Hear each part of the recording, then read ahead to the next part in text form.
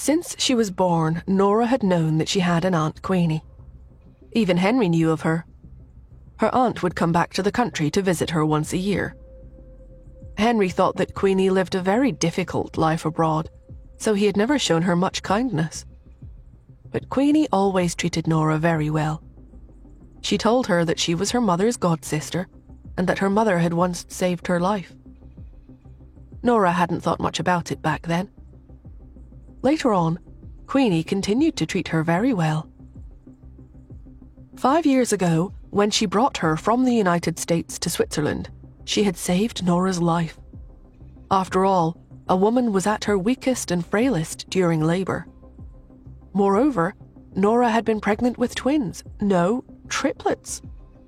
To make matters worse, it had never occurred to her that she might go into labor in advance, so she hadn't been prepared.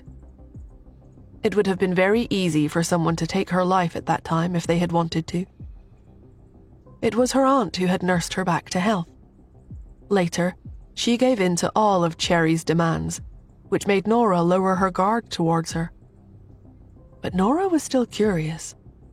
Who on earth was her aunt? She had founded and raised NTT from the ground up. Nora had checked NTT's success story before, and it was a savage one. She had first resold counterfeit goods in Southeast Asia, where she made a lot of money in the middle of a lot of gunfire. After that, she came to Switzerland and started a money laundering business. This continued until she founded NTT and established it into a world-renowned enterprise. The woman had taken only about 20 years to develop NTT to the flourishing business it was today. However, Nora couldn't find any information on the first 20 years of her life. Given how much of a talented and intelligent woman she was, how could she possibly have led a dull and uneventful life during the first 20 years of her life? Like Yvette, it was impossible for one to conceal their talent. Despite not having a dramatic personality, Yvette's name had still become known to others in New York back in that era. Outstanding people, especially those who reached the top in an industry, would always shine, no matter how low-key they tried to stay. But this wasn't the case for Queenie. The first 20 years of her life were ordinary. She was a girl who had grown up in a normal family and then emerged dazzling when she turned 20 years old. This was unusual. Upon hearing Nora's words, the corners of Queenie's lips couldn't help but curl into a smile. She teased, "What's the matter? You don't trust me?" Nora stared into Queenie's eyes with her own almond-shaped ones. Queenie had attractive eyes. They were slightly upturned and looked very charming. When her lips curled into a faint smile, she formed a particularly bewitching sight. Nora sighed. Why wouldn't I? If she didn't trust her, would she have sent the 3 children here? She would never say this out loud, but Nora trusted Queenie the most out of anyone in the entire world, even if she knew next to nothing about her. Even Justin would have to take a back seat. Queenie scoffed. "Don't bother thinking further about it. You will know who I am and everything else you should know when it's time for you to find out. Do you want to know Justin Hunt's secret or not?" "No." Nora waved Queenie off. "I'd rather have him tell me himself."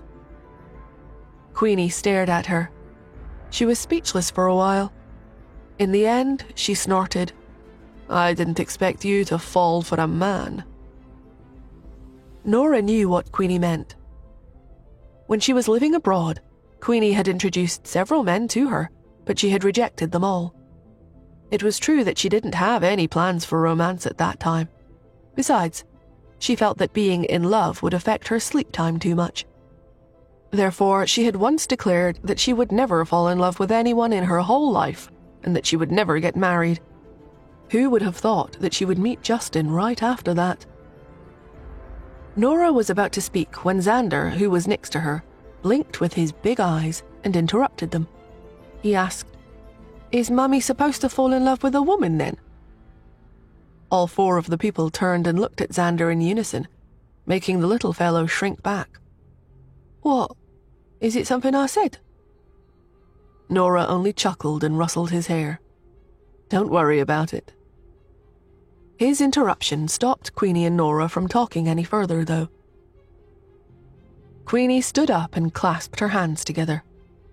"All right, kiddos, how about coming upstairs with me and having a look at your room?"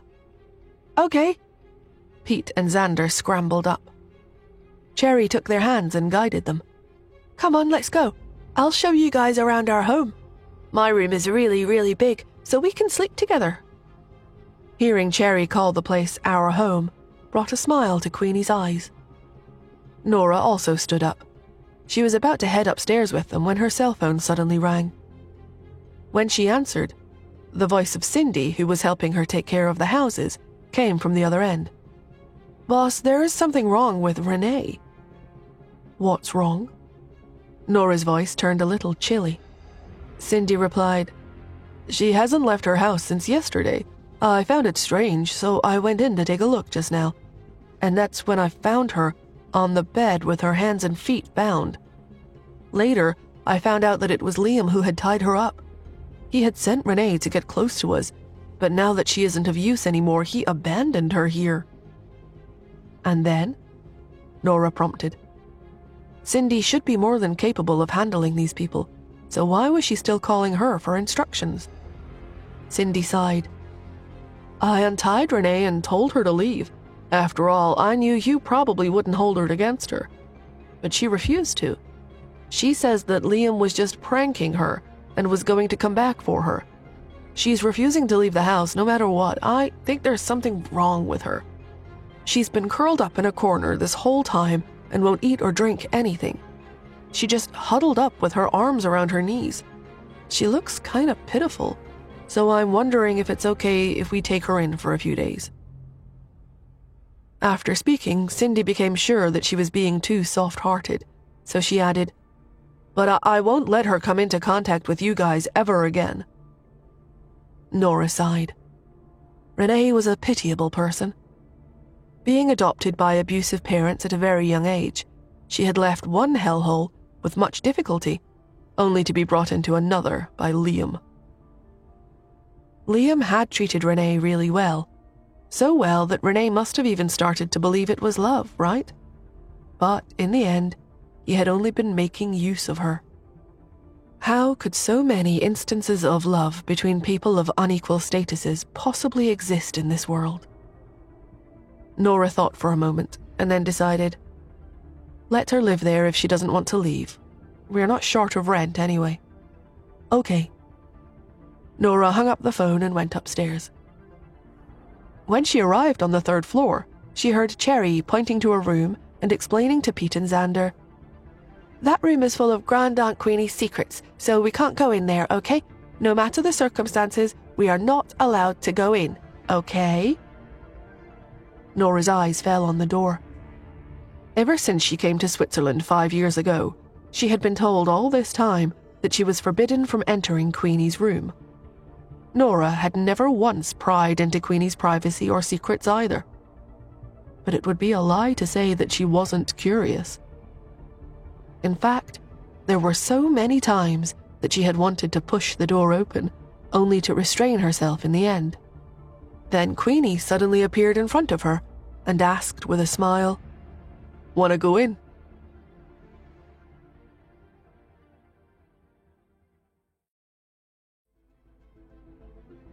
When Nora heard this, she pursed her lips.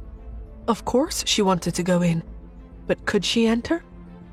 Queenie had asked her countless times in the past 5 years, but she would never really let her in. She pursed her lips and was about to speak, when Queenie smiled. "Don't worry, the things inside will be yours sooner or later, but not now." A hint of sadness flashed across her eyes every time she heard this. When Nora heard this, she could not help but retort, "Since it will be mine sooner or later, why can't it be now?" "Because it's noon." "What does that mean?" Nora asked. Queenie, this indecent woman, always liked to tease her like this. She grimaced. Forget it if you don't want to let me in." With that, she took the 3 little ones to their room. When she learned that Nora had 3 children, Queenie got someone to renovate the house. The 3 children were still young and liked to share a room. So Queenie burst open the room beside Cherry's and made one big room. The 3 children lived together. In a room more than 100 square meters, there were only 3 beds. In the big room beside it was a children's amusement park with everything they could ask for. There were silly games, Legos, and some educational games too. Pete and Xander, 2 highly intelligent children, liked them very much. Cherry was the only one playing with childish skateboards and stuff. She was not stupid, but she was too lazy to think. She even said, forcefully, "A 5-year-old should do what a 5-year-old does. Brothers, if you have already learned everything, what will you learn when you grow up?" Pete and Xander nodded in unison. "Sister is right." The corners of Nora's mouth twitched. These 2 kids and their sister complex. If she did not know that Cherry was a good-natured child, Nora would be worried that her family had raised a devil incarnate. She walked the 3 children around the room and played with them the entire afternoon. At night, after the 3 little ones went to sleep, Nora went to Queenie's room. She took out the V16 serum and handed it to Queenie. "Aunt, keep this safe for a month for me." She would be able to give it to Xander in a month. Queenie casually took the thing in her hand and looked at it a few times. "This is what that group of people is fighting with you for, right?" Nora nodded. Queenie looked at her. "Do you trust me that much? Aren't you afraid I could have gotten close to you just for this?" Nora said seriously, "Aunt, there are 2 bottles here. If you got close to me for this, you can take 1 bottle and leave the other for Xander." Queenie was slightly stunned. After a moment, she suddenly smiled. "You're quite generous." She did not admit that she also wanted the serum. She did not deny it either. That made Nora even more confused, but she did not probe further. She had never probed too much about Queenie. It was just like Justin. If Queenie was willing to tell her, she would do so. Nora would wait until that day. At night, Nora got her first good night of sleep since coming to Switzerland. Ever since she brought the 3 little ones overseas, she had been guarding against Barbarian and Spacey. She had expected that she would be exposed to Spacey's vision the moment she stepped overseas. Although she could not guess how, she had nevertheless taken precautions. Nora never underestimated any opponent. In the end, she got both bottles. The result of her scheming was that she had not slept well for a few days. So she slept from 8 the previous night to 2 the next afternoon for a total of 18 hours. When she woke up, all her fatigue was gone. Nora stretched before picking up her phone. She realized that there were a few missed calls on her phone. They were all from Tanya. Tanya was living very happily with Joel in New York. Why would she suddenly call her? Nora raised her eyebrows and called Tanya. Tanya picked up quickly.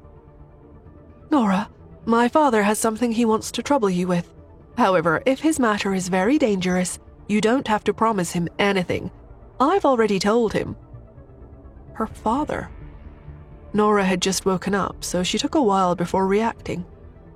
Tanya's father was Carl Moore. Why was he looking for her? Could something be wrong with the Assassin Alliance? Nora said, "Okay, I'll contact him." After Carl's identity as a police informant was exposed in the country, he chose to leave. After being in the underworld his entire life, he was already used to the underground life in Switzerland. Although he was reluctant to leave the country, he did not want to stay, so he chose to go overseas. Nora understood why Tanya had called her. After all, he was Tanya's father. If his life was in danger, she should help him. However, what Tanya did not know was that Nora and Carl were also good friends. After all, she was the #1 assassin in the Assassin Alliance, Black Cat. Nora called Carl. He picked up quickly. "Hello, niece. Can you do me a favor?" Nora perked up. A favor? Carl seemed to find it a little difficult to explain. Instead of explaining, he asked, "By the way, have you watched the new movie Assassin Not Calm?" A new movie? What the heck was this? What did his need for a favor have to do with the movie? Carl continued, "That movie is about an actor acting as an assassin. Coincidentally, I encountered some trouble here and I need our Black Cat to make an appearance. However, I can't contact Black Cat at all. Someone recommended that movie to me, so I came looking for you." Nora was confused. Carl continued, "Do you know who Black Cat is? She's the #1 assassin in our Assassin Alliance, a world-famous personality. We recently received a job to protect the Queen of the UK during an event. However, the other party specifically asked Black Cat to come personally. Black Cat is busy in New York, so she can't come. Can you help me to put on a show?" "Put on a show?" Nora asked. Carl explained, "I originally wanted to call Tanya over, but she's too hot-tempered. She doesn't have the temperament of Black Cat at all. Then I thought of you. You're cold enough and cool enough. You're very similar to Black Cat, so can you help me with this? By the way, this isn't dangerous. You just have to keep a straight face and not speak. You can even sleep." The corners of Nora's lips spasmed. Was Carl asking her to act as herself? Was he high?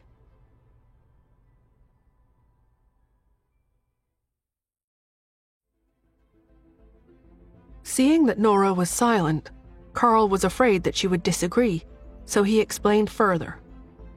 "Don't worry, we'll protect you. We have many experts here. Actually, it would have been fine if Black Cat wasn't around, but Queenie heard about Black Cat's reputation, so she specially requested Black Cat. You don't have to do anything at all. Besides, the Queen is coming to Switzerland for a meeting this time. It doesn't have to be too long. I'll just delay you for 3 days." Nora replied, "Since that's the case, just explain the situation." Carl scratched his head. "Damn, I'll tell you the truth. You might not know this, but there's an organization called the Hitman League in our industry. We're rivals. All these years, because of Black Cat, the Hitman League has been suppressed by us. This time, besides her own guards, the Queen of the UK also invited some of us and some people from the Hitman League to guard her. The people from the Hitman League suggested your name. They even mockingly said, 'Isn't the Queen worth the appearance of Black Cat?' They've put us on fire. We can't disrespect the Queen." Nora thought about the Queen's character. She indeed wanted the best in everything. Since the Hitman League mentioned Black Cat, the Queen must want Black Cat. As a member of the Assassin Alliance, Nora had to consider matters for the Alliance. After thinking for a moment, she said, "All right." Carl was overjoyed. "Then I'll send someone to pick you up. I'll tell you about the habits and characteristics of Black Cat so that you won't expose yourself in front of the others. Besides, you're the big sister of the Quinn School of Martial Arts. You shouldn't be afraid of anything in terms of martial arts." Nora nodded without much care. "All right." Spacey was dead and Barbarian had fled outside. Indeed, she had nothing to do now. After hanging up, Carl was afraid that she would regret it and immediately sent someone to pick her up. So 2 hours later, Nora arrived at the headquarters of the Assassin Alliance. They arrived at a basement. The light was dim. Nora, as Black Cat, had been here before. At that time, she had asked Carl why he chose this place. The reason Carl gave was the atmosphere here was strong. For a killer association, black was the best color. Nora didn't quite understand this, but she respected Carl's choice. She looked at Carl standing opposite to her and saw that he had already taken out a Black Cat face mask and handed it to her. Black Cat always wears a mask for the outside world. The only time she doesn't wear a mask is when she assassinates someone. Therefore, everyone who knows what she looks like is dead.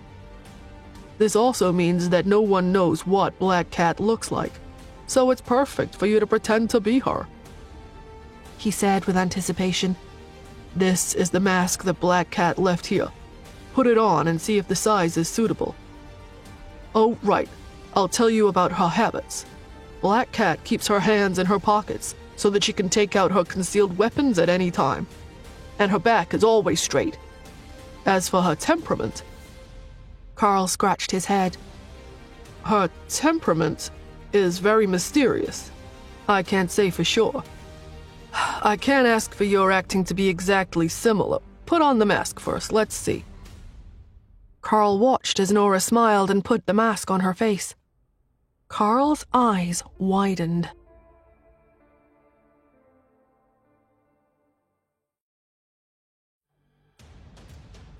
"You look like her. You look so much like her." Carl circled around Nora. "If I didn't know who you were, I'd have been convinced that you were Black Cat."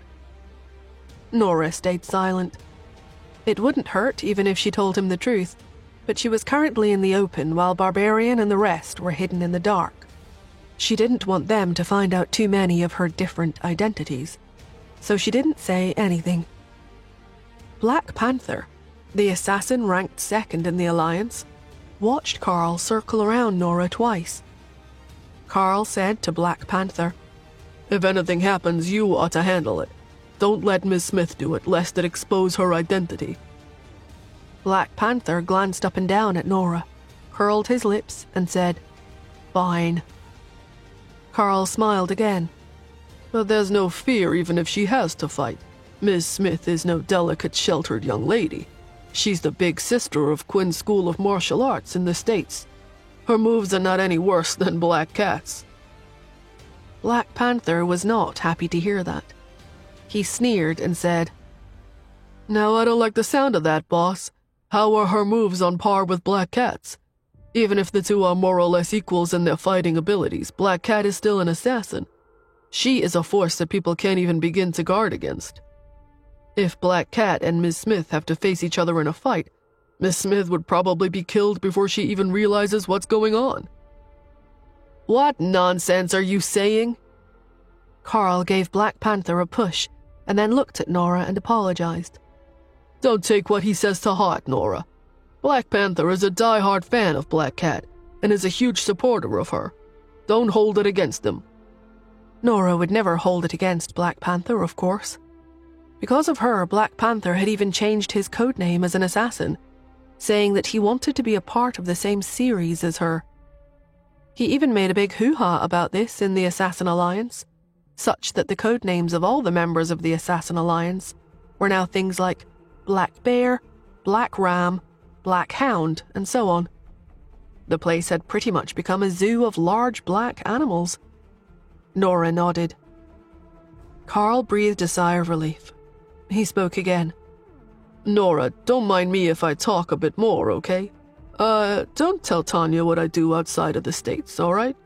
She's a delicate and proper young lady raised in a well-to-do family. Let's just let her stay at home and try for a second child with peace of mind. Don't let her know what we men are doing outside, lest it worry her." Nora was surprised. "She wants a second child?" "Yeah," Carl said. "When I was on a video call with her, she said that you have already given birth to 3 children while she only has 1, so she must hurry to catch up with you and strive to have 3 children too." Nora smiled. Tanya probably wanted more children because her relationship with Joel was really good, but she kinda understood how she felt. Neither Tanya nor Joel had many whom they truly considered their kin, so they must feel especially lonely. She could still remember what Tanya had once said. She actually had a dream when she was a child, to have many children and treat them especially well. Since she didn't have a mother who treated her kindly, she would give her children a good mother instead. At that time, Tanya and Joel had already broken up and she was living abroad. Her only child had also gone missing. Nora had asked her why she wasn't trying to have another child. Tanya's answer at that time was that she hadn't yet met the person whom she was willing to bear children for. Now that she had met Joel, Tanya must be planning to kick off her grand baby-making plans, right?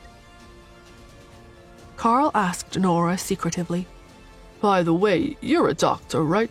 Do you have any way of helping Tanya have a multiple pregnancy?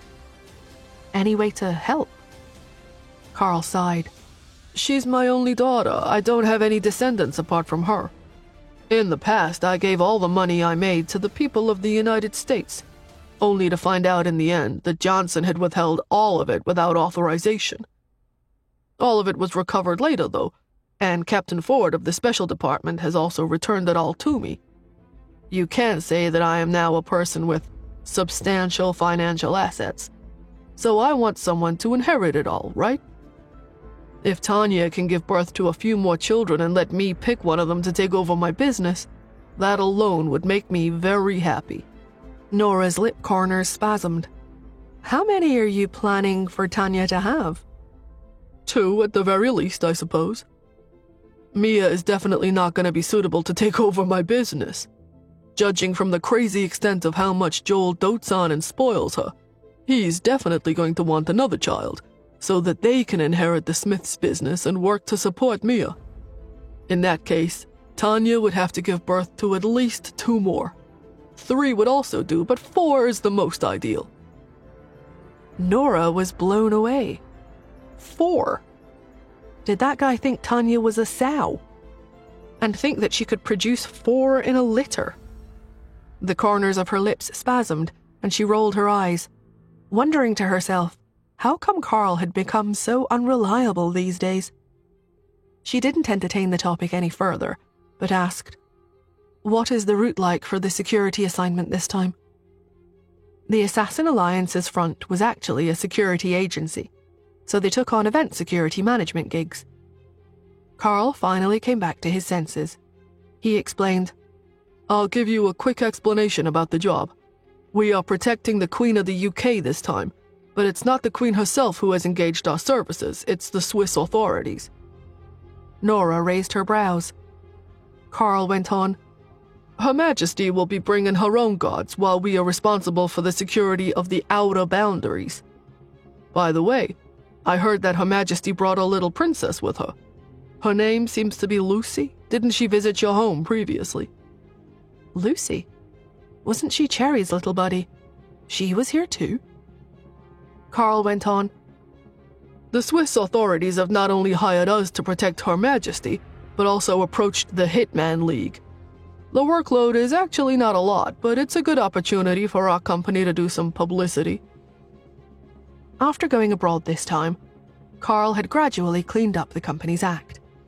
Taking on assassination missions all the time would make the organization shadier and shadier. Now that he had a daughter, he wanted to make the organization a clean and above-board one. This way, at least he wouldn't be registered as a person banned from entering the country when he wanted to return to the United States to visit his daughter. Even if he used to be the local police's informant, he was ultimately still an underground overlord now, so he would have to undergo strict checks when entering the country. If Morris didn't give the relevant authorities a heads up, someone like Carl would not be allowed entry into the country at all. American soldiers were all men of firm and unyielding character. They didn't fear the Assassination Alliance at all, so the organization would indeed have to take on security jobs from now on. All the members of the organization were on board with it. Carl had also sent a message to Black Cat to notify her of it, and she had agreed to it as well.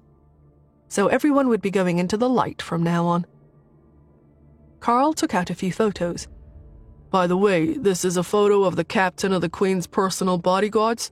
Here, have a look. I heard he's extremely formidable and mysterious, so let's try our best not to get into a clash with him. Nora took the photo from Carl. She had only taken a glance when she froze. She broke into a frown. She had never imagined that this guy could turn out to be the captain of the Queen's personal bodyguards.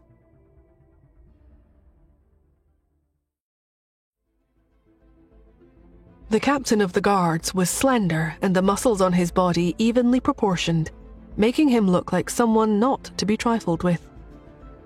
Likely of mixed descent, the man was very good-looking. It was just that he had red eyes. It was because of those eyes that Nora had recognized him. He was Barbarian. Never could she have ever imagined that Barbarian would turn out to be the captain of the Queen's Royal Guards. She broke into a frown, suddenly feeling like there seemed to be more to this situation than meets the eye. But when she thought about it, it made sense. For Barbarian to survive unharmed until now, after he left the mysterious organization and became enemies with Truman, he must have some kind of power backing him up. So that power was the Queen of the UK. Did Her Majesty know of Barbarian's true identity, though? Did she know that he was a serial killer? Nora frowned as she thought of the Queen's personality and temperament. Cherry and Princess Lucy had become close friends because Queenie had brought the former over and introduced her to Lucy. The Queen also treated her extremely courteously. She wanted Queenie to also establish a company like NTT in the UK. One should not underestimate the power of capitalism in foreign countries. Secondly, it seemed that it was because she also wanted something from her. What she wanted, though, was something that Nora wouldn't know. All she knew was that there were a lot of connections between NTT and the British royal family. Nora couldn't help feeling like things had become complicated.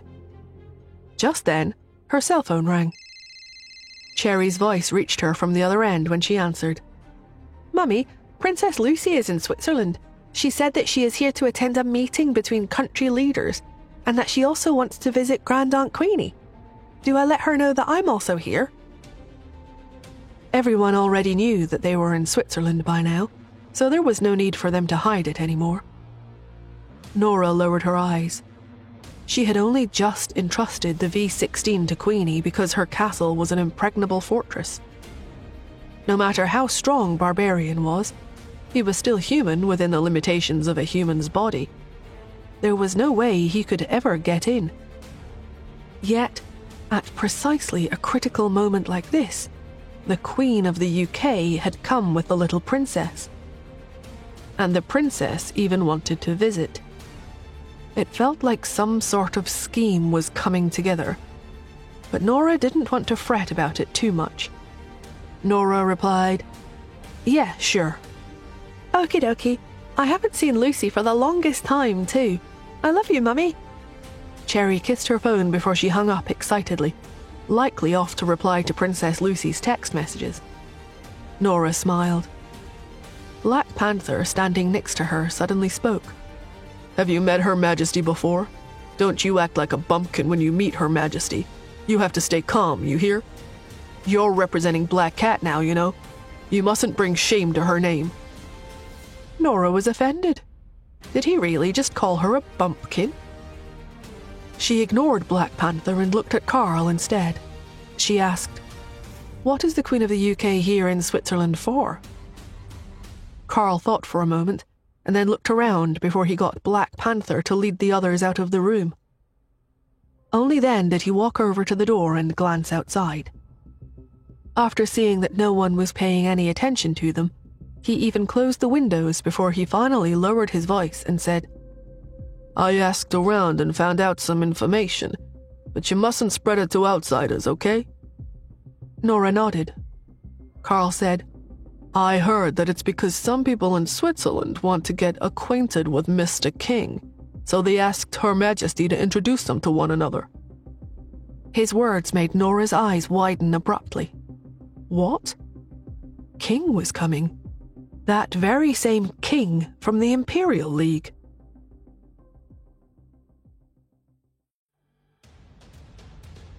At the mention of King, Nora thought of old Maddie. Before he left the United States, he had once told her that she would not have any way of contending with the mysterious organization at all unless she had King's support. She had privately sent text messages to King afterward, but because she was too lazy to foster a connection with him, that went nowhere. She did not expect that King would be coming to Switzerland. She would be seeing the legendary King soon. Carl asked Nora if she wanted to stay the night at the Assassin Alliance, but Nora declined. Carl dismissed her. After all, she had 3 kids at home waiting for her. So Nora headed home. The Queen would be here the next day. At home, the 3 little children were playing together.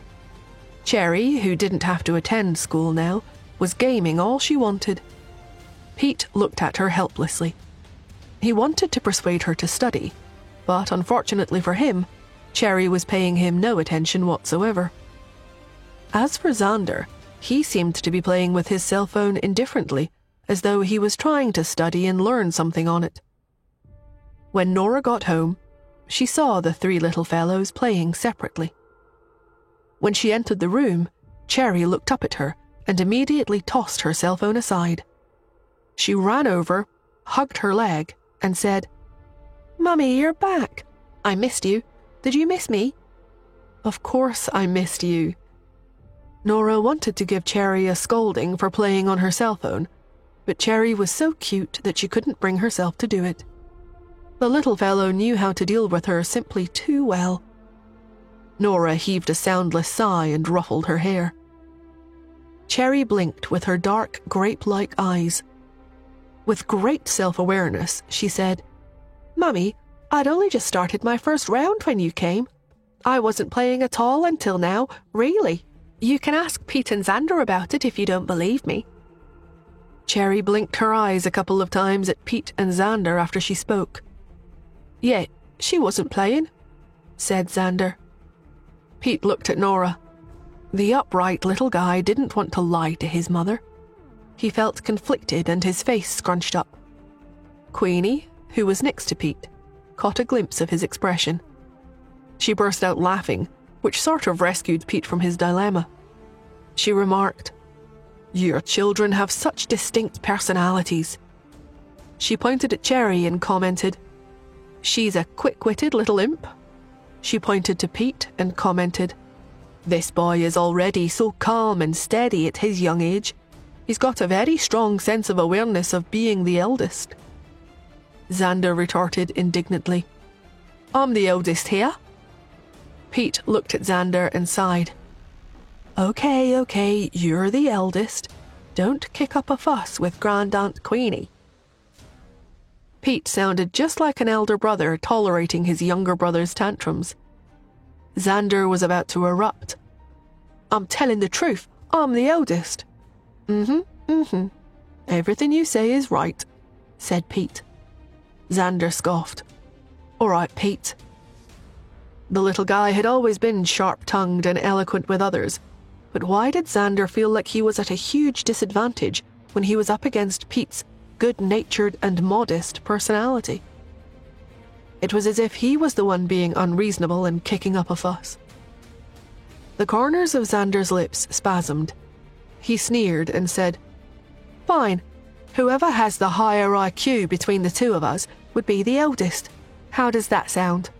Pete replied, "Okay." Xander looked straight at the book in his hand and said, "Let's compete using mathematical Olympiad problems." Pete replied, "Sure, I'm okay with them all. It's also okay if we don't compete." Xander yelled, "We are definitely competing." Seeing that Xander was already all bent out of shape, Pete blinked a couple of times with his dark eyes.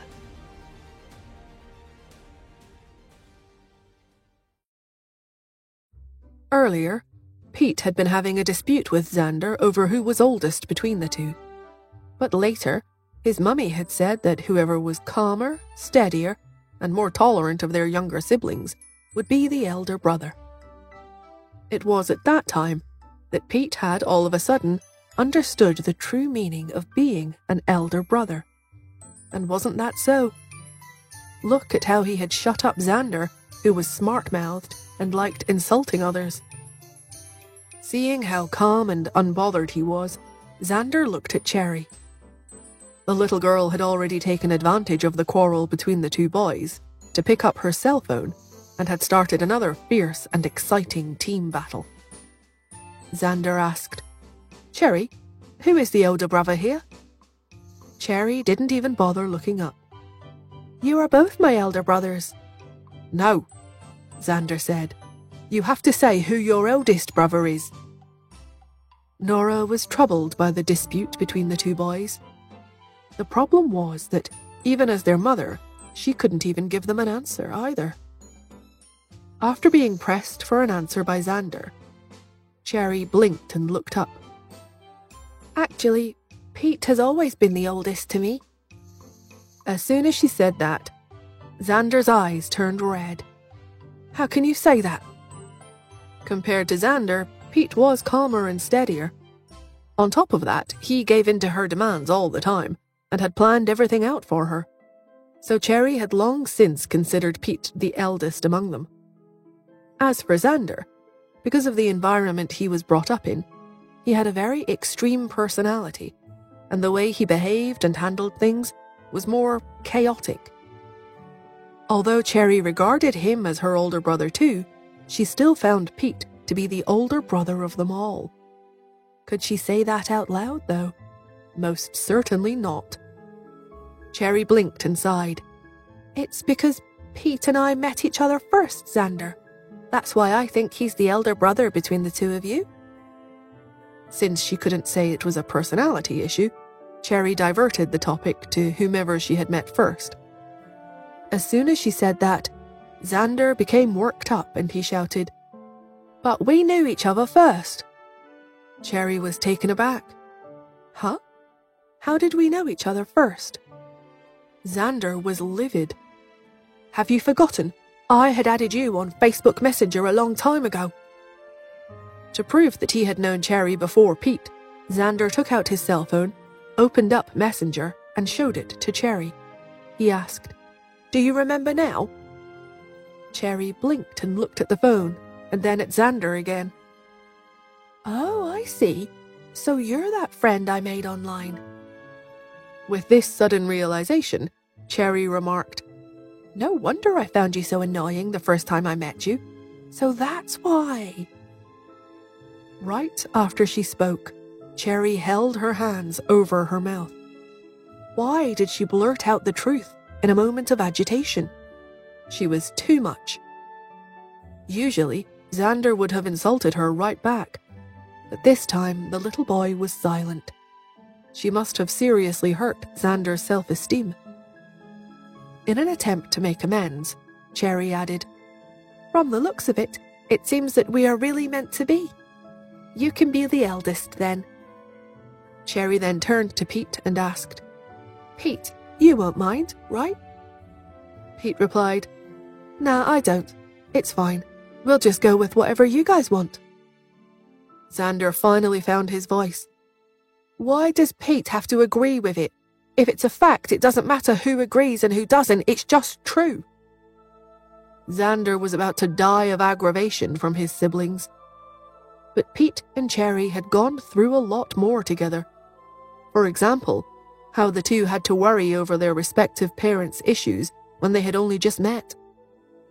In addition to that, the two of them had also deceived her and Justin for a really long time when they switched identities. It was perfectly normal for the two of them to share a close relationship with each other.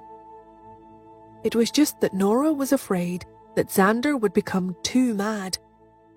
Nora changed the subject and asked curiously, "Wait, how did the two of you meet again?" Nora was asking in order to divert Xander's attention from the conflict. Little Xander was close to snapping, no thanks to his siblings' attitudes. Cherry was worthy of her title as the thoughtful and understanding little baby. She instantly understood what Nora was trying to do and explained, "He showed up as a friend suggestion from nearby search on my phone. Mummy, do you remember when Grand Aunt Queenie took me to visit the British royal family? I had just gotten my cell phone and installed a messenger app back then, and I really wanted to add some friends to it. So I looked at the list of friend suggestions from nearby search, and added Xander. It was such a fateful meeting. After speaking, Cherry walked up to Xander and grabbed his hand. As it turns out, we had already met each other so long ago, Xander. Xander was pleased. He snorted. Yeah, I knew there was no way I could have been so kind to a snotty little kid for no reason. So, I guess you can say that this is predestined. Cherry nodded repeatedly. So, can I continue with my game now? The team battle had already started. If she kept delaying any further, her teammates would be chewing her out real soon. Xander scowled but nodded, and the three little children resolved their differences. They continued to play in peace. Nora sat beside Queenie and watched them. As she did, she thought of what Cherry had just said and connected it with the environment in which Xander had been brought up. And all of a sudden, she jumped onto her feet. Her brows drew together and she looked at Xander in astonishment and asked, Xander, Cherry, are you guys sure that Cherry only added Xander as a friend when she was visiting the British royal family and looking at the list of suggested friends nearby? Xander shook his head. How would I know where she had added me? He had grown up in a basement and had never gone out before, so he didn't know where that place was at all. Cherry nodded. Yes, I remember it really clearly. When I was playing games that time, Chesty had told me to get a Facebook account so that it would be easier for him to get in touch with me. That was why I had registered for a Facebook account. But I didn't have any friends in it, so I added some from the list of nearby people at that time. I was with Princess Lucy then. Nora nodded, taking this information in. She looked at the two of them. Suddenly, she turned around, left the living room, and ran all the way up the stairs into her room. She picked up her cell phone and made a call to Morris. Morris answered right away. Is something wrong?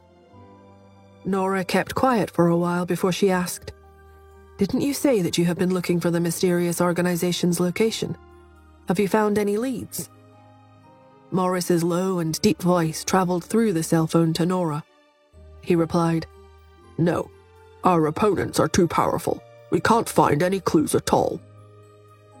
After staying quiet for a while, Nora finally asked, Could it be the British royal family's residence? Her words stunned Morris a moment, but recovered quickly. It's no wonder then. Security at the royal palace was strict. There was no way the Americans would be able to infiltrate the place. If the mysterious organization really was hiding underground beneath the royal palace, then it would be impossible for the United States to sniff out their base. Morris frowned.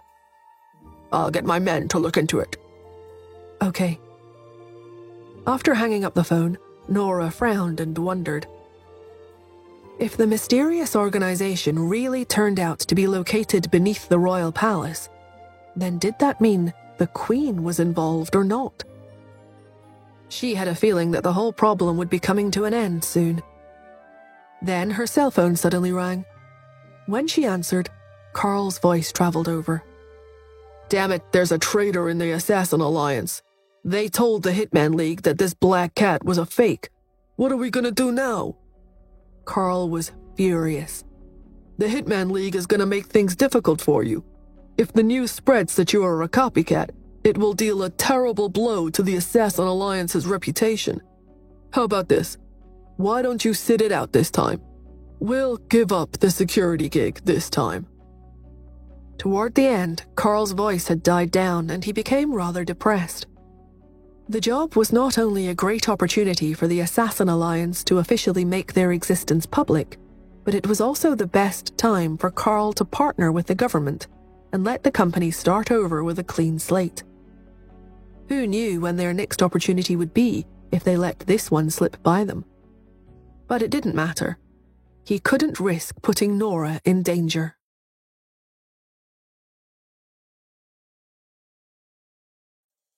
No matter how much Carl valued the opportunity, he couldn't let Nora take such a risk.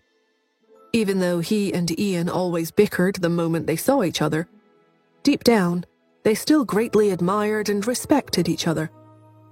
Putting aside the fact that he and Ian both held each other in high esteem, the relationship between Tanya and Nora was also at risk. Carl thought of how Tanya had reacted when he called to ask her to get in touch with Nora for him. His daughter had kept asking things like, "Is it dangerous? Are you sure it won't be dangerous? So there's no danger at all, right?" And so on. Carl had guaranteed that he wouldn't even let Nora get a scratch. Now that things had turned out like this, who knew what the Hitman League might do to them? If Nora got hurt, how was he going to answer to his daughter? After weighing the pros and cons, Carl decided that he'd rather miss the opportunity to clean up the company's act and go into the light than risk having anything happen to Nora. But when he was about to hang up the phone, Nora insisted, "No, it's fine. The mission will continue as planned." Carl was surprised. "What?" "That settles it. See you tomorrow." She then hung up the phone without giving him a chance to respond. Afterwards, Nora played with the children for a while and then went to bed early at 8 o'clock in the evening. Cherry and Pete were used to her going to bed early, but Xander felt annoyed that his mummy wasn't spending enough time with him. He still wanted to play more with Nora. Even if Nora didn't say anything but just patted his head, he still felt happy. But the woman was now lying there motionless and had gone into a deep sleep after just 2 minutes. He curled his lips unhappily and muttered, "How come she sleeps so much?"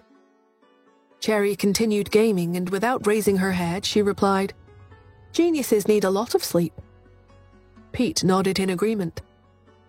In the game, Chester was very approving of the statement.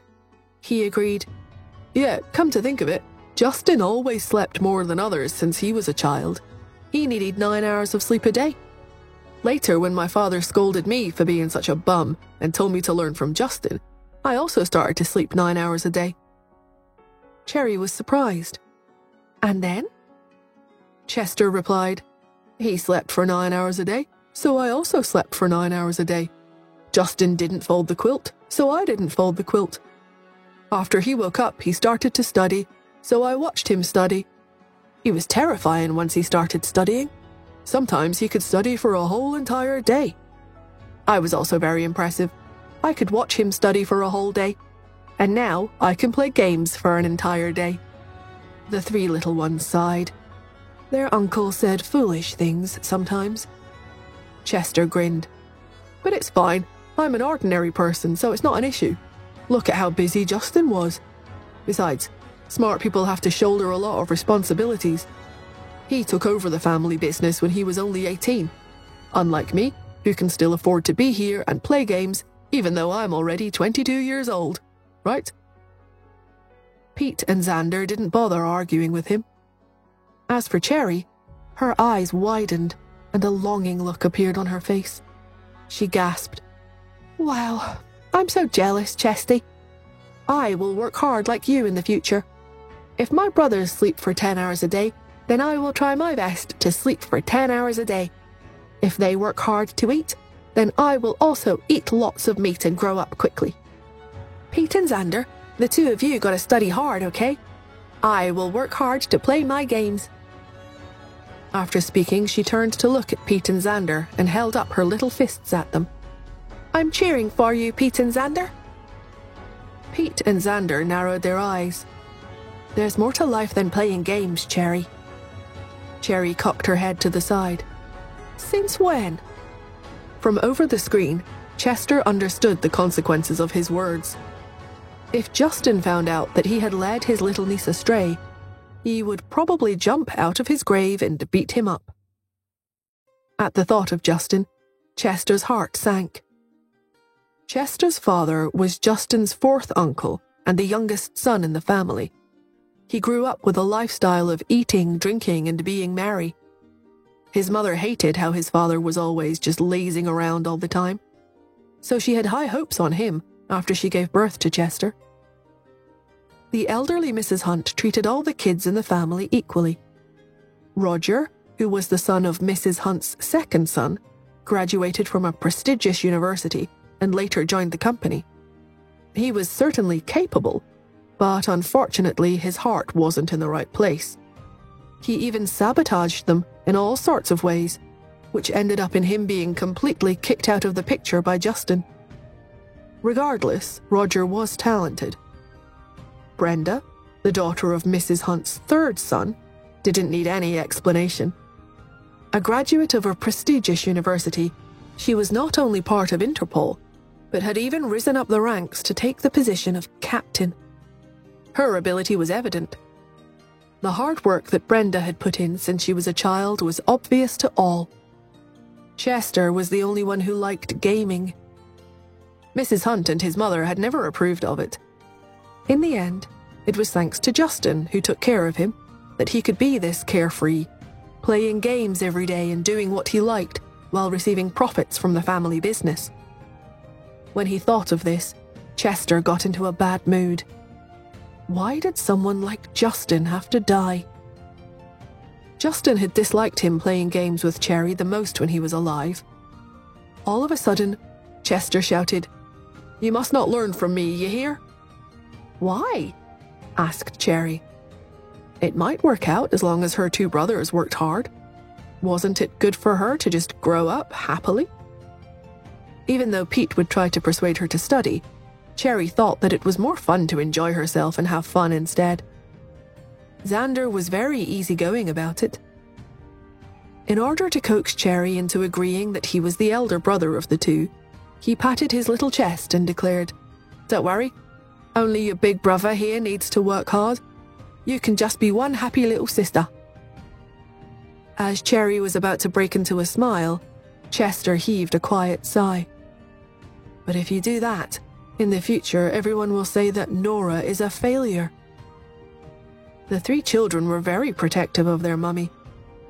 Upon hearing what he said, Cherry and Xander immediately asked, "Why?" The two looked at Pete in unison after they spoke, only to see him frowning. He obviously was aware of the reason. He answered, "Because you're the only one who grew up by Mummy's side after we were born.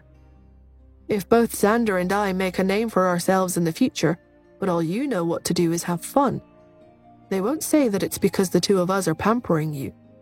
They will only say, 'See, as expected, the child that Mummy brought up is no good after all.'" As soon as he said that, the room fell silent. On the phone, Chester agreed. "It's exactly as Pete says. You should know that there are a ton of people whose tongues love to waggle here in New York City. They love making a show out of other people's lives. In the future, when Pete and Xander have both become successful, and they become so envious that they are filled with jealousy, they aren't going to talk about how impressive your brothers are, but only about how inferior you are. And then, they will blame it all on Nora." Cherry tilted her head. It was evident from her big dark eyes that she was thinking about something. After a while, she sighed. "Okay, I get it now." Suddenly, she felt like her game wasn't that fun anymore. She put down her cell phone and proclaimed, "Chesty, I'm not playing anymore. I'm going to study." Chester blinked in surprise. He then shouted, "Hey, at least finish this round before you go." Cherry shook her head. "No, I'm not playing anymore.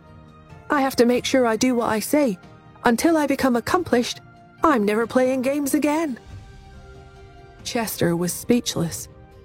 Had he known the impact of his words, he would have said those things after the round instead. Early next morning, Nora felt like things were strange at home. She went down the stairs. It was only when she was observing the room while she ate that she realized that her daughter, whose cell phone was never out of her hands, was reading a book about mathematical Olympiad problems. Cherry looked over and asked, "Pete, what is this question talking about?" Pete was about to answer when Xander, who was next to them, squeezed his way in. "Here, I'll teach ya." "Okie dokie, thanks." The two of them started to look at the book together. Nora rubbed her eyes, wondering if she had gotten out of bed the wrong way today. Why were things so strange? Her daughter had shown some symptoms of ADHD because of her high IQ, but with her 2 sons teaching her, she was faring much better than Nora thought she would. So Nora did not interfere. Justin and their 2 sons pampered Cherry and thought that it was fine as long as she grew up happy and unbothered. However, Nora didn't agree. Being a woman herself, she would rather her daughter be strong with a passion for life. After all, she wasn't going to live with her brothers her entire life. The only person one could rely on was themselves. Therefore, no matter the reason for her daughter's sudden diligence, she was very glad. After breakfast, she exchanged hugs with the 3 children and kissed each of them on the forehead. Then she left and headed to the Assassin Alliance. When she entered the basement, she found that no one there showed any indication of moving out. Nora raised her eyebrows. When she reached Carl's room, she saw the mafia boss sitting on a chair with a troubled look on his face. Nora frowned and asked, "Why haven't you set off yet?" Carl sighed. "I've thought about it all night. Let's not go anymore. You are more important than all of this. Tanya and old Ian would give me a real thrashing if you even lost a strand of hair." Nora gritted her teeth, then spoke with certainty. "It will be fine." "How can that be? I know you're the big sister of the Quinn School of Martial Arts and that you're very skilled at fighting. But assassination is different from open and above-board martial arts factions like yours. In particular, the Quinn School of Martial Arts' moves are all too clear and forthright. They don't understand tricks and conspiracies at all. The Hitman League wouldn't dare to go too far, but they will definitely try to sound us out. Unless Black Cat is there personally, no one can guarantee your safety." Seeing that Carl was so stubborn, Nora knew that he actually was worried about her safety. She sighed. Now that things had come to this, she didn't want to hide it from him anymore, so she decided to blow her own cover. "I'm Black Cat."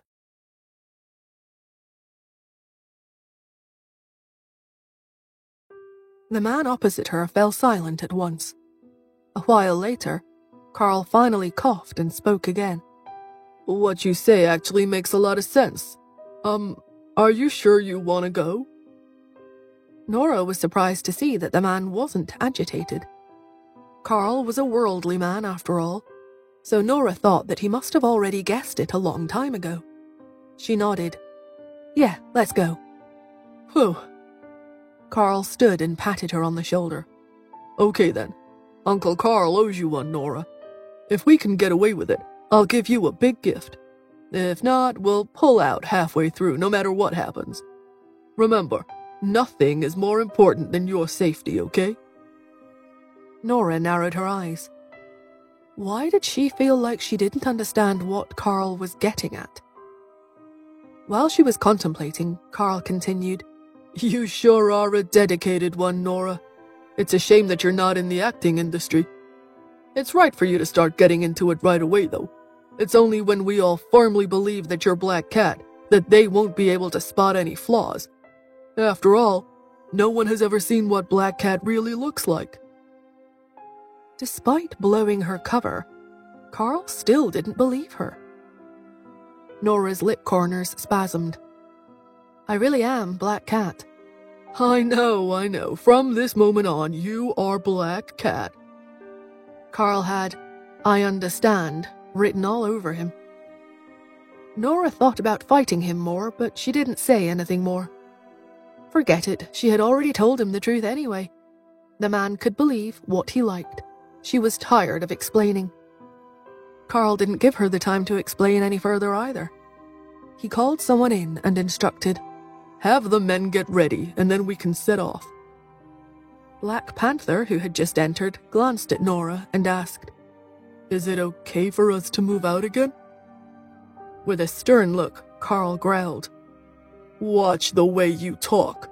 You'd better show some respect to Black Cat. Tell all the men in the know that Ms. Smith is Black Cat."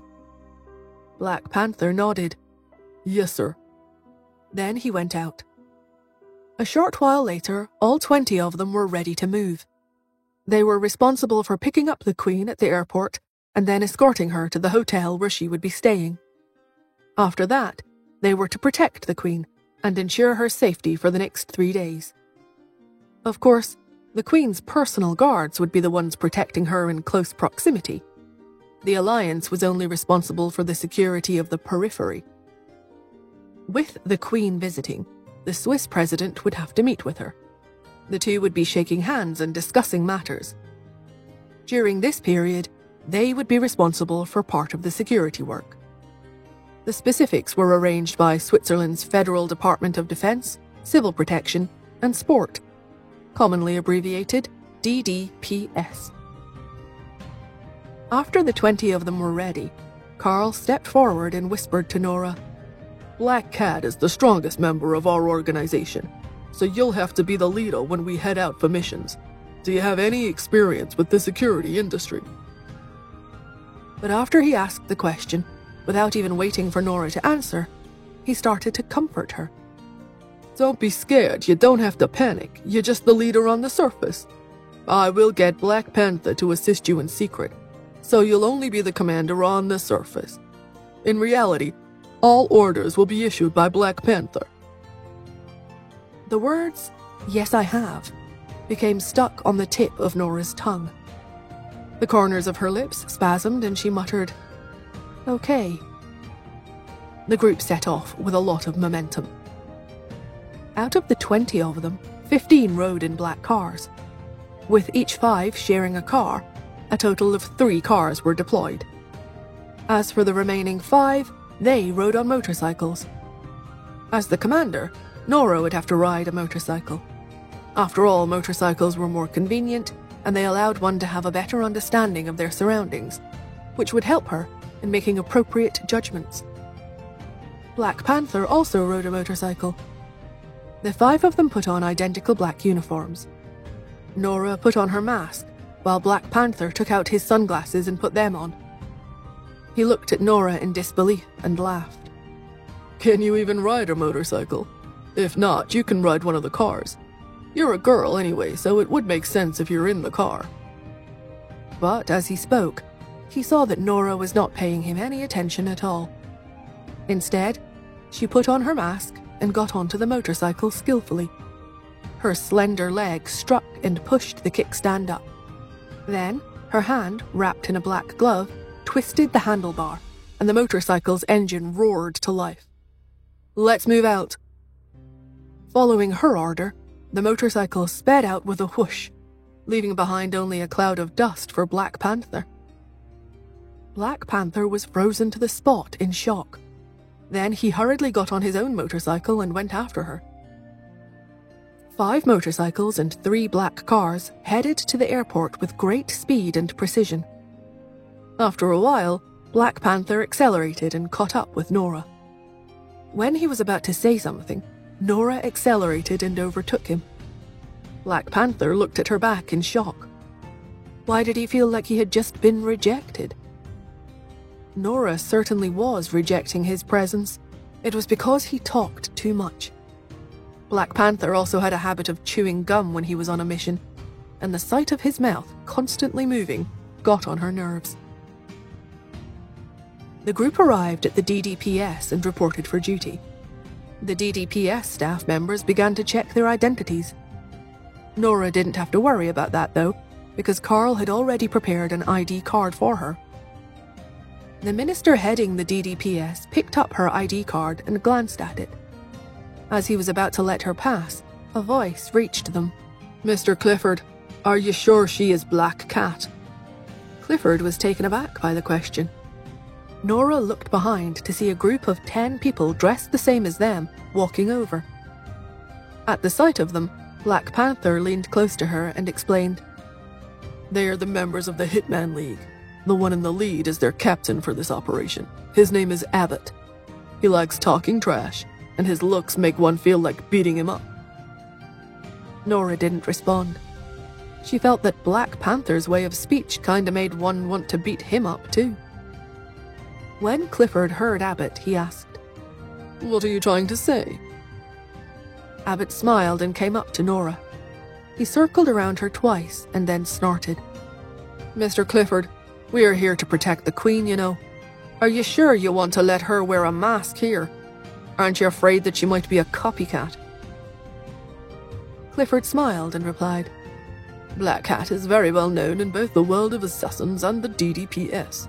Besides, how would someone from the Assassin Alliance possibly be a copycat?" Abbott laughed. "Then I'll show you how she's a copycat." Right after he spoke, Abbott went for Nora's face. He had received reliable information that Carl had found a copycat to impersonate Black Cat. Since she was just a person pretending, her fighting skills must not be that impressive. If he took off her mask in front of Clifford, he would be able to show him Black Cat's fighting skills, or lack thereof. With that, her identity as a copycat would be exposed. "Look out!" Black Panther cried out, but it was too late. Who would have thought that the man would attack when they had only just met? Abbott's hand was already around Nora's mask. The moment he applied a bit of force, he would be able to remove it. With a smile, he asked, "Are Black Cat's moves this lousy?"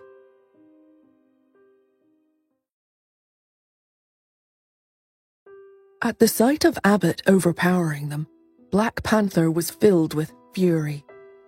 Never would he have thought that Abbott would have the guts to launch an attack right in front of Clifford.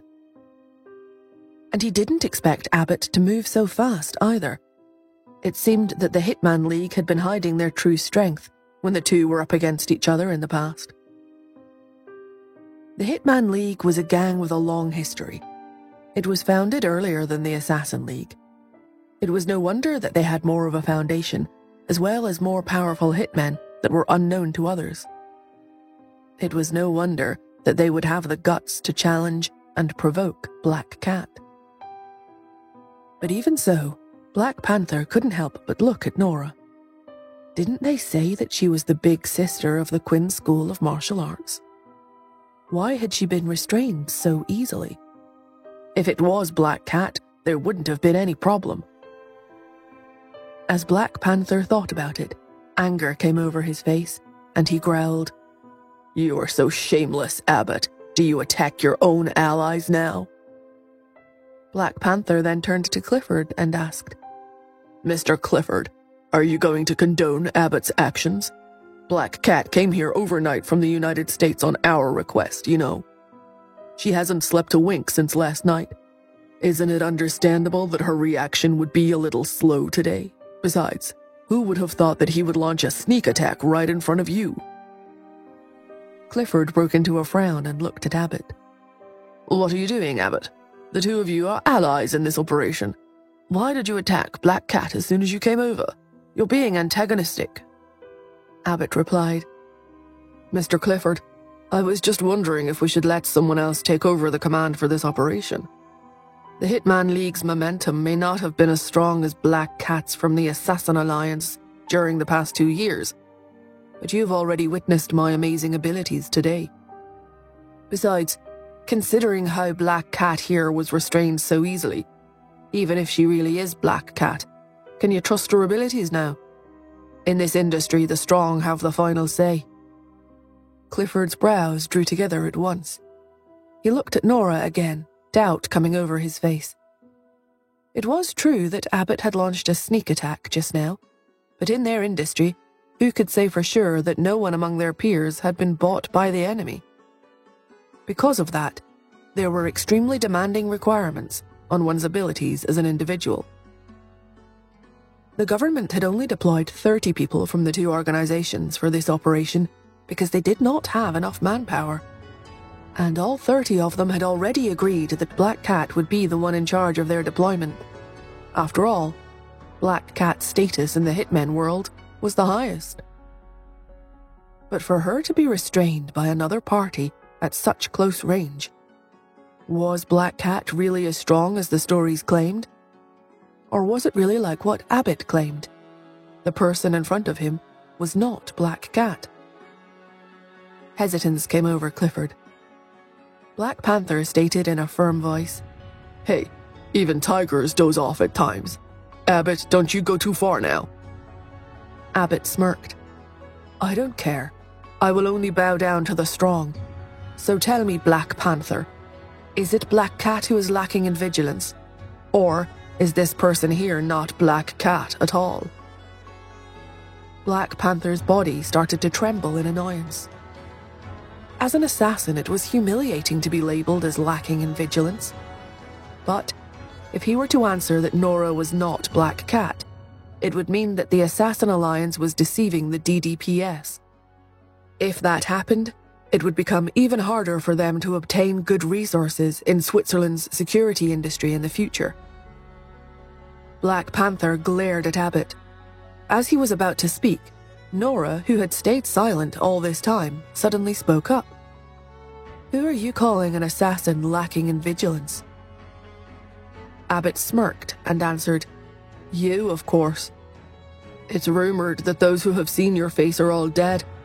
I'm already about to take off your mask, yet you still haven't noticed or reacted to me at all. Is this not proof that you're lacking in vigilance?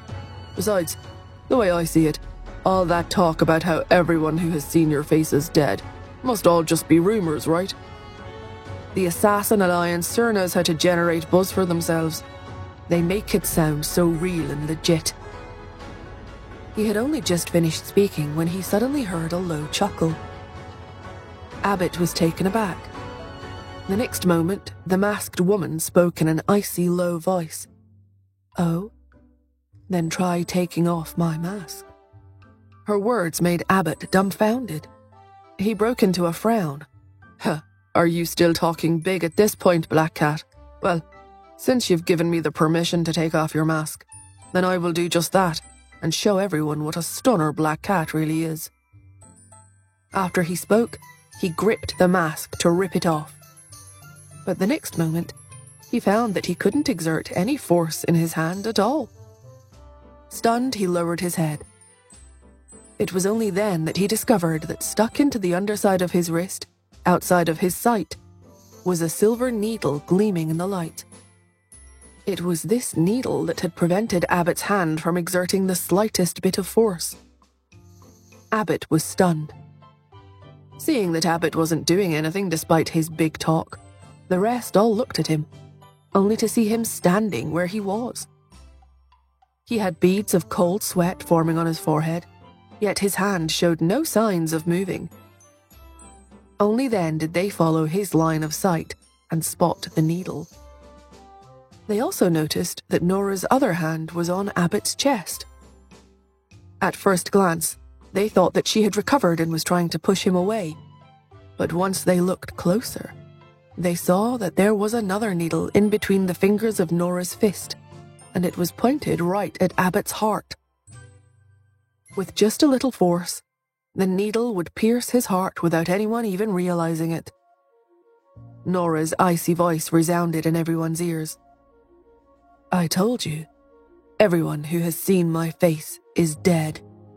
Do you still want to see it?" Her words carried a sense of ferocity and domineeringness. It shocked and awed everyone present. Abbott didn't dare to move. When Clifford, who was next to him, saw this, he breathed a sigh of relief. He had witnessed Black Cat's ability to take someone's life without making a sound. With just a mere silver needle, she could take someone's life without them even realizing it. This was horrifying. Clifford's attitude toward Black Cat underwent a huge change at once. He tried to calm her. "Please don't be mad. Abbott just likes to trash talk. We have to work together to protect the Queen in this operation. Everyone here wants to serve the country, so let's not fuss over these things anymore. Black Cat, can you forgive Abbott this once?" Nora wasn't worried. She didn't take Abbott as a serious threat. The man could even be considered a respectable hitman. The assassination missions he took on all targeted bad guys, so he was famous in the hitman community. This was also the reason why the Swiss authorities were willing to accept them and their help. Neither of the hitman organizations were made up of heinous criminals. Now that they wanted to clean up their act, the government was more than happy to see this through, which was why they had given them this opportunity. Upon hearing what Clifford said, with a flip of Nora's slender fingers, the silver needle disappeared. Then she took a step back and put some distance between Abbott and herself. With her intimidating, murderous intent gone, Abbott breathed a sigh of relief. He stared at the masked woman in front of him and pointed his fist at her. Just you wait. I will definitely find proof that you are not Black Cat.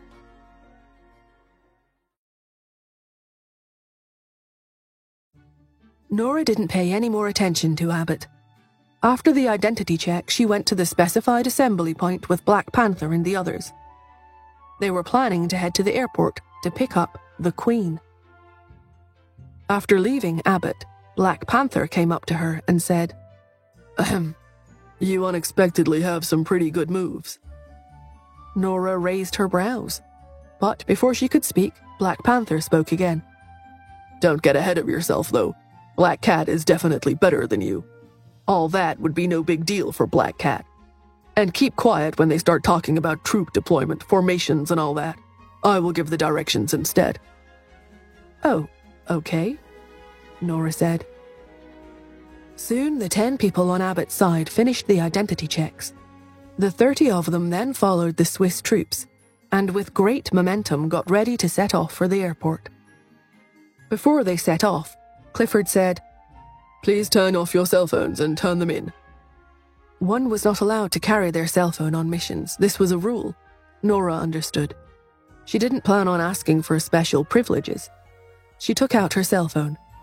But right when she was about to turn it in, it started ringing. She gestured to Clifford. Clifford immediately nodded and permitted her to answer the call. Had it been anyone else, he would definitely have been much stricter, but she was Black Cat after all. And especially after she had even displayed a bit of her skill, Clifford was quite afraid of her at the moment. Nora picked up the call. It was Cindy, the lady helping her look after her houses in the residential district. "Ms. Nora, something's come up. Just thought I'd inform you about it." Nora raised her brows. "What happened?" Cindy replied, "It's all Liam's fault." Liam? In other words, Spacey. Wasn't he already dead? While Nora was wondering about it, Cindy said huffily, "That Liam is such a bastard. Do you know, he gave Renee's address to her family before he set off, and her family found their way here yesterday.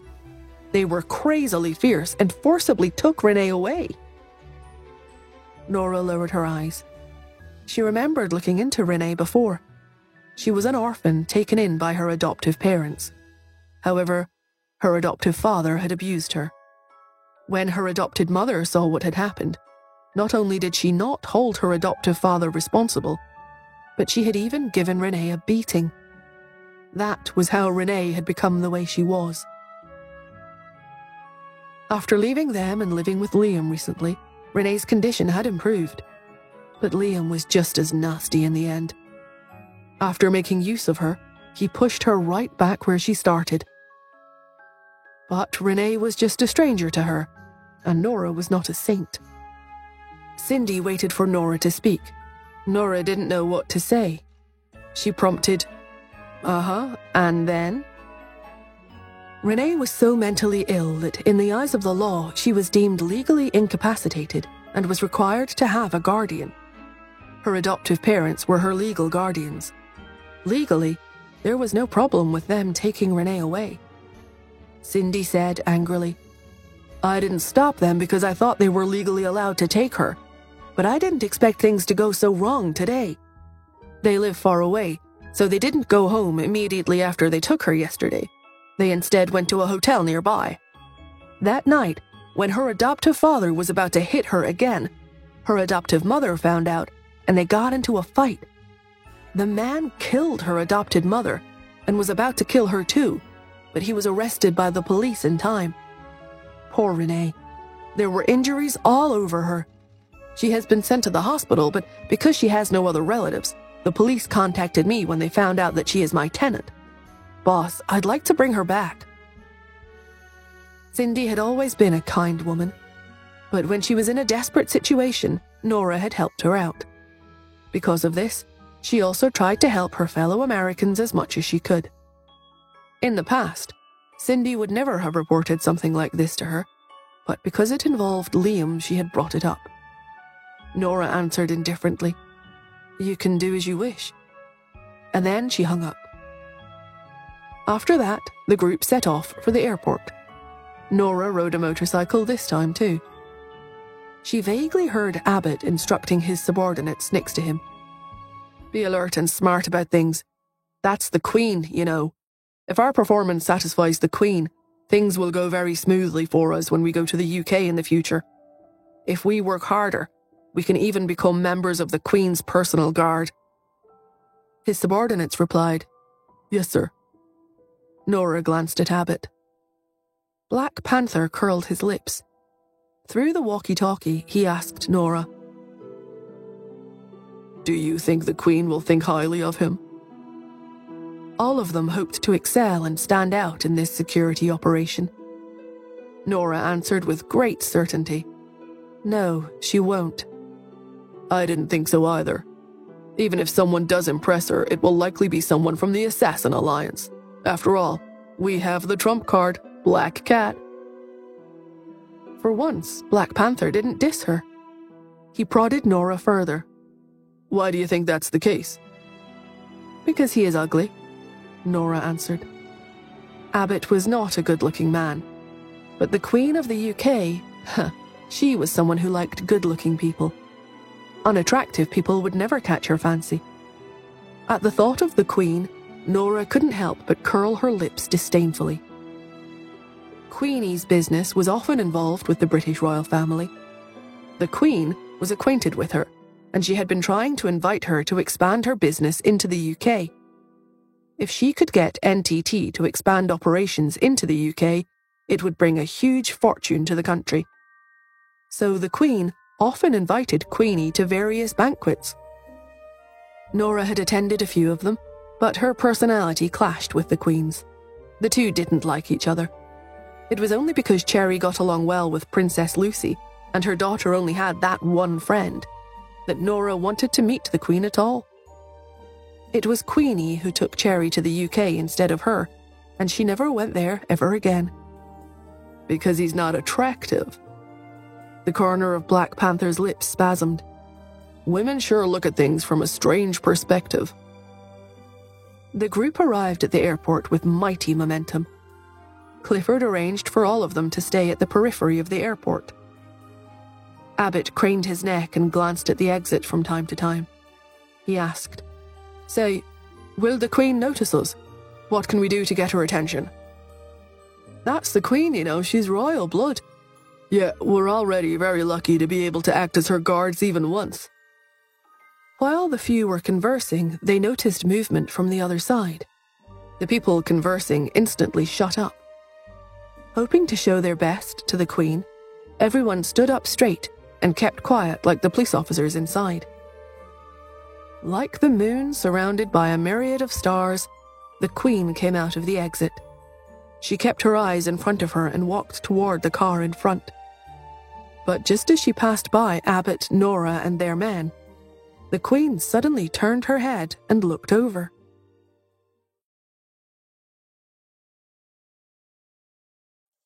Everyone there was stunned by the Queen suddenly turning her head and looking over. Everyone tensed up even further. Nora's sharp ears caught Abbott muttering, "Did Her Majesty notice me? She must be looking at me. I'm sure of it. Look at me. Look at me." As if. The corners of Nora's lips spasmed. Just how much did that guy want a connection with the Queen? The Swiss president would never receive the Queen in person, of course. So the one here to receive her was someone from the Swiss Federal Department of Foreign Affairs, the FDFA. Next, they had to escort the Queen to the pre-arranged location, where she would be having a meeting with the Swiss president. Seeing the Queen suddenly stop, the minister heading the FDFA asked, "Your Majesty, may I ask what you are looking at?" At the question, the Queen withdrew her gaze and her lips curled into a smile. "I didn't expect to see a woman among the guards, that's all." Yes. The minister followed her line of sight and saw Nora. He explained, "That is Black Cat." Black Cat? The Queen's interest was mildly piqued. She asked, That world-renowned assassin? The minister nodded and replied, "Yes, ma'am. In order to receive you into the country, we have brought in third-party security personnel from the Assassin Alliance and the Hitman League, both of which are very well known globally. I'm sure you must have heard of them before." The Queen nodded. Of course she had, but she couldn't help but cast another glance at Black Cat. She shook her head. Seeing this, the minister couldn't help but ask, "May I know if something is the matter, ma'am?" No, it's nothing, the Queen replied, lowering her gaze and hiding the emotion in her light blue eyes. She merely felt that the woman looked a bit like a person she disliked, that's all. That person's name was Nora Smith. She was Queenie Schmidt's niece. Queenie, who had no children of her own, was said to cherish that niece of hers very much. So the Queen had once hosted a banquet to entertain them a few years ago. She'd originally planned to foster a good relationship with Nora. After all, Queenie was older, so even though she wanted to please Queenie, she had nothing in common to talk to her about. But little did she expect that woman to be just as difficult as her godmother. Yes, that's right. Even though the Queen had found out through her investigations that Nora's mother and Queenie were sworn sisters, what Queenie told outsiders was that Nora was her goddaughter. With that, she was announcing Nora's identity to the public. The Queen thought back to that banquet. While she was talking to Nora, Nora had fallen asleep.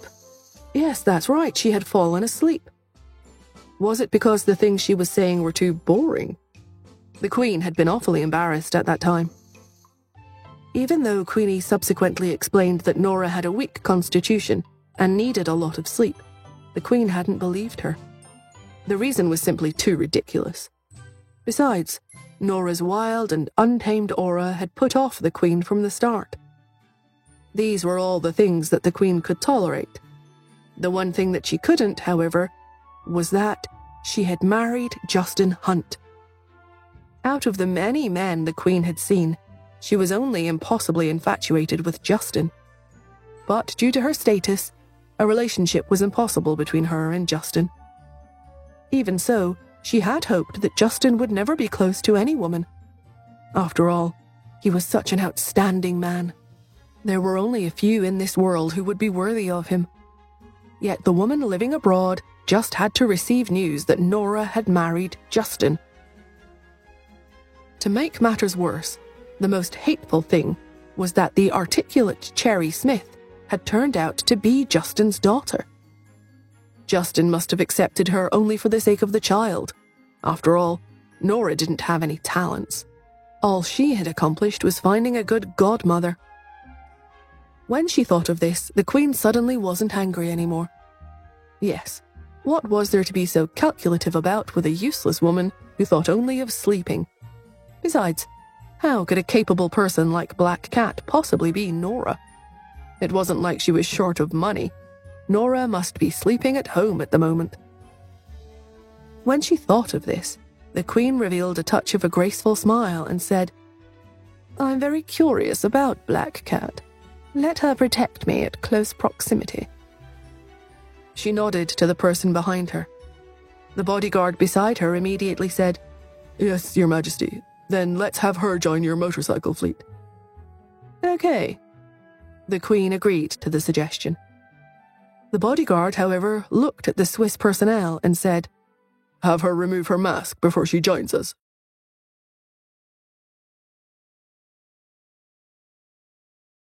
The Swiss minister in charge of receiving the Queen had long since heard about Black Cat from Clifford, so he was rather in a spot.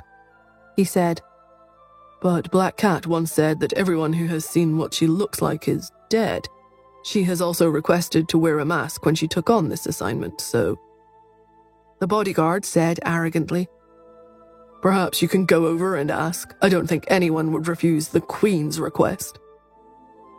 The main issue here was, how ridiculous would it be if someone wearing a mask was among the Queen's personal bodyguards?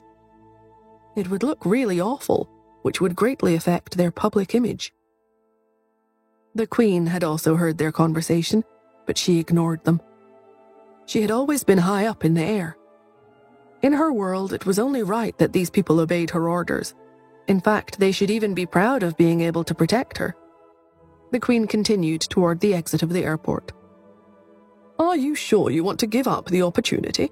You guys best think carefully what your purpose is for coming to escort and protect the Queen," said Clifford to Black Panther. Black Panther replied, "But before we came, we had already agreed that Black Cat would be wearing a mask."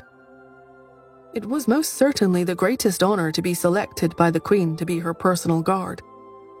If word of it spread in the future, it would bring them a lot of fame. The Assassin Alliance would be able to openly and uprightly transform into the Assassin Security Agency. When Nora first heard the new company name, she had been speechless. Since they were a security agency, couldn't they remove the word assassin? The name made it sound as if they were guarding assassins instead. Clifford sighed and said, "You guys also said that Black Cat wouldn't be able to come, but isn't she still here in the end?" "It's not the same." Black Panther silently grumbled inwardly. Could Black Cat even take off her mask? She was a copycat. There was no way she could remove it.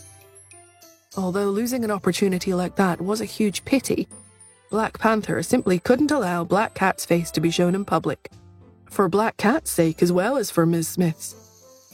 Black Panther refused the offer. "We really can't." When Abbott first saw Clifford approaching, he'd thought that the Queen had really taken notice of him, but unexpectedly, it turned out to be the fake Black Cat instead. So when he heard Black Panther refusing the offer, he scoffed, looked at Nora, and said, "Of course they wouldn't dare to, because she's fake." Black Panther looked at him frostily. "It is our organization's responsibility to protect Black Cat's identity." "Never mind then. What a shame, though," said Clifford. After speaking, Clifford left and went after the Queen's bodyguard. After saying a few words to him, the bodyguard cast another glance at them. He went to report to the Queen. When the Queen heard of this, a look of surprise came over her face. However, she didn't spare them even a glance, but instead said, "Never mind, then." The person next to the Queen couldn't help but comment, "How shameless and unappreciative." Nora wasn't aware of what was happening here. Her eyes were completely fixed on the big and tall figure following the Queen. The man's muscles were well proportioned, and every step he took was regular and rhythmic, as though every muscle on his body was just right. Nora had only ever seen a good figure like this on Barbarian. Every human's muscles developed differently post-training, because the way everyone exerted force in training was different. But this was not the case for Barbarian. He was naturally endowed with perfect muscles because he had been injected with the gene serum. As bodyguards were not allowed to wear masks because they represented the British royal family, Nora finally managed to get a clear look at Barbarian's face. He looked to be of mixed descent and had chiseled facial features. His scarlet eyes struck fear into one's heart. Barbarian, who was 6'3", was wearing the bodyguard uniform, which made him look just like a soldier. Perhaps sensing Nora's scrutiny, he suddenly turned his head and looked over. Nora looked away at once. The man's sixth sense was simply too sharp. To think he could even sense the malicious gazes of others. "Let's go." Black Panther's command sounded in their earphones.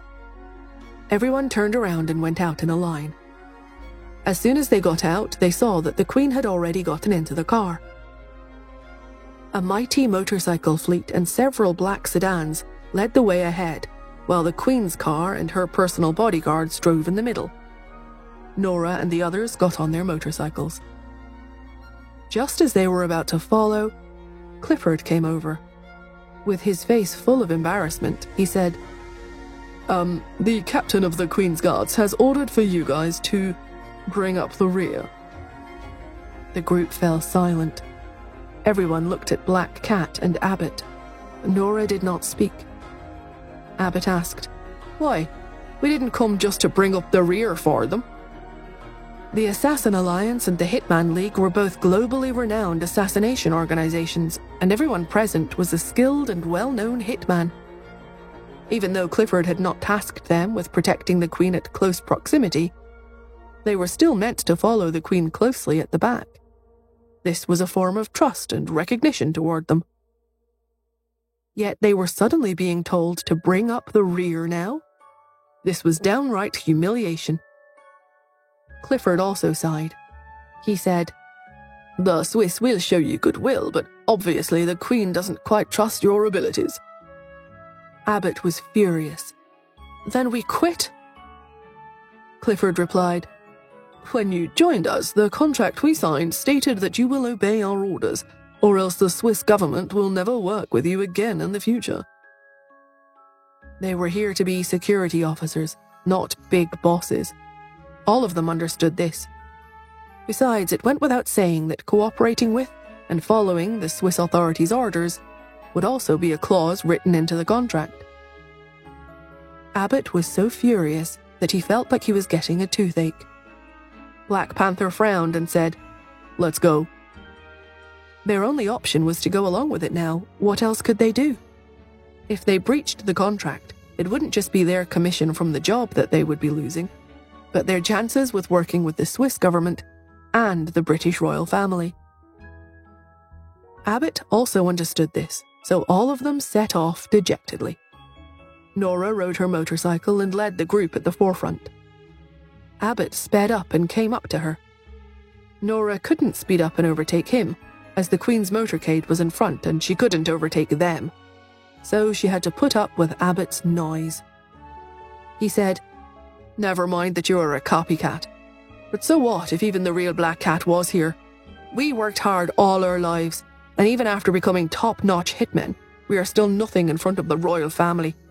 We aren't even qualified to lead the way and can only follow behind the motorcade. And did you see? Those bodyguards were even looking at us with disdain in their eyes. They clearly look down on us. What are they so arrogant about? Nora nodded, not speaking back. Abbott went on, Hey, say something. Are you dumb? Or is Black Panther actually the one in charge of you guys? Are you guys just going to put up with it when you have been bullied? Nora stayed silent for a while before she finally said, We don't know each other very well.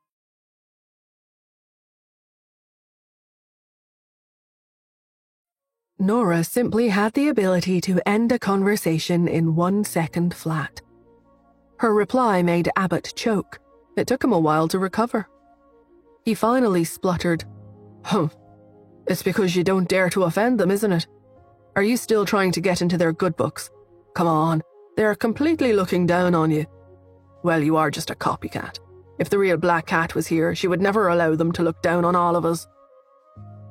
After all, Black Cat was the crowned head of the assassin community. Seeing that Nora was staying silent as though she couldn't care less, Abbott became all the more convinced.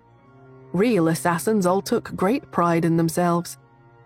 He immediately lost interest in chatting with Nora, and he went to chat with Black Panther instead.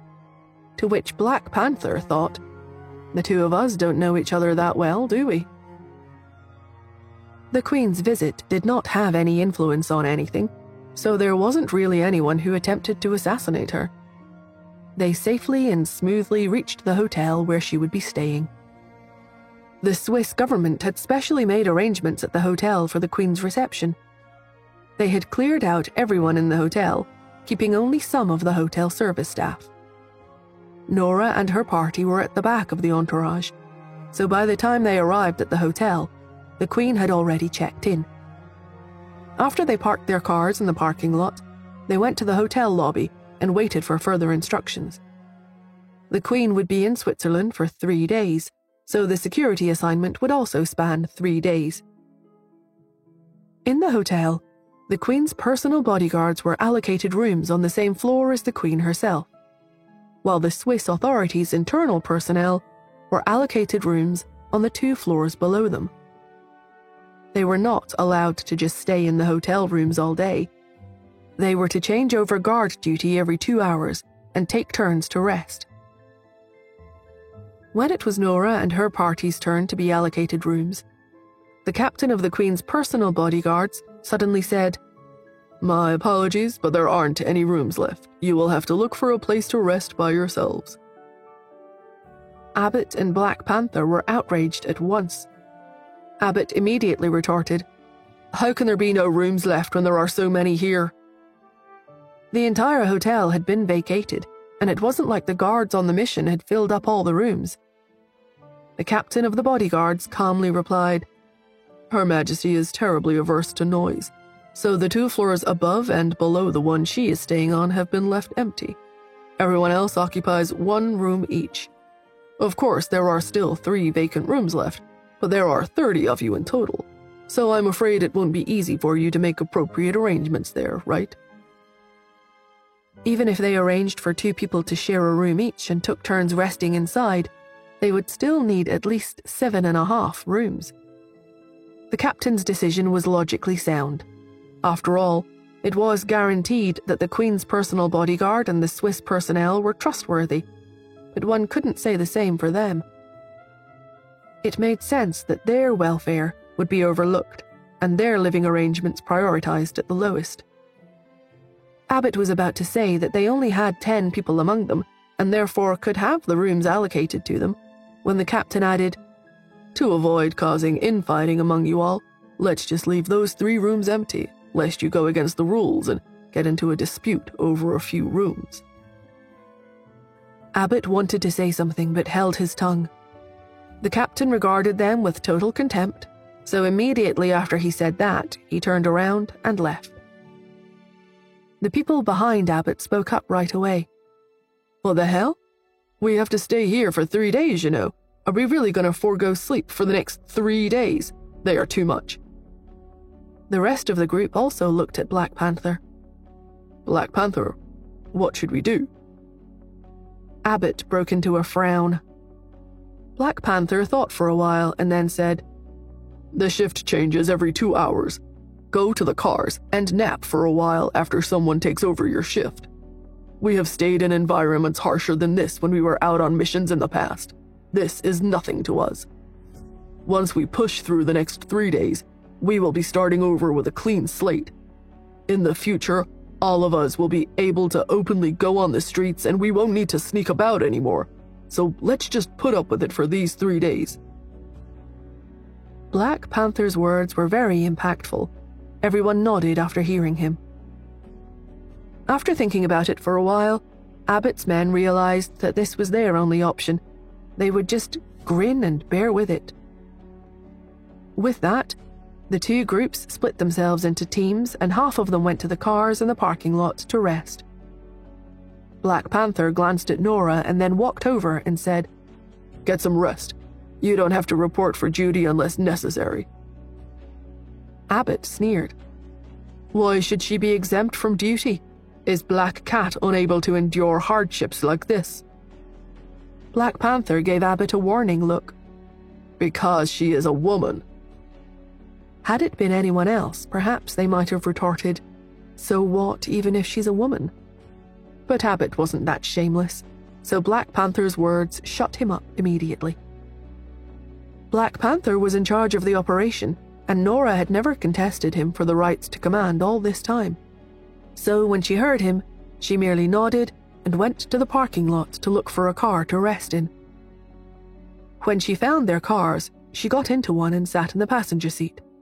She leaned back and closed her eyes. While she was resting, some people walked by. One of them said, "Have you heard? A special guest will be coming tonight, and they'll be right in this hotel. For the Queen of the UK and the Swiss President to give them so much importance, I wonder who the guest is." "Clearly someone very important." Nora's first thought upon hearing them was, "King is coming." Her eyes flew open suddenly. If King was coming, she couldn't slack off like this anymore. Besides completing the 3-day-long assignment, she was also here to meet King and foster a good relationship with him. Clifford walked over from the side. The man, in the midst of a phone call, said, "I will definitely send the most professional bodyguard to protect the distinguished guest. I will also take care of all the commuting arrangements for them. Don't worry about it. I'll go select someone right away." In the hotel room where the Queen was, the captain of the bodyguards stood before her. The Queen took off her coat. She was wearing a long, gilded dress underneath. She looked so elegant and noble that the captain dared not even gaze upon her directly. Yet, when he turned his head to the side, he saw the Queen's close protection bodyguard. He was staring straight at her, with his red eyes fierce and vicious. The captain of the guards glared fiercely at him at once. That was the Queen. How could he be so ill-mannered? Yet the Queen didn't say anything even after noticing him. She merely waved and dismissed them from her presence. When Barbarian saw the gesture, he spaced out for a moment as though he didn't understand it. It wasn't until someone pulled his arm that he finally went out with them. After they left, the captain remarked with dissatisfaction, "Your Majesty, that man is still as ill-mannered as ever. Why do you bring him with you all the time?" With a smile, the Queen replied, "Because he is very strong." The captain was rendered speechless. However, he quickly recovered and asked, "Are you sure you want to transfer him over for the meeting tonight? Is that man named King really so important? Besides, he must have his own bodyguards as well, so he may not necessarily need him." Hearing the name King, a kind and affable smile formed on the Queen's countenance, and her eyes lit up a little. She replied, "Well, he may have his own guards, but I'd still like to show him my sincerity by sending the dedicated bodyguard I keep by my side, who has sworn upon his life to protect me, to protect him." Barbarian was the Queen's most trusted bodyguard, sworn upon his life to protect her. The captain immediately said with dissatisfaction, "But if he leaves your side, you will be in great danger." The Queen waved dismissively and replied, "There's no need to worry. Why would anyone plot against me in Switzerland? All right, that's enough. Just send him there." The captain frowned and asked, "Now?" "Yes. Go to the airport, wait for King's arrival, and then pick him up. You must ensure his safety." The captain couldn't help but ask, "But what if you really meet with danger, if you—" "All right, no more buts. The hotel is very safe. Even if he's not around, you're still here, aren't you? Not to mention the rest of the bodyguards. If it really comes down to it, there are also the Swiss guards and even the Assassin Alliance." Speaking of which, the Queen suddenly thought of something and said, "If you really can't put your mind at ease, then transfer Black Cat over and have her protect me." As soon as she said that, the captain curled his lips disdainfully and said, "Those people are too ill-mannered and undisciplined. They will never amount to much, especially that defiant and rebellious Black Cat. Don't worry, we won't need her. I will definitely ensure your safety, ma'am." "All right, I trust you." The Queen was indifferent. In her opinion, having these personal bodyguards by her side was already enough. The captain of the guards went out and sent Barbarian to the airport to wait for and protect King. The captain double-checked the shift duty schedule and patrol route map. After verifying everything, he stood outside the Queen's door. Through the window, he saw the masked Black Cat downstairs, getting out of the car and slowly looking up. The captain of the guards immediately curled his lips in contempt. From the looks of it, the woman still had intentions of currying favor with the Queen. Unfortunately, all she had was fame, but no actual skills. Besides, how could those sloppy and undisciplined people possibly compare to people like themselves, who had received formal training? Downstairs in her car, Nora raised her head and looked upstairs. She had an electronic device in her hand and was intending to survey the surroundings to prevent unforeseen situations from breaking out. She wanted to use the opportunity to perform well in hopes of being selected and sent to protect King. Nobody could say if it was sheer dumb luck or what, but she actually discovered a hint of an abnormality. Near the hotel was a teeny-weeny, barely discernible signal. She locked onto it instantly and found that it was a communication signal. She hacked into someone's phone at once, upon which she heard two people speaking in a low voice. "The close protection bodyguard by the Queen's side has left. What about the rest?" "Don't worry, the rest of the personal bodyguards are all trash. They can't compare to our troops." "Okay, we'll get the men ready. We must make sure the Queen dies here. Tonight is our chance." Nora's eyes lit up. In the hotel room where the Queen was, the captain of the bodyguards stood before her. The Queen took off her coat. She was wearing a long, gilded dress underneath. She looked so elegant and noble that the captain dared not even gaze upon her directly. Yet, when he turned his head to the side, he saw the Queen's close protection bodyguard. He was staring straight at her, with his red eyes fierce and vicious. The captain of the guards glared fiercely at him at once. That was the Queen. How could he be so ill-mannered? Yet the Queen didn't say anything even after noticing him. She merely waved and dismissed them from her presence. When Barbarian saw the gesture, he spaced out for a moment as though he didn't understand it. It wasn't until someone pulled his arm that he finally went out with them. After they left, the captain remarked with dissatisfaction, "Your Majesty, that man is still as ill-mannered as ever.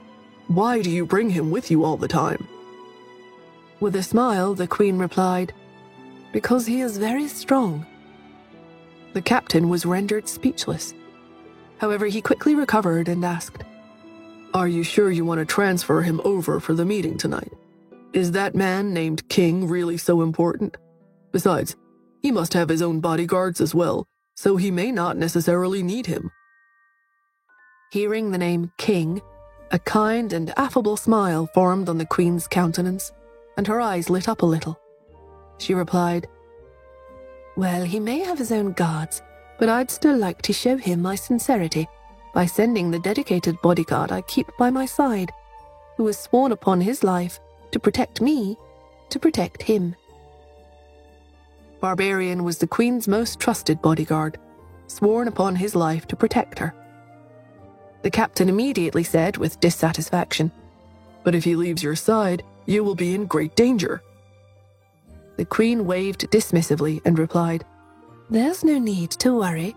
Why would anyone plot against me in Switzerland? All right, that's enough. Just send him there." The captain frowned and asked, "Now?" "Yes. Go to the airport, wait for King's arrival, and then pick him up. You must ensure his safety." The captain couldn't help but ask, "But what if you really meet with danger, if you—" "All right, no more buts. The hotel is very safe. Even if he's not around, you're still here, aren't you? Not to mention the rest of the bodyguards. If it really comes down to it, there are also the Swiss Guards, and even the Assassin Alliance."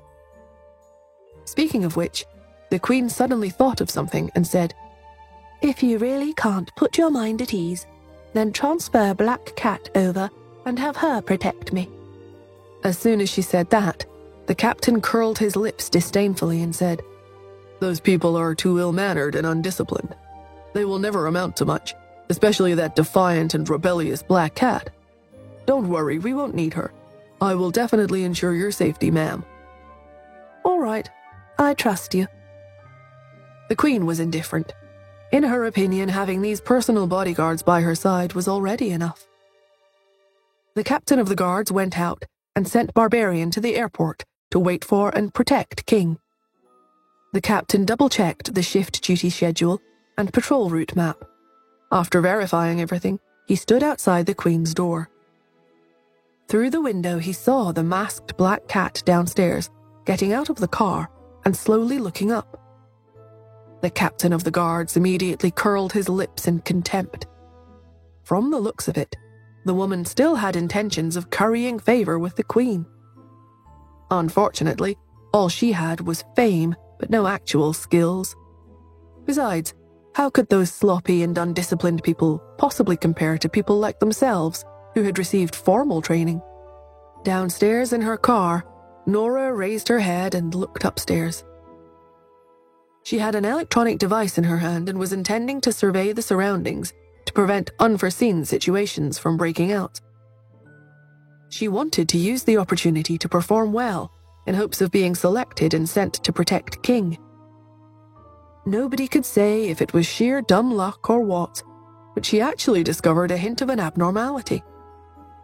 Near the hotel was a teeny-weeny, barely discernible signal.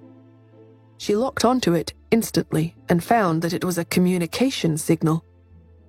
She hacked into someone's phone at once, upon which she heard two people speaking in a low voice. "The close protection bodyguard by the Queen's side has left." "What about the rest?" "Don't worry, the rest of the personal bodyguards are all trash. They can't compare to our troops." "Okay, we'll get the men ready. We must make sure the Queen dies here. Tonight is our chance." Nora's eyes lit up. Nora didn't have any intentions of saving the Queen. Barbarian was her personal bodyguard, and he seemed like the one she trusted the most. The information she'd gotten from Carl also stated that the Queen was on very close terms with Barbarian. It was yet unknown whether the Queen was a friend or a foe, and the two didn't get along. Nora would have to be so bored that she had nothing better to do before she would even think of saving her. However, she still felt that tonight was her chance. She had already become suspicious of the Queen when she first found out that Xander had grown up in a basement in the royal palace. Coupled with how close a relationship the Queen and Barbarian shared, Nora now suspected that the Queen was related to the mysterious organization. She might even be the leader of the mysterious organization. Truman was just the young master after all. His father could be called the real leader, but what if his father was actually serving the Queen? The Queen did have the power. She was the sovereign of a state, after all. Nora wanted to sneak into her room and find out the truth, but with Barbarian around, she couldn't sneak in at all. With a powerful guard like him around, the chances of her being discovered were simply too high. Although Black Cat was nimble and agile, there was almost no place in the world she couldn't get into. Wouldn't it be safer if Barbarian was not there? So tonight was her chance. Nora hung up the phone. She yawned and walked over to the lobby. Black Panther and the others were walking around the lobby on guard duty. The benefit of being away from the Queen's floor was that they could be relatively more relaxed. At the sight of her, Black Panther hurried over and asked, "What's the matter?" Nora replied, "Since you don't need me around tonight, I'm going back." "Going back?" He was dumbfounded. "What are you going back for?" As if it was right and justified, Nora answered, "To sleep." Black Panther became even more flabbergasted. "Can't you sleep in the car?" "It's uncomfortable in there," replied Nora. Black Panther was speechless. God damn it, he felt like swearing. What did she think a mission was? Did she think it was okay to be so casual about it? He wanted to speak, but Nora turned around and left without giving him a chance to. What was her deal? As he stared after Nora, Black Panther couldn't even bring himself to swear anymore.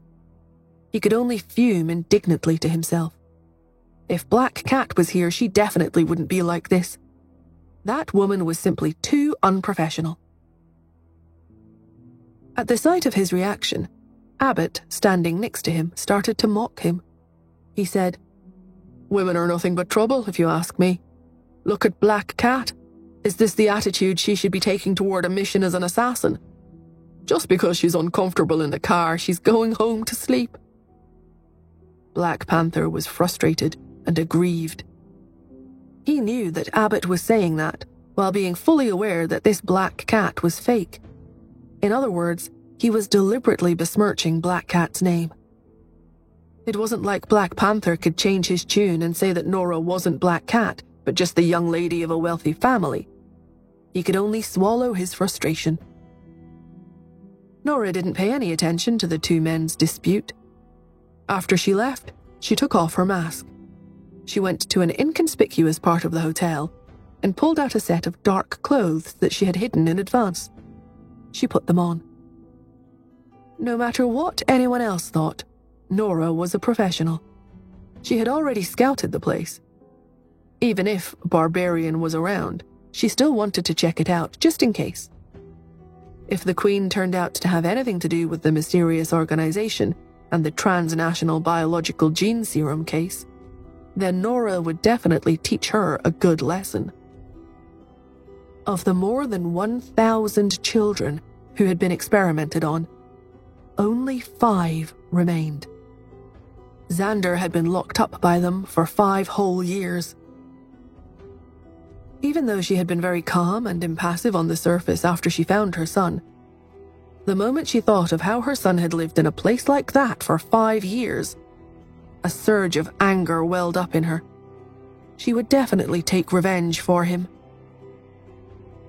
She walked straight to the back of the hotel building. She waited until she noticed the guards changing shifts to put on a pair of non-slip gloves and climb up the wall. Her movements were agile and nimble as a cat's as she pressed herself flat against the building. It was getting dark out, but the streetlights hadn't turned on yet, so no one would notice that there was someone there unless they looked closely. Nora climbed straight to the floor where the Queen was and looked in through the window to observe the situation. When she reached the Queen's room, she hung off the wall with one hand and took out a small, thin wire with the other. She poked it in, fiddled with it a couple of times, and the window opened at once. Before anyone could react, she slipped in a flash. Her movements were smooth and fluidic, and she did not attract the guards' attention at all. The Queen's suite was huge. Nora quickly found a closet and slipped in. The Queen happened to come out of the study at that point with a document in her hand. The royal aide following the Queen by her side was giving her a report on some of the UK's affairs. Nora was not interested in the talk until the subordinate suddenly asked, "Your Majesty, you have been making mention of King all this time, but who on earth is he?" In response to that question, the Queen said a name. Justin Hunt. The 2 words echoed around the room. The Queen was speaking in a different language. She was speaking in Welsh. This particular aide was the subordinate the Queen trusted the most. Although it was forbidden to speak of the name to outsiders, after holding back for so long, the Queen finally couldn't help but say it out loud today. The aide was astonished but also enlightened.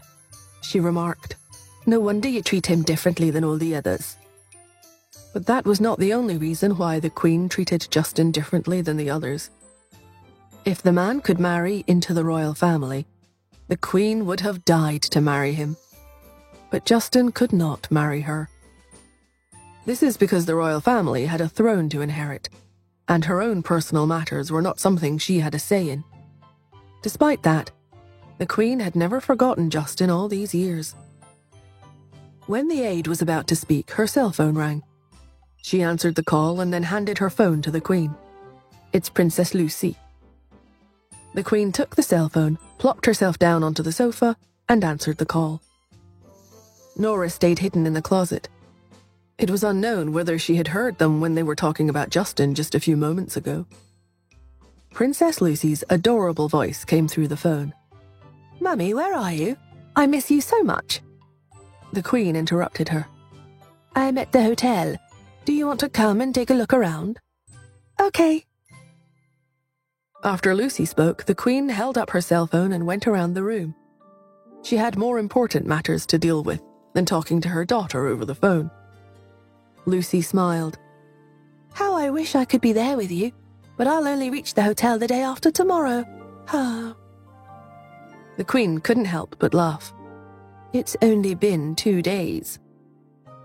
But these 2 days feel like forever to me. I miss you so much. The Queen snorted and replied, You mean you miss Cherry, right? Lucy giggled. Of course, but I miss you more, Mummy. By the way, have you prepared the gift I asked you to? The Queen's expression turned sullen. She said, That's my favourite figurine, and you only want to give it to Cherry. Lucy, you know better than that, don't you? Lucy whined. Mummy, you're an adult. How can you fight over something with a child? Besides, didn't we already agree on this long ago, my most esteemed royal mummy? Although the Queen was dissatisfied and wore an annoyed expression, she sighed.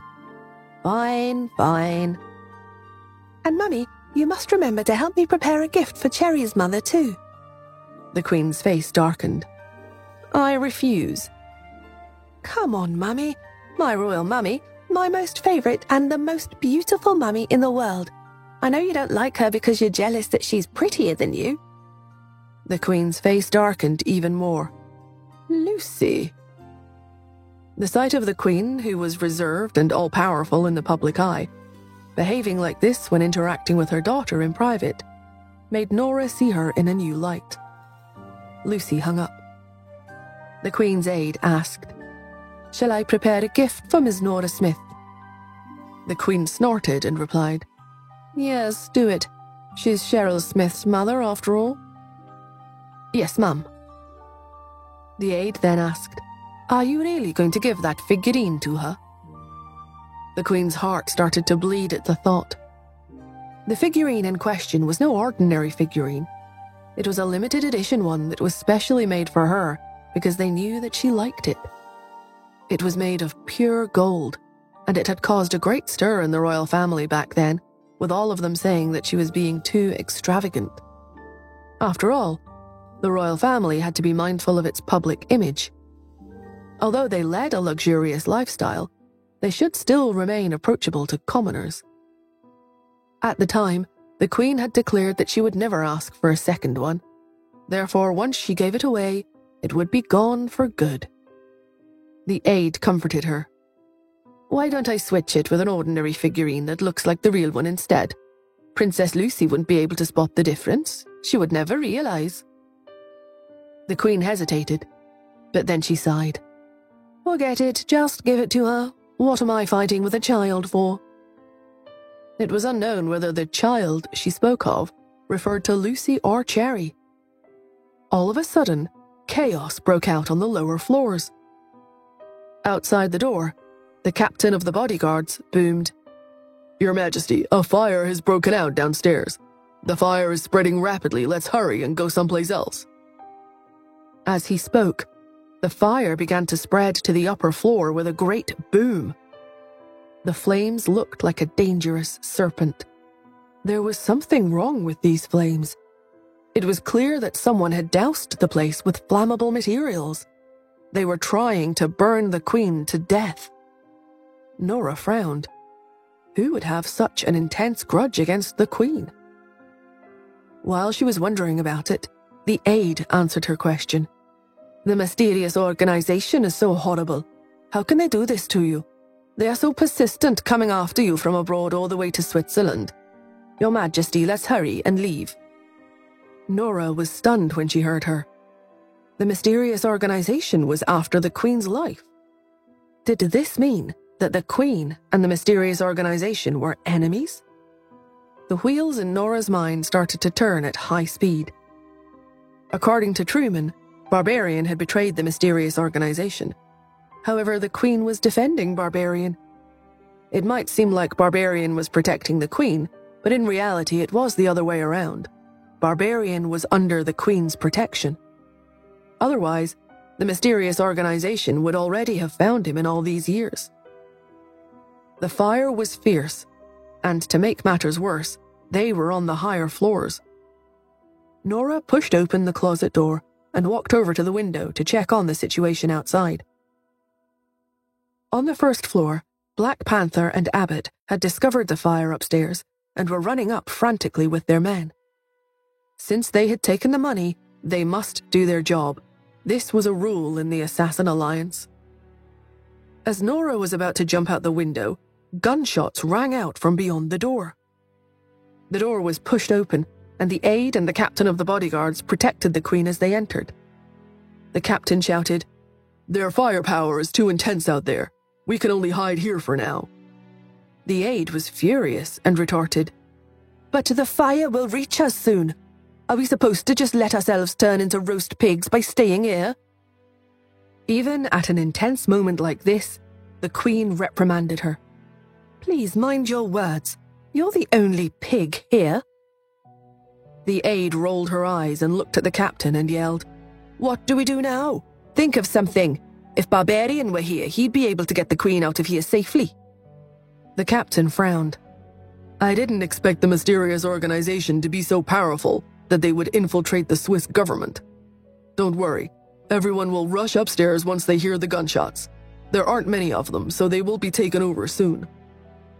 The aide continued to yell, "There may not be many of them, but all of them are fighters ready to risk their own lives.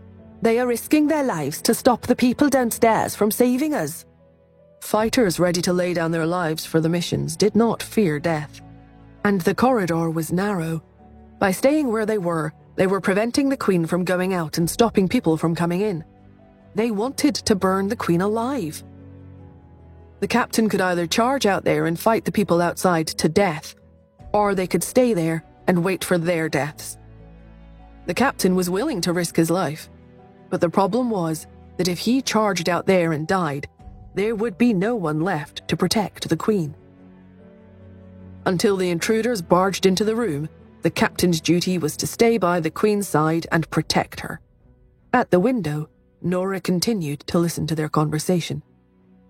She was planning to jump down the building by herself, but for some reason, she thought of the Queen's facial expression when she said that she would give the figurine to Cherry. The Queen was arrogant, but it seemed that she wasn't entirely useless either. Nora quickly put on Black Cat's mask and walked over to the three of them.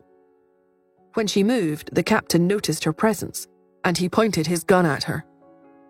Nora couldn't be bothered to waste her breath on him, so she shoved a silver needle at the gun, pushing it away from her. Then, she went up to the Queen and grabbed her arm. Then she rushed to the window and leaped out. Ah! The Queen went flying through the air. The Queen was staring at the ground. She was getting closer and closer. She thought that she was going to be smashed into a pulp when she reached the bottom. But all of a sudden, everything stopped. The speed that she was falling at dropped to 0. Only then did she realize that Nora was clutching a fire-resistant rope with her other hand. Because Nora had only one hand to grip the rope with, her hand ended up rubbing tightly against the rope. Along with that, she was carrying another person's weight. This led to the glove becoming damaged from the friction, which caused her palm to bleed. Bam! Nora landed gracefully on the ground. As for the Queen, she fell onto the ground. Then the sound of tires screeching pierced their ears. Barbarian was back from picking up the guest. He jumped out of the car and ran toward the Queen. He shouted, "Your Majesty, are you all right?" Barbarian helped the Queen up. The Queen got up. The woman, who had experienced many assassination attempts in her life, was calm and collected. She replied, "I'm fine. Where's King?" "I've brought him here." At the mention of King, Nora whipped her head around to see who Barbarian had brought back for the Queen. Following his reply, the door of the car opened, and a tall, familiar-looking figure got out of the car. King wore all black. He had on a black mask covering his entire face in the darkness. He wore a black trench coat that wrapped all around him. Apart from his height, no one could see anything about his appearance. King was like the ruler of the night. As he stood there, a chilling aura enveloped the surroundings. No one around dared to take him lightly. At the sight of him, the Queen neatened her hair and smoothed her skirt. Then, with a smile, she started to walk over to King. Barbarian tried to stop her. Why don't you see a doctor before going over? King is not in a hurry. After falling out of the window, the Queen had regained her usual poise and grace. She placed her hands at her abdomen and kept her back straight as she, in strict accordance with court etiquette, walked over to King. She replied to Barbarian without looking at him. "Mr. King is already here. If I choose to go to the doctor now, wouldn't I be snubbing him?" Barbarian hesitated, but then tried to persuade her again. There has been an assassination attempt on your life, Your Majesty. It's fine if you make him wait a bit. Although there had been an assassination attempt on her life, and the Queen had been flustered when she was upstairs just a little while ago, she maintained her pride and said within earshot of King, "This little hiccup is nothing. I've seen worse." "But all our bodyguards are still upstairs," muttered Barbarian. "Why do you have so many excuses?" The Queen interrupted him. "As my lead bodyguard, you should learn to stay calm." The Queen spoke very gracefully and took the opportunity to educate him. She added, "Besides, didn't a lot of people from the Assassin Alliance and the Hitman League come over? It is their duty to protect me." After speaking, she looked at Nora with a gentle and elegant smile. "There are so many talented people around. Black Cat can even mount the building and walk on the walls." Nora glanced at her, hesitant to speak. She was at a loss for words. While the Queen was speaking, she approached King. She bowed gracefully. "Long time no see, Mr. King." The Queen had practiced the action numerous times in front of the mirror.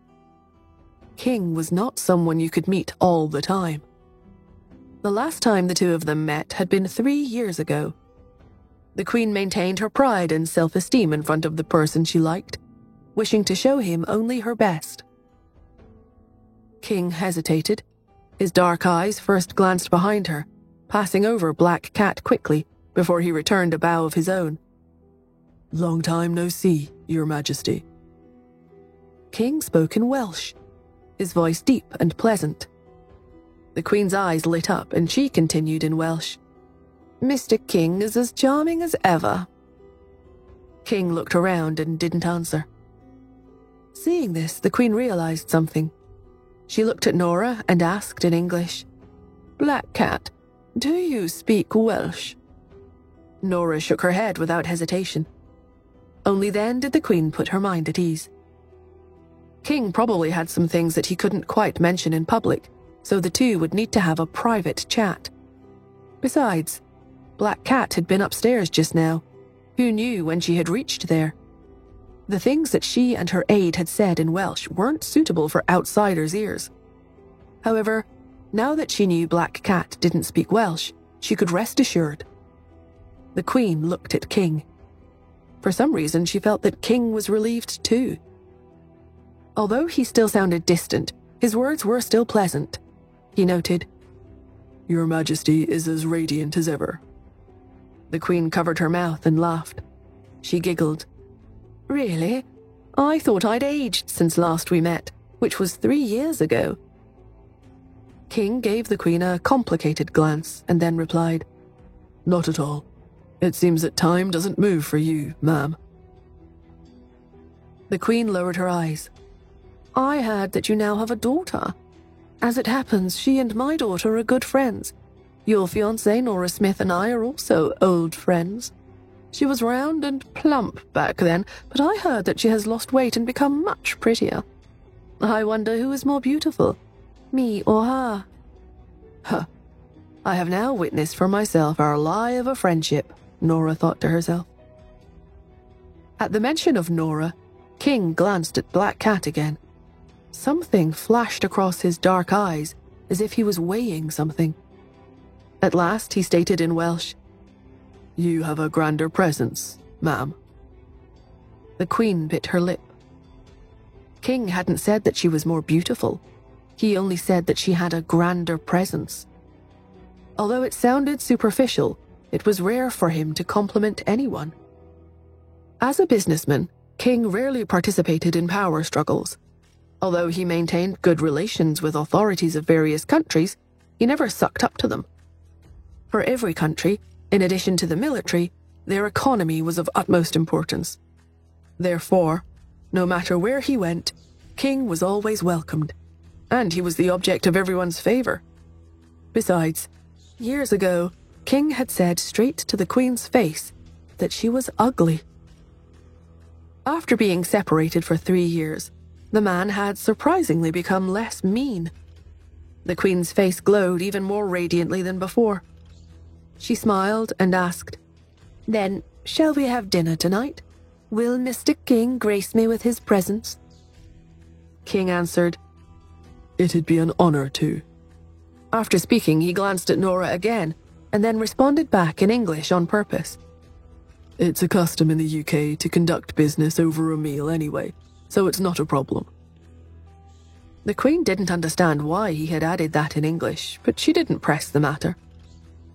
Upstairs, the 2 assailants had been shot dead, and the fire was extinguished, but the hotel had suffered a lot of damage. Fortunately, the restaurant next to it was still open, and there were plenty of accommodations available in that building. So the group decided to walk over to the other building. The Queen suggested to King, "Why don't you head to the restaurant first? I'll go back and get a change of clothes." "Sure," replied King. The Queen then headed to the upper floors with her aide, who had been rescued, holding her arm. While she was heading upstairs, something seemed to occur to the Queen, and she said to Nora, "Black Cat, you will stay close to me and protect me." Nora followed behind her without a word. Even after she walked far into the distance, she could still sense King's gaze on her. On the way there, the Queen and her aide continued speaking to each other in Welsh. The aide smiled. "Mr. King is surprisingly polite today. He didn't seem entirely disinterested in you." But the Queen only sneered. "Do you really think that is true? It's only because he has something to ask of me. Otherwise, he would never go along with me like that." The Queen had dealt with King many times, so she knew very well what he was like. For him to suddenly act all nice to her must mean that he had something to ask of her. The Queen changed the subject. "Regardless, I held myself very well, right? I must have been very elegant, right? That's exactly it. I want him to see how elegant I have become, so that he will be filled with regret." The aide hesitated and looked at her. The 2 entered the room that had been prepared for them. The Queen held her skirt up and walked gracefully into the dressing room. And then, "Ah!" she screeched. The Queen pointed to the woman with the dark, sooty cheeks in the mirror. Is that how I looked just now?" At the thought of how she had faked elegance and gracefulness when she looked like such an ugly mess, the Queen started to have a mental breakdown. She marched up to Barbarian all of a sudden and started to jab her finger in his face. "Barbarian, why didn't you tell me?" Barbarian, who was standing outside the door, could only shrink back from her anger. He had tried very hard to get her attention. That was why he suggested she should see a doctor before saying hi to King. But if the Queen refused to listen, there was nothing he could do.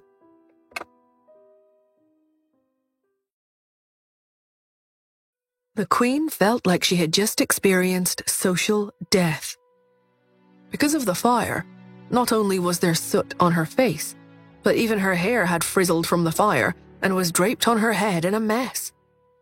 She had gone to meet King with her face in this exact state and had the nerve to ask him, "Who is more beautiful, me or Nora Smith?" She felt so embarrassed that she wished she could bury herself in a hole. The Queen quickly changed into another set of clothes. By the time she stepped out, she had regained her composure. The aide observed the Queen's expression warily and asked, "Your Majesty, are you all right?" Although the Queen felt terribly embarrassed, deep down she remained calm on the outside. She answered, "It seems King has quite a big request for me this time." Otherwise, given that ridiculous appearance of hers, how else would King be able to bring himself to compliment her? The aide also found it puzzling. She asked, "What could he possibly have to ask of you? After all, he is..." But then the aide swallowed the rest of her words. The Queen glanced at Barbarian and Black Cat, and then gave the aide a look. It was forbidden to reveal King's identity to outsiders. Even after so many years, the aide was the only one the Queen had told the truth. Although Barbarian was her trusted bodyguard, it was better to keep some things secret. The aide shut up. Nora, who was following them at the back, was observing Barbarian. The man had shed his fierce and savage aura. He was as docile as a lapdog when he was by the Queen's side. Their relationship continued to puzzle Nora. With each of them harboring their own thoughts, the four entered the restaurant. King was seated on the sofa. The Queen put on a dignified smile and walked over as though she hadn't just made a fool of herself. With a smile, she said in English, "I've kept you waiting." King paused and glanced at Black Cat before he replied in Welsh, "It's my honor to wait for you." King was saying all of these things because this is how a gentleman speaks in the UK. Not a single word of his was suggestive or ambiguous. But because King had always been stern with women, the chivalry he was displaying shocked and flattered the Queen. She didn't know why King had switched to Welsh again. Wasn't it all right if they communicated in English? The Queen smiled and sat opposite King. While ordering food, King went along with her food preferences the whole time. He also spoke in Welsh the whole time. After ordering food, the Queen started to discuss work matters with King. She lowered her voice. "All right, you've been very courteous to me the whole evening. Tell me, what exactly do you want to ask of me?" King didn't beat about the bush. After all, it was better if he could leave after finishing his business here. He hated wasting time the most. He informed her, "I will be going to the UK sometime in the near future." The Queen's eyes lit up. "We have guest residences in the palace. You are welcome to stay there any time." King coughed. "I intend to bring a few friends." The Queen smiled. "These are all trivial matters. There's no problem at all. When have I ever rejected you during all your past visits?" King thought to himself, "I've never stayed at the palace before, even though the Queen invites me over with great enthusiasm each time. Besides, I've only been to the UK 3 times. She makes it sound like I go there all the time." Thankfully, a certain someone at the table did not understand Welsh. King breathed a sigh of relief and didn't bother correcting her. He cleared his throat. "There will be quite a few people coming this time." The Queen laughed again. "Other people's homes may not be able to house too many guests, but what's quite a few people to the palace? How many people will you be bringing? I'll get things ready for you in advance." "Not that many, just 100 or so, I suppose," replied King. The Queen grimaced. 100? Even her smile had frozen a little. 100 outsiders in Buckingham Palace? Should they be up to no good, with that number, they could stage a revolution in there. It was no problem if King was bringing a normal amount of people, maybe 4 or 5 there, but 100 was too many. No wonder he was being so friendly today. The Queen was displeased. She asked, "What are you bringing so many people with you for? It can't be because you're getting married, right?"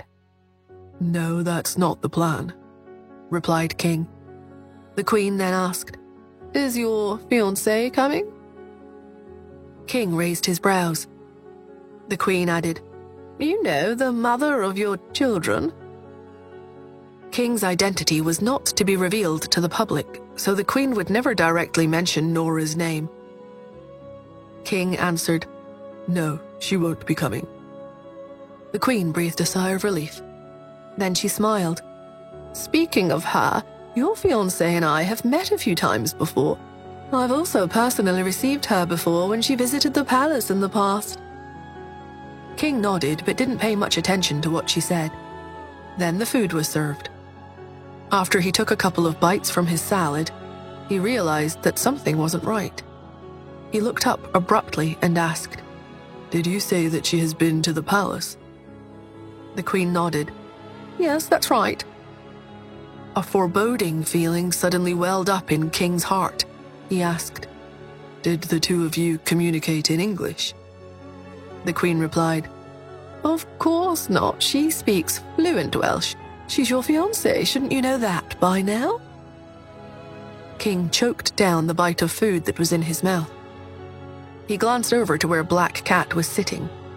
She hadn't moved a muscle since they sat down at the restaurant. Chills ran down his spine. Didn't someone say that they didn't speak Welsh? King looked over at Nora, who was standing at the side and looked like she was guarding them. In truth, however, she was leaning against the wall with her head tilted to the side and was napping. The Queen continued, "By the way, what are you coming to the UK for?" King lowered his gaze and answered, "I have some business meetings to attend." "What kind of business meetings require you to bring 100 people with you?" King lifted his head and looked at the Queen. "Are you forbidding me from coming over?" The Queen choked. She felt like the man's attitude had turned cold, and the performative friendliness from before was gone. But the Queen wasn't afraid of him. It was just that she had a crush on him, so she was in a disadvantageous position. She explained patiently, "I'm not forbidding you from coming, but every visitor to Buckingham Palace is subject to strict scrutiny. After all, you should know that not just anybody is allowed to enter. You can only bring a maximum of 20 people with you into the palace." King bargained. 70. The Queen sighed. 30 at most, no more than that. 60. The Queen gritted her teeth. 35, no more. 55. King continued to counter. The Queen's eyes widened and her mouth fell open in shock. Did he think he was negotiating a business deal with her? Did he know the consequences of giving 55 strangers the go-ahead into Buckingham Palace? The Queen couldn't help but ask, "What on earth are you planning to do there?" "Business meetings." With that, she couldn't continue the topic with him any further. Nora, whose eyes were narrowed into slits, seemed asleep, but in reality, she had been listening to them with her ears pricked up. What kind of business meeting was he having? And was that the best way to make a request to the Queen? As she was secretly dissing him, the Queen heaved another helpless sigh, surprisingly showing him exceptional patience. She shook her head. "I take my hat off to you. You refuse to tell me anything, yet you insist that I give you clearance. 40 people. That is my limit." "Deal," King replied with a single word. The Queen pursed her lips. "Well, enough about business. What have you been up to lately? You—" Before she could finish, King stood up and exclaimed, "I suddenly recalled that I have something to attend to, so I'll leave first." The Queen stared at King, stunned. Was he kicking her to the curb now that she had outlived her usefulness, and casting her aside as soon as she had served her purpose? This man was so rude. She was at a total loss for words. She asked, "You only want to bring 40 people with you into the palace, right?" King countered with a question of his own and asked, "Can I bring more?" "No, you can't. But you can't just cast me aside after making use of me either. Can't you at least finish the meal with me?" "Then let me bring another 10 people with me." The Queen screwed up her face and stamped her foot angrily in a rare show of annoyance in front of outsiders. She huffed, "Just leave. Go. I'm sure your time costs a lot." King nodded. As he turned to leave, the Queen looked at Barbarian and instructed, "Go with him.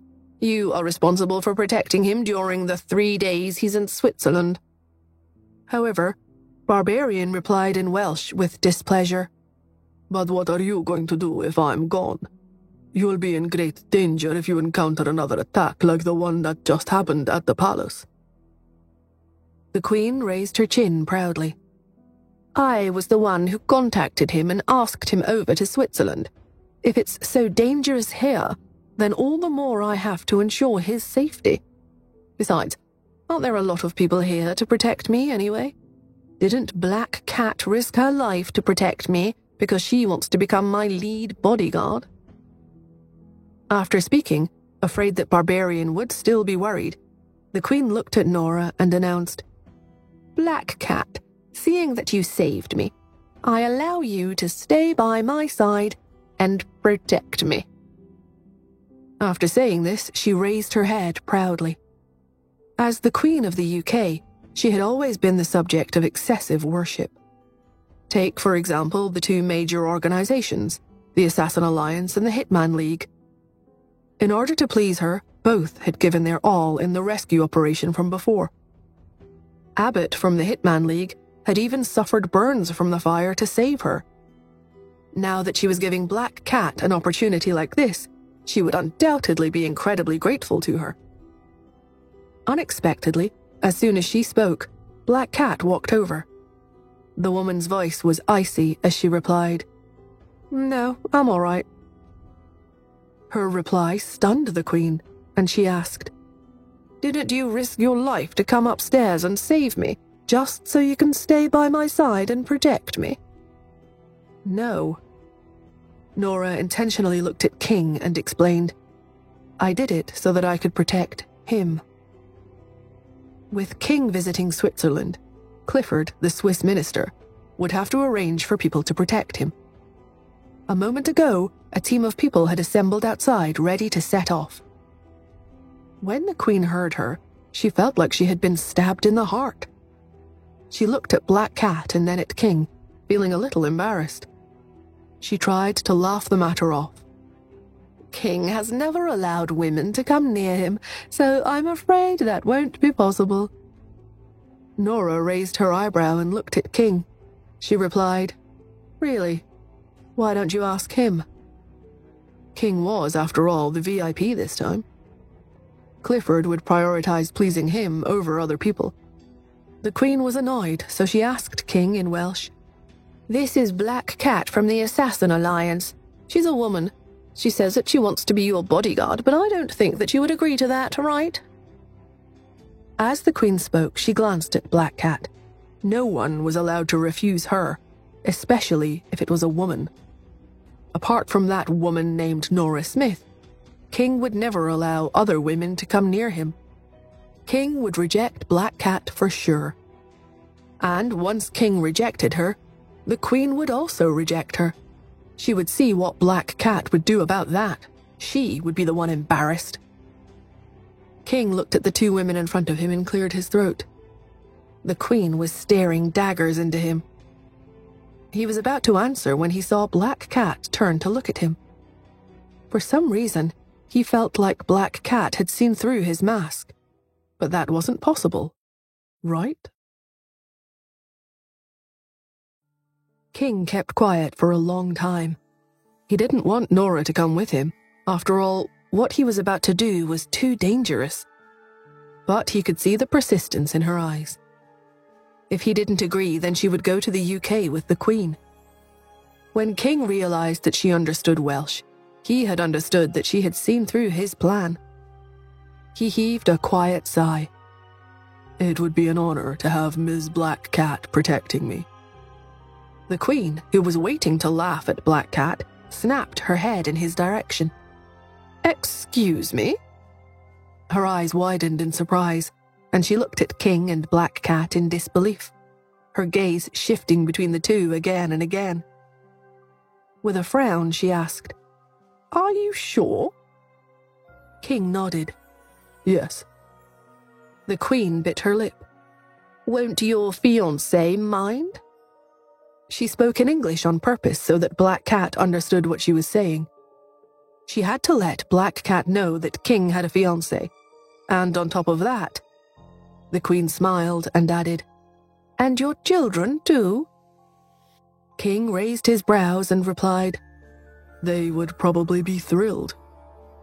The Queen swallowed her shock. She'd had enough. All she could do was maintain a graceful smile.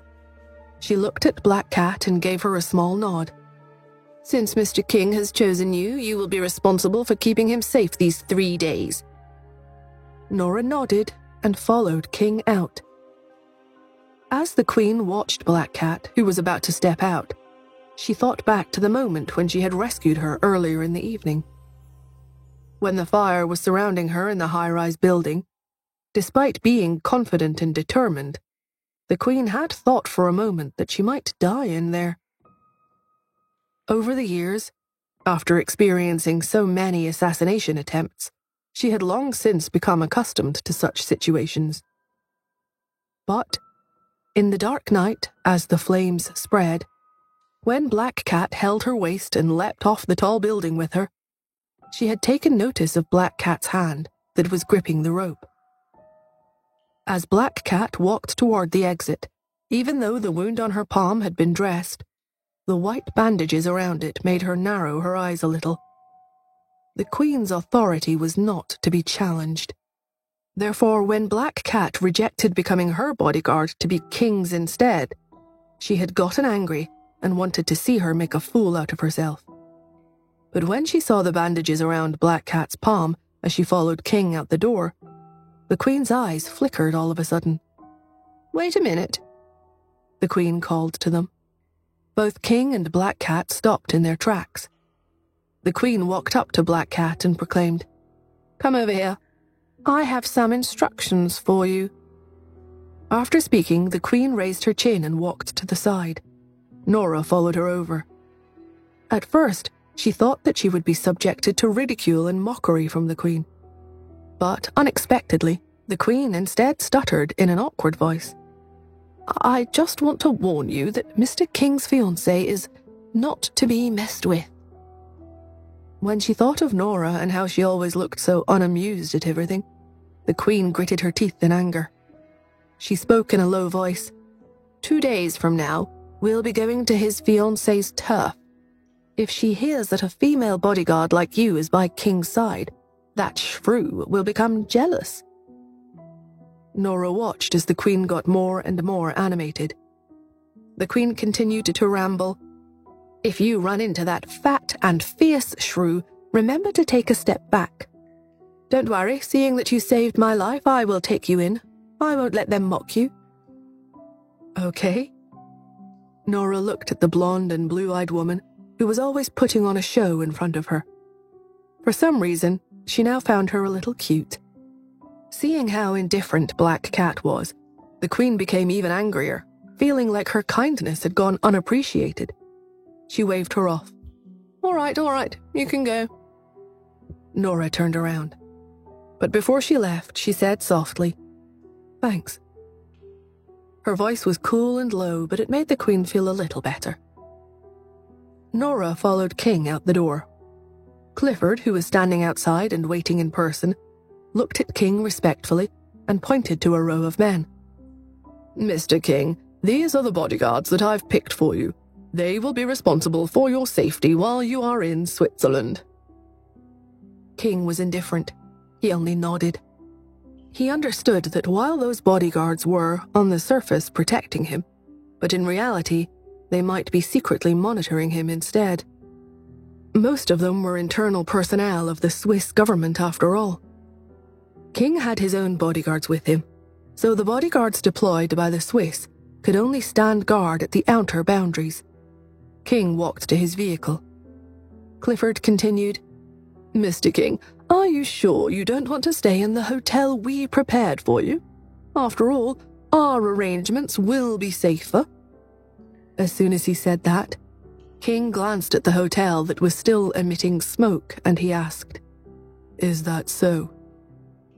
Clifford's voice caught in his throat when he noticed the smoke. He lost all his confidence.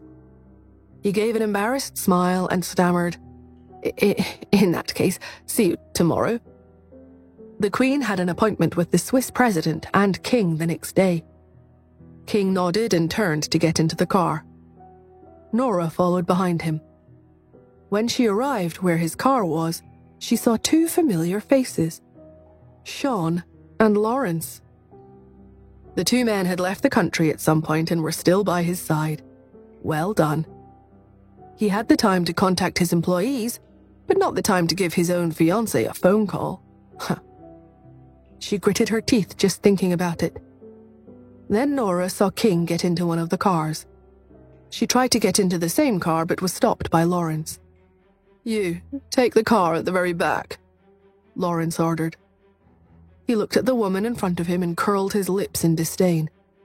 Where did this female bodyguard even pop up from? To think she wanted to take the same car as his boss. No way. He had to watch over his boss for Miss Smith, after all. But without saying a word, Nora merely dodged over, went around Lawrence nimbly, and got into the car. King, who had just gotten in the car, looked up in surprise. For some inexplicable reason, he felt chills running down his spine. Outside the car, Lawrence immediately panicked at the sight and stepped forward. He said, "Hey, you can't." Nora closed the car door, shutting out Lawrence's noisy yammering. "Excuse me?" Lawrence became even more fired up. He reached out to knock on the car window, but Sean grabbed his arm. He pushed his glasses up slightly and said frostily, "Don't knock anymore." "What do you mean, don't knock?" Lawrence retorted furiously. "Didn't you see how stupid that woman is? Is this car one she can get into? It's my duty to block out unwanted propositions for boss." Lawrence wanted to knock again, but Sean's voice came over once more. He said, "Do you think any random person could get into boss's car?" As soon as he said that, something clicked in Lawrence's mind. Others might not know, but he did. His boss was the big brother of the Irvin School of Martial Arts, and was highly skilled in martial arts. It was true that not just anyone could get near him. Yet his boss had allowed that female bodyguard to enter the car. Could it be that... Lawrence glared at Sean. Boss has fallen for someone else? Or is he planning to see someone else behind Miss Smith's back? Sean, you really shouldn't go along with boss in things like this. We must stand on the side of justice. Although Miss Smith isn't very reliable, she did bear 3 children for boss. Sean rolled his eyes. Sean couldn't be bothered to speak any further. He dragged him over to the car behind. After everyone got into their cars, Sean ignored the noise by his ear and ordered, "Let's go." All the cars immediately started and drove out one after another. Inside the black car in the middle, King sat upright, glancing to the side out of the corner of his eye every now and then. Nora had followed him into the car. She must be thinking that revenge is a dish best served cold, right? But after getting in the car, she stayed silent the whole time, leaning against the seat with her arms folded. The aura around her was frigid. She seemed to be waiting for him to speak first. King didn't know what to say. Had she discovered his identity yet or not? Seeing that Nora was still staying quiet, despite so much time passing, King finally couldn't stand it anymore. He asked slowly, "Are you mad?" But Nora stayed silent. She didn't respond. She must really be mad at him, right? King turned his head. The nervous man wanted to explain, but when he leaned in, he suddenly heard even breathing coming from the woman. King was stunned for a moment. He gently removed her mask. The woman's eyes were closed and her lips slightly parted. As expected, she had indeed fallen asleep. King gazed intently at her for a while. He couldn't get enough of that face. After waiting for a moment, he slowly took off his black mask, revealing the visage that took even time's breath away. Above his fair cheeks were deep-set eyes filled with love and affection. Even the beauty mark at the corner of his eye seemed to be glowing softly in this instant. The chauffeur looked through the mirror at the two people in the back seat. In his earphone was Lawrence's voice. "Keep an eye on them, Hubert. Don't let that woman take advantage of Boss. If Boss loses control of himself, you must remind him that he has 3 children at home, so he can't fool around outside. That woman, Nora Smith, is not to be trifled with. If she finds out that Boss had the audacity to philander, she will definitely walk out on him with the 3 kids." But the chauffeur watched helplessly as his boss took off the woman's mask. As the chauffeur couldn't get a full view from the mirror, he couldn't see the woman's face.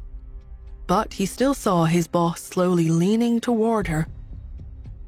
Just as the chauffeur was about to see what his boss wanted to do, a screen was suddenly lowered with a loud swoosh, blocking their line of sight. The partition blocked all sight and sound for the chauffeur, so he couldn't tell what was going on in the back anymore. "Uh-oh," Hubert, the chauffeur, said to himself. "How is it, Hubert? Is it convenient for you to talk?" Hubert became nervous. Yeah, I can talk now, Lawrence." Lawrence asked. "Then speak. How is that woman? Is she behaving?" Hubert replied, "I can't see anything anymore. Boss has pulled down the screen." "Pulled down the screen? That trickster!" Lawrence panicked. He cried out, "It's over. It's all over. Sean, this is your fault for blindly pleasing Boss all the time. Don't you know that times like these are when he needs subordinates like us the most? Now that Boss has made such a mistake, tell me, what is he going to do? One is Miss Smith, while the other is that female bodyguard. Surely Boss won't succumb to seduction and abandon his wife and children, right?" "Can you shut up?" asked Sean. "No, I can't. I'm in a huge panic." Lawrence was just like a cat on a hot tin roof at the moment. Sean decided to ignore him. In the back seat, Justin had absolutely no idea what his subordinates were currently picturing in their minds. He merely leaned closer and closer. He slowly pressed his lips against her soft lips. He didn't dare to exert any force for fear of waking her up. But after all this time, his longing for her was infinitely amplified at this moment, consuming him all of a sudden. He gazed at the face right before his eyes. The girl was so pale that her skin was practically see-through. Seemingly exhausted, she slept relatively soundly. Her small and delicate nose was pert, and her usually indifferent almond-shaped eyes were tightly shut at the moment. She looked so docile and peaceful that it made one want to protect her. He knew he should not wake her, but his heart ached just looking at her. He had so much to say and desperately wanted to press his lips to hers. His breathing became heavy. The man who had always been sharp was so consumed by love that he failed to notice that the woman's breathing had also changed. He gazed at her in such close proximity. It took him a long time to finally slowly raise his head. The moment the soft sensation at his lips disappeared, he felt an emptiness in the depths of his heart. As he touched his lips, he couldn't help but look at the woman again. In the dimly lit car, the woman had opened her eyes and was looking straight at him.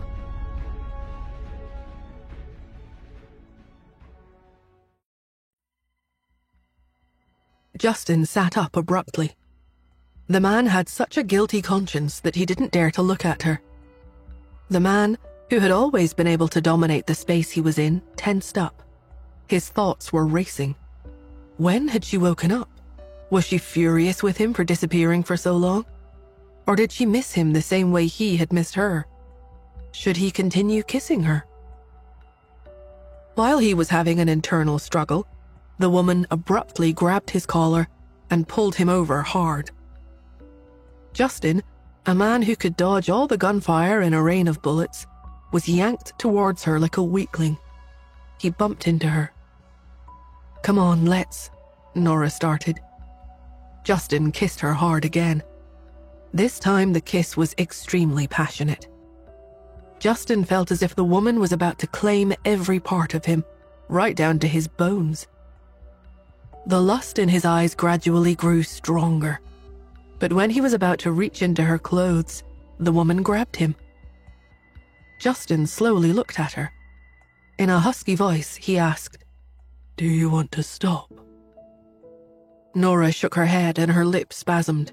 She said, "Let's." She'd only uttered a word when the man moved again, dying to devour her in the car. It was only then that she felt that the man actually had a lot of physical strength. He must have intentionally lost to her in all their fights in the past, right? But so much time had passed between them. As much as Nora wanted to be close to Justin, she knew that it was best for them to wait before getting into all that. She held a hand to his chest. Sensing her stillness, the man stopped. His breathing was ragged. Fine beads of perspiration had formed on his forehead in the small vehicle. His voice had become even hoarser than before as he asked, "Didn't you say let's?" "I meant let's talk," retorted Nora. Justin froze, only realizing then that he had misunderstood. But he could see the desire in Nora's eyes, and he felt her hands still holding tightly to his collar. She bit her lip. "Unless..." He leaned forward to kiss her again and said, "Let's talk after our business here is done." "Business?" Nora scowled, held his head away from her, the look in her eyes suddenly chilly as she said, "Mr. King, our business here is to have a good talk." Mr. King. That one line of hers made Justin realize that this woman was angry after all. He coughed and hurriedly sat up straight, all the nonsensical thoughts thrown out of his mind. He looked at Nora and said, "Nora, listen, let me explain." "Okay, go on, I'm listening." Nora folded her arms and looked at him indifferently with her cat-like eyes. How could Nora possibly not be mad? She had already told Justin that she wanted to look for King and curry favor with him, but little did she think that the man would keep the fact that he was King from her. Although the man had worn a mask, he was someone whom she loved deeply. No matter how hard he tried to hide his identity, even if it was by pure intuition, she would still be able to recognize him immediately once they met. Even if he vanished into thin air, he still wouldn't be able to escape her notice. Did he think he was that successful in hiding his identity? Even so long after they got in the car, he still didn't explain himself like he should have. She had to ask him about it. Ever since the Barbarian incident, Justin had disappeared into thin air. He had the time to contact Sean and Lawrence, but didn't have the time to give her even a phone call? Huh. There were serious consequences to be had when Nora got mad. Seeing the cold look in the woman's eyes, Justin immediately understood how important this matter was. He lowered his eyes and heaved a silent sigh. He said, "It's not that I didn't want to tell you or that I didn't want to contact you. I was injured." Injured? Nora's eyelashes quivered a little and she glanced at him out of the corner of her eye. Who was he trying to kid? Going by how enthusiastic he had been while he was chatting with the Queen earlier, he didn't seem to be hurt at all. This guy was too insidious. He must be deliberately acting weak in front of her, right? She didn't move or speak. She continued waiting for him to explain. Justin didn't seem to be waiting for her to speak either. He merely touched his chest subconsciously. Nora frowned and said, "Take off your clothes." Ahead of them was a traffic light. The car had stopped temporarily. Hubert, the chauffeur, pressed his ear against the screen, hoping to hear what exactly was going on behind him. He managed to hear those 4 sensational words, "Take off your clothes." Oh my. Hubert was scandalized. In his earphone, Lawrence was still pressing him for details. How is it? Did you hear anything? Yes, I did. What are they doing? What are they saying? Hubert stared straight ahead of him in a daze as he replied, "Take off your clothes." What? Lawrence was dumbfounded. It's over. It's all over. Boss has really been bewitched by that vixen. Miss Smith is going to be abandoned. In the back seat, Justin was also stunned by Nora's directness. He broke into a smile, his eyes creasing, which seemed to even brighten the dim light in the car. He remarked unhurriedly, Are you that direct?" But he didn't move. Nora knew that the man was doing it on purpose this time to change the subject. Without saying another word, she reached out forcefully, grabbed Justin's blazer, and took it off. As soon as she removed the blazer, she saw that the color of the black shirt he was wearing was a little darker on his chest. Nora's pupils shrank, her keen senses detecting that those were bloodstains. She yanked hard. With a loud rip, the silk shirt was torn open, revealing the white bandages wrapped around Justin. The bandages were soaked with blood. It was either an old wound that had opened or a fresh one. She frowned and asked, "What happened?" "It's nothing," Justin said impassively. "It's just a small injury." Nora had already unraveled the dressing, upon which she saw an incision near where his heart was. Judging from its size, it was likely made in order to remove a bullet from within. A bullet had scarcely grazed his heart. Although she knew very well that the man survived, the mere thought that he might have died if the bullet had even so much as deviated by the scantest of lengths made the look in Nora's eyes turn cold. Murderous intent abruptly burst forth from all around her, and she slowly asked, "What on earth happened?" Her voice was trembling a little. The fearless woman found herself somewhat shaken at the moment. Her children had indeed almost lost their father at one point. Justin patted her on the head as if he was smoothing the fur of a cat close to becoming riled up. His voice was mellow and powerful as he replied, "It's really nothing. It was just a little skirmish with the enemy." A little skirmish. That so-called little skirmish had almost got him an appointment with Hades. Nora's voice turned stern. "I want the truth." She had never been a fragile flower who needed to be protected by a man.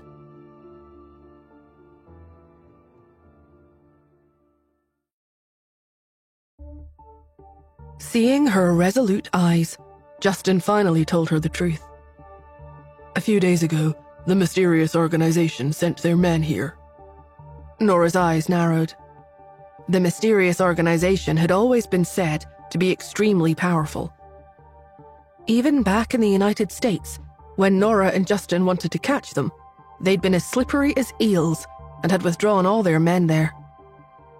Nora only had a taste of how strong Barbarian was. She hadn't yet come into direct contact with the mysterious organization's armed forces. Back when Barbarian came to steal the V-16 at Stav University, Brenda's men had surrounded the school. Despite that, Truman had still sent just a weakling like Caleb.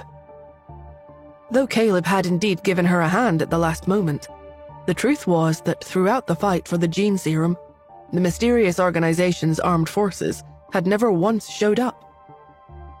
She had been wondering why things had gone so smoothly. Turns out, Justin had fended off the mysterious organization's attacks for her. She gazed at the man in front of her. Back in the United States, he single-handedly held Barbarian back, tossed the clue to the gene serum to her, and then faked his death to direct all the conflicts to Barbarian. This had made Barbarian everyone's target.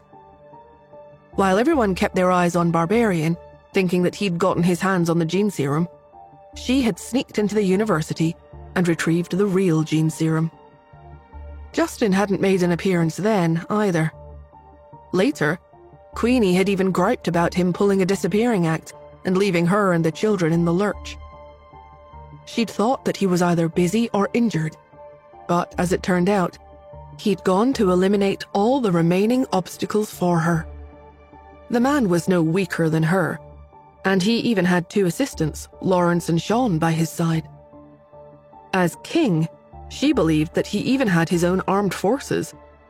Yet, in spite of all that, he'd still nearly taken a shot to the heart from the mysterious organization. Nora didn't even need to probe him for details to imagine how dangerous it must have been.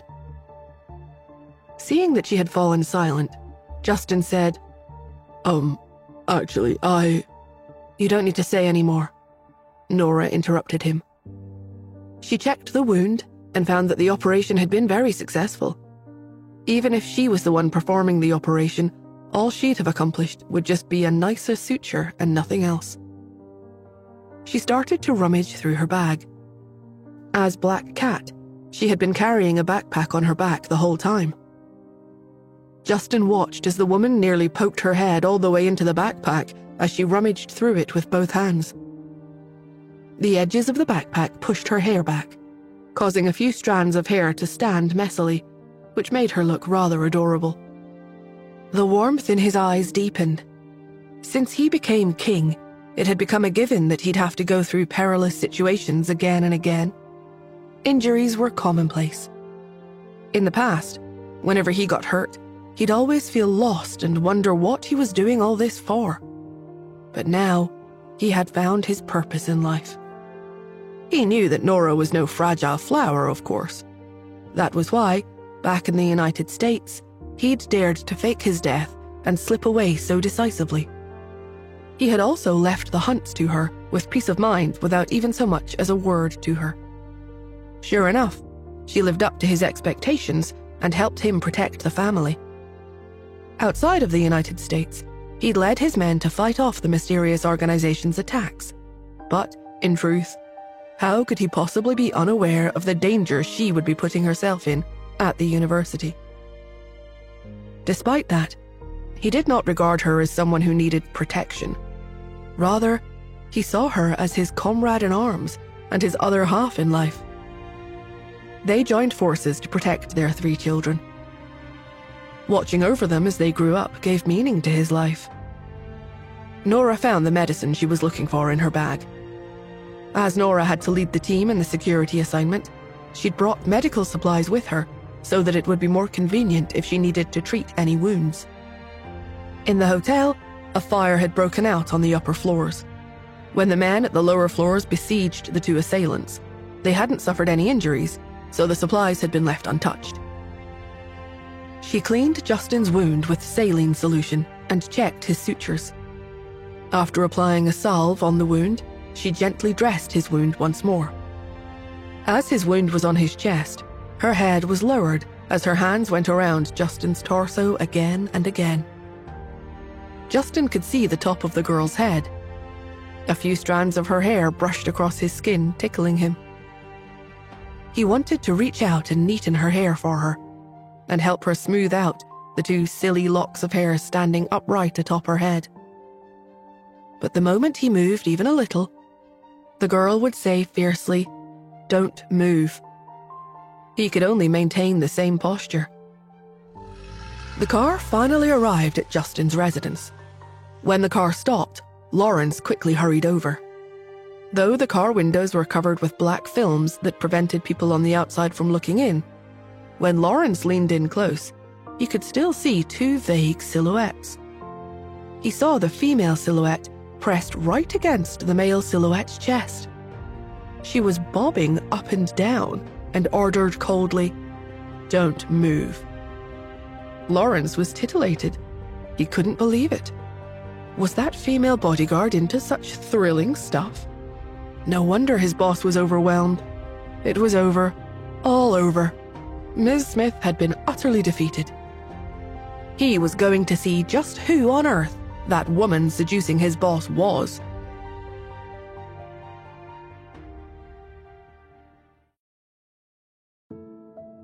Lawrence stood right outside the car door and waited quietly for it to open. At last, the people inside stopped what they were doing. It quieted down. The car door finally opened and the female bodyguard got out, but she'd put on Black Cat's mask again, rendering it impossible for anyone to see what she looked like. Lawrence glared at her fiercely and looked at the man in the car. But the man inside didn't move. He couldn't help but call out hesitantly, "Boss?" Only then did the man in the car move. He put on his blazer and got out with his mask on. Everyone could see that underneath Mr. King's blazer, his shirt had been ripped apart. His blazer was crumpled, and it was obvious at first glance that he had been ravished. Everyone lowered their heads and pretended not to notice anything. The men sent by Clifford looked at one another and immediately informed Clifford of the news. They thought the eager Mr. King had done something with Black Cat right in the car. Judging from how Black Cat's clothes were barely rumpled, while Mr. King's were a mess, she clearly got wild with him. So it seemed like Mr. King didn't stay away from women. He just had no interest in ordinary people. He liked the wild ones like Black Cat. He preferred being at the bottom.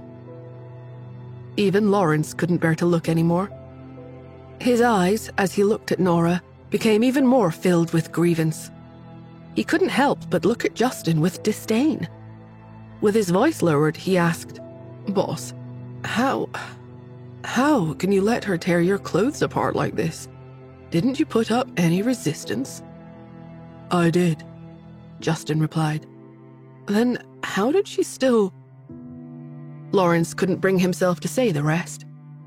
Since he'd still been ravished despite putting up resistance, his attempt at resistance obviously failed. Gosh, was that female assassin known as Black Cat really that ferocious? He saw the person walking in front of him suddenly stop and look behind.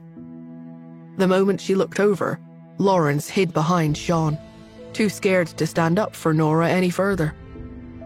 Even Boss was no match for Black Cat. "Miss Smith, I can only offer you my condolences." Nora looked around the place and found that it was a private mansion, likely King's property in Switzerland. Though not as big as Queenie's castle, she realized that the security measures here were excellent. The armed forces stationed here were immensely strong. It would be impossible for anyone to successfully invade unless they had thousands of people. She glanced at Justin. The man strode over and came up to her. He asked, "What would you like for dinner?" "Beef Wellington?" "As you wish."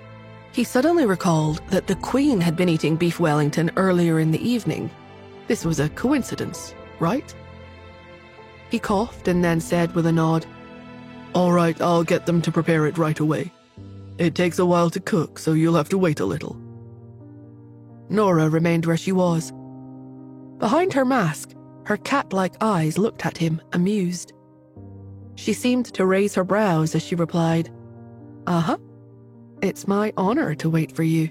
Justin smirked at her curiously. The two entered the living room. Nora went straight to the sofa and took a seat, while Justin went to the bedroom and changed into loungewear. When he came back out, he saw Nora staring at him, so he asked, "What's the matter?" Nora replied, "Nothing much. I'm just looking at how you still look as radiant as ever. Time doesn't move for you at all." Thinking that she missed him, joy welled up in Justin. But the next moment, he suddenly realized something. Why did those words of hers sound kind of familiar? He suddenly recalled his exchange with the Queen when he had met her earlier in the day. "Mr. King is as charming as ever. Your Majesty is also as radiant as ever." "Really? I thought I'd aged since we last met 3 years ago." "Not at all. It seems that time doesn't move for you, ma'am." "I wonder who is more beautiful, me or your fiancé?" "You have a grander presence, ma'am." Justin was so embarrassed. The corners of his lips spasmed a little. That's not... Nora, I was just being polite with her. Don't take it seriously. I understand. You saw that the Queen has a grander presence, so you needed to be polite with her, of course. Nora, please. At that time, he'd really thought that she didn't understand Welsh. That was why he had tried to flatter the Queen, so that it would be easier for him to convince her to allow him to take more men with him into the palace. Justin and the Queen had spent 3 months in school together. He knew the Queen very well. She was a proud woman who liked being lauded and praised. And it was because he successfully lauded the Queen with enough praise that she allowed him to take a staggering total of 40 men with him into the palace. But who knew that Nora could understand what he had said? It was all over. His cheeks burned red with embarrassment. Justin panicked. He wanted to explain, but he didn't know how to. Nora suddenly burst into laughter. Realizing that she was just joking and wasn't really mad at him, Justin heaved a sigh of relief. Why would Nora ever mind something like that? She'd never been one to care about superficial things. She just wanted to tease him. After all, leverage over him didn't come easy. But after she spoke, she straightened her expression and said, "Come on, tell me, what are you going to the royal palace for?"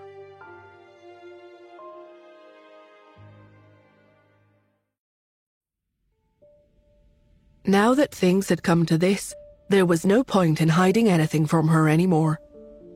Justin kept quiet for a while before he replied, "I can confirm that the mysterious organization is in Buckingham Palace." Nora nodded. She had already informed Morris of this. She had learned about it from Xander. One could say that the 2 children had unwittingly solved a long-standing mystery. But she hadn't been in contact with Justin during this period at all, so Justin had derived this entirely by himself. From the looks of it, King indeed held great power. At the very least, he had more sources of information than Morris. She asked, "Is the Queen connected to this?" "No," Justin answered with certainty. Nora's lip corners curled upward, and a seemingly amused look entered her eyes. "Oh, you trust her that much?" Justin promptly answered, "No, it's not that. She is simple-minded, and she isn't that cunning. If the mysterious organization was hers, she would have shown it off long ago." Nora replied. The man sure had a strong survival instinct. She couldn't tease him even if she wanted to. How boring. Regardless, she asked, "If it wasn't authorized by the Queen, then who else could it be? For such a large organization to stay hidden in Buckingham Palace, who else can achieve it besides her? And Barbarian is by her side." Sherry and Princess Lucy were very good friends. Nora was obligated to rescue the Queen from the fire, but she hadn't planned to do so at all at that time. Her impression of the Queen had plummeted after learning that the mysterious organization was in Buckingham Palace. It was through the chat between the Queen and her aide that she later sensed that the Queen had nothing to do with the matter. Coupled with how she'd witnessed the Queen's love for her daughter, that was why she had saved her. There was still a lot of time before the beef Wellington would be ready, so Justin sat next to Nora and filled her in on the Queen's situation. "Only recently did I figure out the mysterious organization's situation on the inside. Those 1,000 children selected by the mysterious organization had gone through extraordinarily inhumane torture in their childhood. The 5 who ultimately survived greatly resent the mysterious organization. The 5 of them are Truman, Yale, Caleb, Gray, Listener, Spacey, and Barbarian. In Truman's case, he has no choice. As the young master, the mysterious organization is his home. For Caleb, he is on relatively good terms with Truman because the latter saved him several times. That's why he works for the mysterious organization. But the other 3 can be said to have irreconcilable differences with the mysterious organization. The pianist who died some time ago was Listener. After undergoing genetic modifications, she became extremely perceptive to sounds, but this characteristic was not of any particular use to the mysterious organization. She was obsessed with the arts. Whether genuine or just an act, she didn't have any substantial impact on the mysterious organization. After Truman took over, he spared her life. Unfortunately, Listener still died without the V16. Nora interrupted him and asked, "They were all injected with the gene serum at the same time, so why did Listener die 2 months earlier than the rest?" Justin explained, "I was also puzzled by this. After sending someone to investigate, I found out that Listener was older than the rest of the children." Nora was taken aback. Justin said, "The 1,000 children that the mysterious organization experimented on had ranged from newborns to 10-year-olds. Of the 5 who survived, the other 4 are of similar age, with all of them being about 2 or 3 years old back then. Children too young cannot withstand the gene serum's effects, while those too old find the transformation too painful to endure, and their bodies are unable to adapt to the effects. Listener was already 10 years old at that time. She was also the only one who survived among the 10-year-olds. Going by their ages, Truman, Caleb, and the others are about 28 or 29 years old now, but Listener was already 36 years old." Nora nodded, a contemplative look coming over her face. Caleb had given her a crash course on the 5 survivors' abilities, but it was not as detailed as Justin's investigation results. Justin went on, "As for Spacey, he's a hacker, and he comes and goes like a ghost. He is very smart and has stayed in hiding all this time, so the mysterious organization can neither find him nor do anything about him." Upon hearing this, Nora thought of the dead Liam, and her eyes darkened a little. Her slender fingers tapped against the armrest of the sofa, and her expression turned somewhat contemplative. At Nora's sudden shift, Justin asked, "What's wrong?" "Oh," Nora's fingers paused and she said, "It's nothing. Go on." As king, no one had ever dared to speak to him in a commanding tone. However, the girl in front of him didn't make Justin feel affronted in the least. He merely gave her an affectionate smile and went on. "The last one is Barbarian. His genetic modifications can be said to be the most useful. After escaping from the lab back then, he passed out on the road and was picked up by the Queen. Later, the Queen found out that he was a martial arts prodigy, so she trained and groomed him until he became the Queen's close protection bodyguard. With the Queen protecting him, the mysterious organization doesn't dare to do anything to him for fear of alerting her to their existence. It's because of this that Barbarian is very loyal to the Queen." Nora asked, "Does the Queen know of his identity?" Justin shook his head. "Who knows?" Did Justin mean that the Queen was unaware of Barbarian's identity? Or did he mean that even he didn't know whether the Queen knew or not? The meaning behind the two clearly differed completely. Yet Nora understood Justin's concise answer. She laughed and remarked, "Then the Queen isn't as simple-minded as you claim she is she? Despite not knowing the man inside out, the Queen didn't fear him. The Queen had guts. Even Justin couldn't tell whether she knew of Barbarian's identity or not. This alone demonstrated her shrewdness." Justin smiled and said, "A woman who can ride out overlapping power struggles to eventually sit on the throne would never be that simple. I know the extent of her capabilities, and her age doesn't match. The mysterious organization was founded during your mother's time, but the Queen is only 30 this year." Nora nodded. "In that case, apart from the Queen, who else is capable of keeping such a large organization, a whole lab, in Buckingham Palace basements?"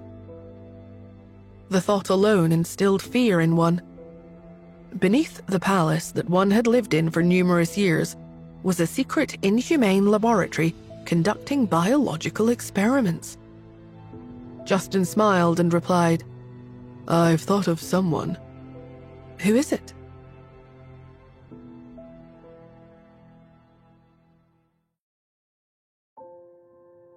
Justin leaned over to Nora and whispered, "The Queen Mother." Nora raised her brows. What? Was the Queen Mother still alive? Justin nodded. Nora was puzzled. Then why was the throne given to the Queen? Justin replied, "The Queen Mother gave up the throne over 10 years ago and retreated behind the scenes. She's gotten on in her years and must be at least 70 years old now. The Queen is her youngest daughter." Everything clicked in Nora's head now. That made sense. Only members of the royal family would be able to build an enormous laboratory in the Buckingham Palace basement.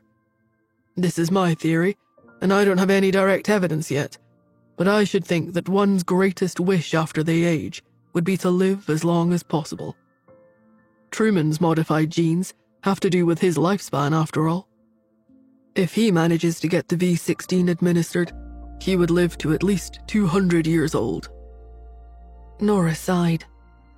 There are numerous tales of people seeking the elixir of life in ancient times, and now we have all these things happening too. One's lifespan is predetermined, so why bother going to such lengths? Justin put his arm around her shoulder. "You're right. But now that I have you and the children, I feel that my lifespan is not long enough." Nora thought about it and then replied, "Well, that's true." Justin leaned in closer to her. "So I plan to march straight to Buckingham Palace to attack and destroy their base. This way, once the mysterious organization is left with only a few people, it won't pose a threat anymore." "Got it." Justin drew even closer to her. "Nora, But before he could finish, Nora pushed him away and got onto her feet. "Food's ready," she muttered. A servant brought the beef Wellington in and placed it on the table. Justin sighed and watched her walk away from him. The resigned man got up and followed Nora over. After the two sat at the dining table, Nora asked, "You don't intend to take me with you?" Justin was taken aback when he heard this. After a moment of silence, he replied, "I wasn't planning to. The children are still too young. If something bad happens to me, I thought at least you would still be there to take care of them." After speaking, he looked at Nora. He knew that the woman didn't appreciate him trying to protect her, so he didn't know if she would agree to it. But Nora rested her chin on her palm and kept quiet without answering as to whether she was going to go along with his plan or not. She looked at him and asked, "You're not keeping anything else from me, are you?" "Not at all." Justin's eyes flickered and he answered in a firm voice, "Really?" "Okay," Nora replied. Nothing in her eyes or expression gave away her feelings. She looked extremely indifferent. Justin was confused.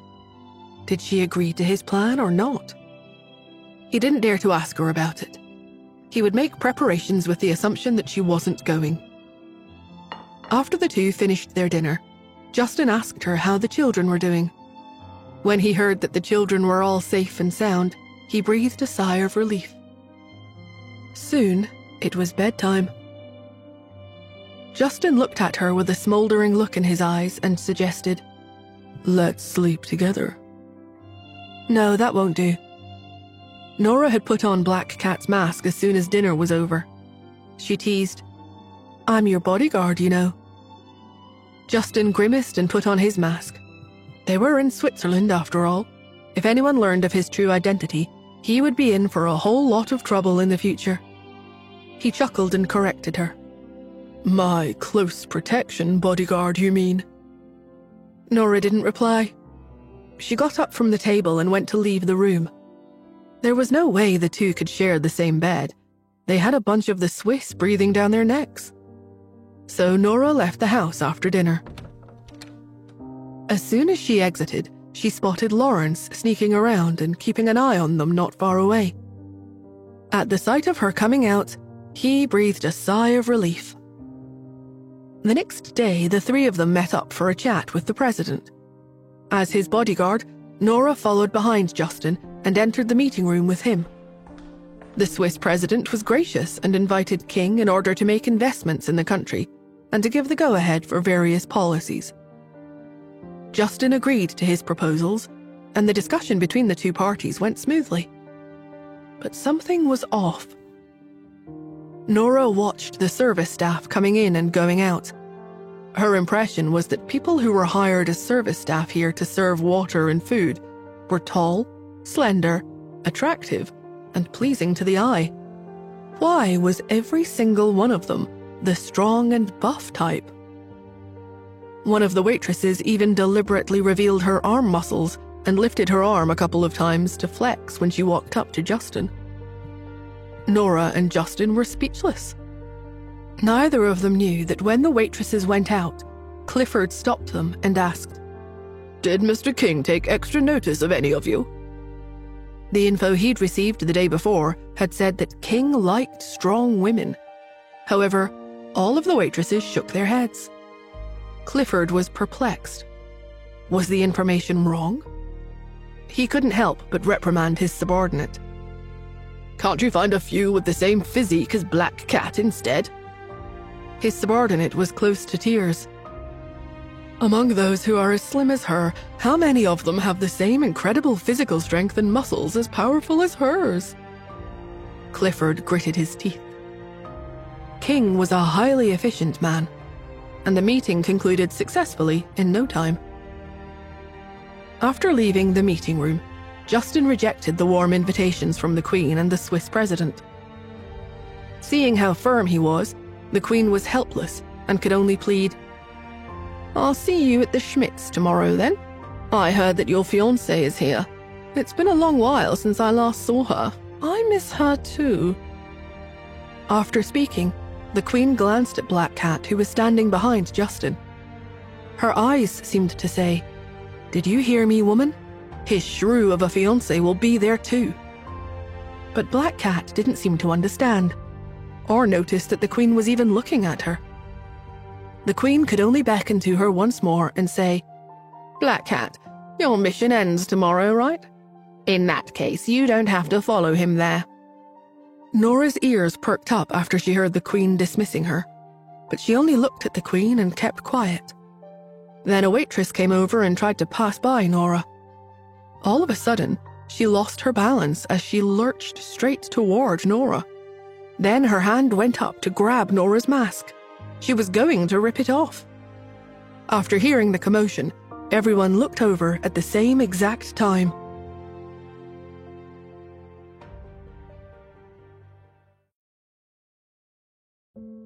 The waitress was displeased. Clifford had brought the group of them here, hoping that King would take a fancy to them, and depending on who he chose, he would give the waitresses to him. If they caught King's eye, they would shoot up to success straight away for sure. But King was not interested in any of them. Even if they were sweet and pretty, a dominatrix, or pure and innocent, King couldn't be bothered to spare them a glance. This filled the waitress with anger. Not only was she the prettiest among the group, but her muscles were the most beautiful among them. How was she any inferior to Black Cat? She couldn't help but want to remove Black Cat's mask and let everyone compare the two of them. And she had clearly succeeded. Her hand had reached Black Cat's mask, and yet the next moment, the waitress was kicked away with great force, which sent her flying across the room. Everyone there was stunned. But what shocked them was not the waitress being kicked away, but that it was King, the man himself, who had kicked her away, not Black Cat. He had grabbed Black Cat's shoulder with one hand and then stood in front of her, blocking her from the attack and keeping her protected behind him. Everyone who saw this was dumbfounded. Lawrence couldn't help but slap his forehead. "Boss, have you been totally bewitched by that woman? Have you forgotten that she's your bodyguard and not the other way around? Lawrence was close to reprimanding his boss for acting this way. He felt awful for what Justin was doing to Nora without her knowledge. No, this wouldn't do. He was an upright man. He would not allow Miss Smith to be kept in the dark. He thought of how they would be visiting the Schmidts the next day. From what he'd heard, Ms. Smith and the 3 children were staying at the Schmidts. Once they went over, he would warn her about this. Clifford didn't expect this to happen. Furious, he got a different employee to take the kicked waitress out of the place, and then he turned to the group with a grim expression on his face. "Rest assured that I will give you a proper explanation for this, Mr. King." Justin gave Clifford a long look and nodded. "Good. Please communicate with my secretary regarding the disciplinary action to be taken against her." This meant that he was going to pursue the matter to the bitter end. Realizing what he meant, Clifford heaved a sigh and gave a heavy nod. Then Justin left with Nora by his side. The Queen was unhappy when she saw how protective he'd been of Black Cat. However, in front of outsiders, the Queen always held herself with absolute grace and poise, so she didn't say anything. The group came out to the parking lot. While King and the Queen were politely saying goodbye to each other, Nora felt someone tugging at her sleeve. She turned her head to the side to see Black Panther behind her. Shocked, she took a few steps back and asked in a soft voice, "What is it?" Black Panther glanced around to make sure they weren't being listened to. "Abbott plans to expose you. Be careful when you're with King and don't expose yourself." "Got it," Nora answered with ease. But this made Black Panther very anxious. He put his hand on Nora's shoulder. "Don't take this lightly or let your guard down. I know you're skilled, but as assassins, apart from our fighting abilities, there are a lot of other things they can use to reveal our identity." Black Panther wasn't finished, but King had gotten in the car and was calling for Nora. Nora grunted a couple of times to shrug Black Panther off, and then turned and left. This made Black Panther panic. If she was exposed, it would be terrible. Black Cat's name would be ruined. But there was no use if he panicked. Nora had already got into King's car and left. This action of Nora's made the Queen narrow her eyes again, but right after, she let out a soft snort. At first, she had been jealous, but when she thought of Nora, who was at Queenie's, her jealousy vanished. Black Cat had saved her life, so she wouldn't want to make things difficult for Black Cat. In that case, she would let King's feelings for Black Cat grow further without trying to get in the way. Nora was the only one that was falling out of favor in his eyes. Now that the Queen was looking at things from another perspective, she felt liberated. The Queen started humming a happy tune. She would be pleased as long as it made Nora unhappy. Thinking about it that way, Black Cat was her lucky star. She would go to the Schmidts the next day and check out how awful Nora's expression would be once she realized how unfaithful her fiancé was being. With each of them harboring their own thoughts, they returned to their respective homes. After arriving at Justin's place, Nora confirmed with him that he wouldn't be heading out anymore that day and that he would be visiting the Schmidts the next day. After thinking about it, she decided to leave. Lawrence wasn't happy about it. He scoffed. "As a bodyguard, how can you step away so casually?" Nora replied, "Oh, I'm on leave." Lawrence narrowed his eyes. She was on bodyguard duty for 3 short days, yet she could still apply for leave. And how come her phone was back with her? Was there anyone permitted to carry their cell phone with them when they were on duty to protect their employer? But Lawrence didn't dare bring it up. Seeing that his boss had been ravished by her in the car, and that he didn't even try to resist her, he'd better not offer up his feeble little body for abuse. Nora left and went to the villa she had been staying at when she first arrived in Switzerland. She wanted to ask Cindy about something important. But when she arrived, she saw Cindy standing at the door to the villa. In front of her squatted a grimy girl. The girl's hair was clumped in locks. It was obvious that her hair was filthy. The white dress she was wearing was so dirty that you couldn't tell its original color anymore. Cindy was trying to persuade her into going in. She pleaded, "Why don't you go in? There's no use staying here. Come on, Renee, go in." But the girl was stubborn and shook her head. She refused. "No, I won't." Cindy broke into a frown. She was about to reply when she heard the car roll up. When she looked over, she saw Nora getting out of the car, and she came over at once. "Ms. Nora, why are you here?" "What's going on?" Nora gestured to Renee with her chin. Cindy sighed. "Her adoptive parents were killed, right? She doesn't have anywhere to go anymore, so I took her in. But she refuses to go in and insists on staying out here, saying that she's waiting for Liam." As soon as she finished, Renee caught sight of Nora. The timid girl's eyes lit up, and she scrambled off the ground and rushed over. She cried, Miss Smith, can you tell me where Liam is? Did he go to work? Why isn't he back yet?" The girl looked at Nora as if she was her last hope of salvation in the world. She murmured, "I know you are a good person. Liam told me before to trust you and be with you. And where's Cherry? I can make her some yummy food."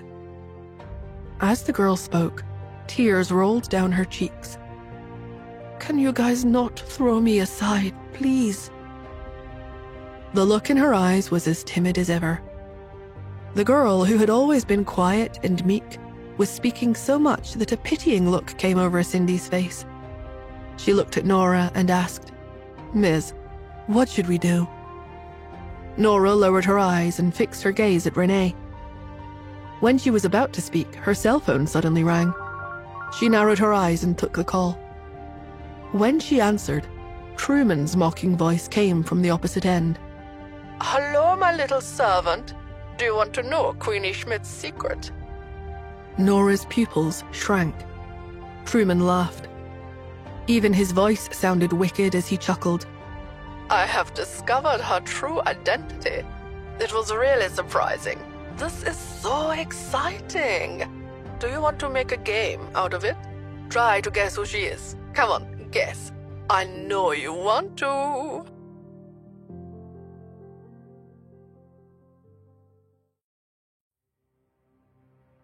Nora frowned. She didn't want to play Truman's games. She demanded, "Who is it?" Truman grinned like a demon. "Call me Master and I'll tell you." Nora was silent for a moment before speaking into the phone. Master. Truman was surprised she gave in so easily. Nora snapped. "Done. Now tell me." Truman didn't know what to say. He didn't expect it to go so smoothly. How did Nora become so shameless after going overseas? Didn't she refuse to call him Master in the past? Nora's actions were defying logic, which made Truman choke. "It's not so simple as just calling me Master. I want you to listen to me. From now on, I'll be your real master." "Oh, okay," Nora sighed. "Tell me and I'll listen to you." I won't say anything unless you send the V-16 over now." Truman was furious. Nora gritted her teeth in frustration. She knew he would not say it. She was aware that Queenie had a lot of secrets. It was not an easy feat creating NTT alone and turning it into such a big company. Her mother had only mentioned Queenie in passing, but she had always said that if she was ever in grave danger, Nora should look for Queenie. But only if it was absolutely necessary. If there was nothing dangerous going on, she shouldn't go looking for her. That was why Nora had lived with the Smiths for so many years. In the end, she became weak when she gave birth, and someone had taken advantage of her. Queenie had rushed back from overseas and taken her away by force. Queenie was a way out of her old life for Nora. If she had not encountered any life-threatening situations in the country, perhaps she would always have had this false impression of Queenie, Her relationship with Queenie had nurtured and become very strong over those 5 years. Over the years, she had sensed that Queenie was not happy. She was often drunk, and alcohol would not leave her hand.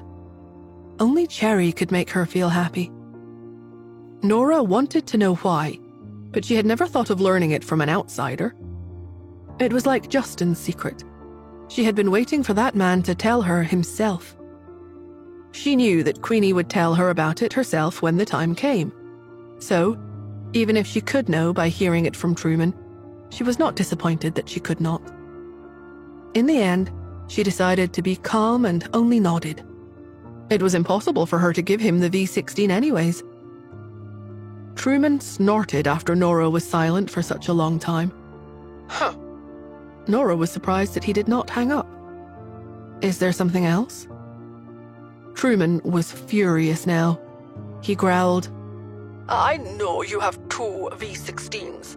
You will use one for your son, leaving one extra. Who are you going to give it to? Nora had not considered this problem. This was because both of the serums were prepared for Xander. After all, it had been so long since the serum was made. Who knew if it would fail, or if it would be insufficient? She did not speak. Truman continued, Why don't you give me the other V16? That way we can work together. According to you, you and I are working together already. I'll help you. That way we'll be stronger. Nora pursed her lips. That's not how it was. This man had not improved at all. But Truman felt that his intentions were clear enough. He continued proudly, Otherwise, aren't you afraid that Barbarian will snatch it from you? Let me remind you that Barbarian is invincible. No one can beat him, and he is very unreasonable. Is he as easy to talk to as our mysterious organization? Nora lowered her eyes. Ignoring the fact that the mysterious organization had committed countless sins, the fact that they had pushed her mother to death made it impossible for her to reconcile with them. Did Truman really not understand the situation? Or was he pretending not to understand? Truman seemed to have heard her heart. He was puzzled. Don't tell me that the reason you won't cooperate with me is because of your mother.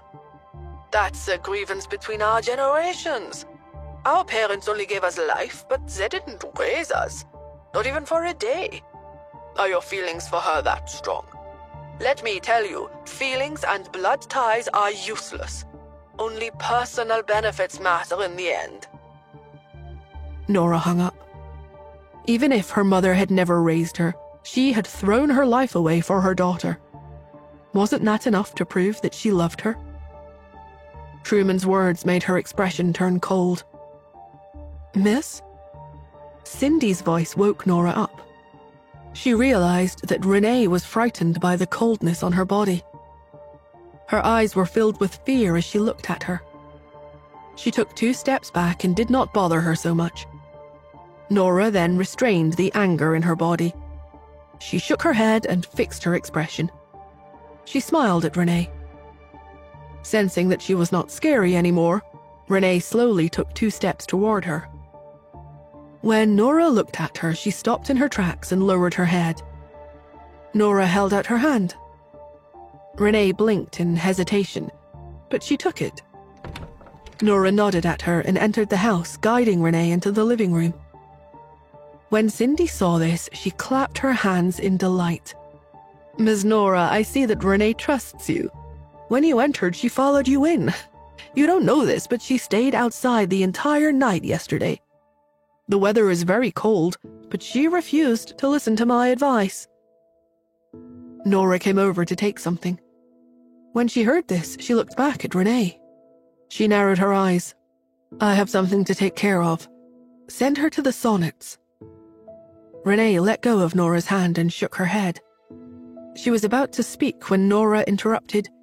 Please, Renee, Cherry is there. Renee instantly shut her mouth and nodded obediently. Cindy looked between the 2 women, amazed by how fast the matter was settled. After settling Renee's matters, Nora walked out.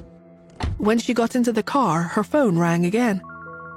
She picked it up and Caleb's weak voice came from the other end. Miss Smith, Truman asked me to call you. Nora's eyes turned dark. Caleb sighed. He has no concept of familial ties. Do you know why he's the young master of the mysterious organization? Why?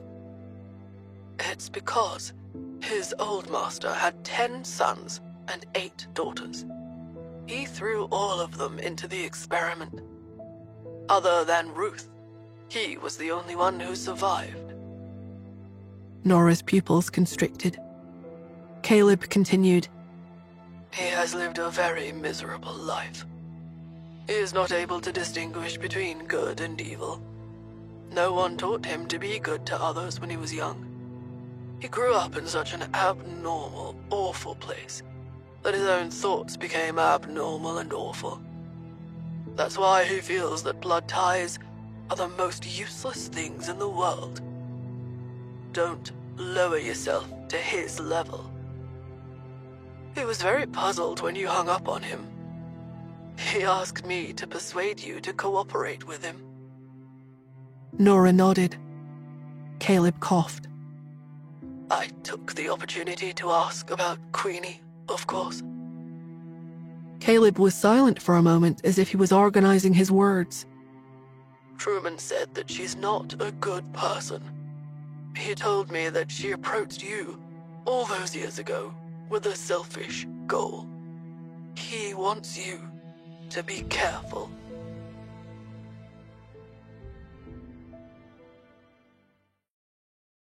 When Nora heard his warning, she lowered her eyes. Caleb spoke again. Truman has never trusted me completely, so I couldn't find out her identity from him. He refused to tell me. However, since he said that warning, I think you should be careful. He thought about his words for a second. He laughed to himself. If I'm being honest, you shouldn't trust anyone. Not even me. Caleb coughed again. I don't have much longer to live, but who knows if I'll want the gene serum again someday. Nora asked, "How is your health?" I won't die for another month at least. Caleb replied with a smile. At this point, he was not sensitive to this topic at all. Nora was silent for a long time before saying, "Rest well." Okay. Nora wanted to hang up the phone, but seeing that his voice sounded hesitant, she pushed him. "What is it?" Yes? "Is there nothing else?" Caleb was silent for a moment before he coughed. Nothing. I'm hanging up. Okay. After hanging up, Nora felt that Caleb had something to tell her. He had to be hiding something from her. She frowned and decided to drive over to the hospital. Caleb had helped her block Barbarian's attack last time. All of the bones in his body had cracked, and he was still recovering. When Nora arrived, Caleb was fast asleep. When the nurse saw her, she explained in a low voice, "Mr. Gray's injuries are recovering at a good pace, but his wounds still hurt. He was given general anesthesia during the surgery. He can't be given any more sedatives now, so it hurts every time we change the dressing." Nora frowned. "But he endured the pain." "Not really," the caregiver smiled. "Whenever this happens, Mr. Gray takes out his earphones and wears them. Hearing the music makes his body feel relaxed. He's cooperative when we change the dressings." The doctor asked him what music he was listening to that was so effective, but Mr. Gray did not say anything. "We joke that it's his anesthesia." Listening to music to relieve pain. This was no real solution. Nora did not take the nurse seriously. She put on her scrubs and entered the intensive care unit. After checking Caleb's various indicators and machines, she looked at the person on the bed. Caleb lay there with a faint smile on his lips. He still had the Bluetooth earpiece in his ear. One of them fell down and landed beside his infusion tube. Nora was worried that he would shift in his sleep and accidentally press on his earpiece, so she took it out for him. As she was about to place it on the table, her ear twitched. When the nurse said that listening to music could relieve the pain, Nora was curious. After all, this was a medical study.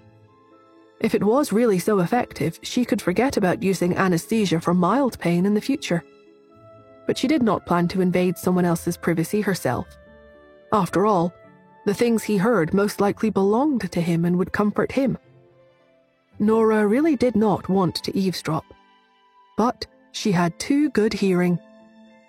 The moment she held the earpiece, the voice from inside reached her ears. When Nora heard that voice, she was stunned. She looked at the bed again. Caleb was still sleeping. Nora felt that she might have heard wrong. Otherwise, why would she hear her voice through his earpiece? She frowned and brought the earpiece closer to her ear. Her cold and deep voice was clearly heard from inside. That is why I have no desire. I observe its wonders and its frequent desires. These two come from the same source and have different names. The same title is profound, mysterious beyond belief, and the door to all wonders. Now she was certain that it was indeed her voice, reading the sacred text of morals. Nora frowned and looked at Caleb. Seeing that the man was still sleeping, she quietly put the earpiece back. After leaving, she was still frowning. The nurse suggested, "Miss Smith, why don't you wake Mr. Gray up? He has been looking forward to you visiting him. You finally came, but he fell asleep. When he wakes up, he'll definitely be angry." After saying that, the nurse could not help but look at Nora and advise something beyond her responsibilities as a nurse. "No matter how busy you are, you should come and see him more."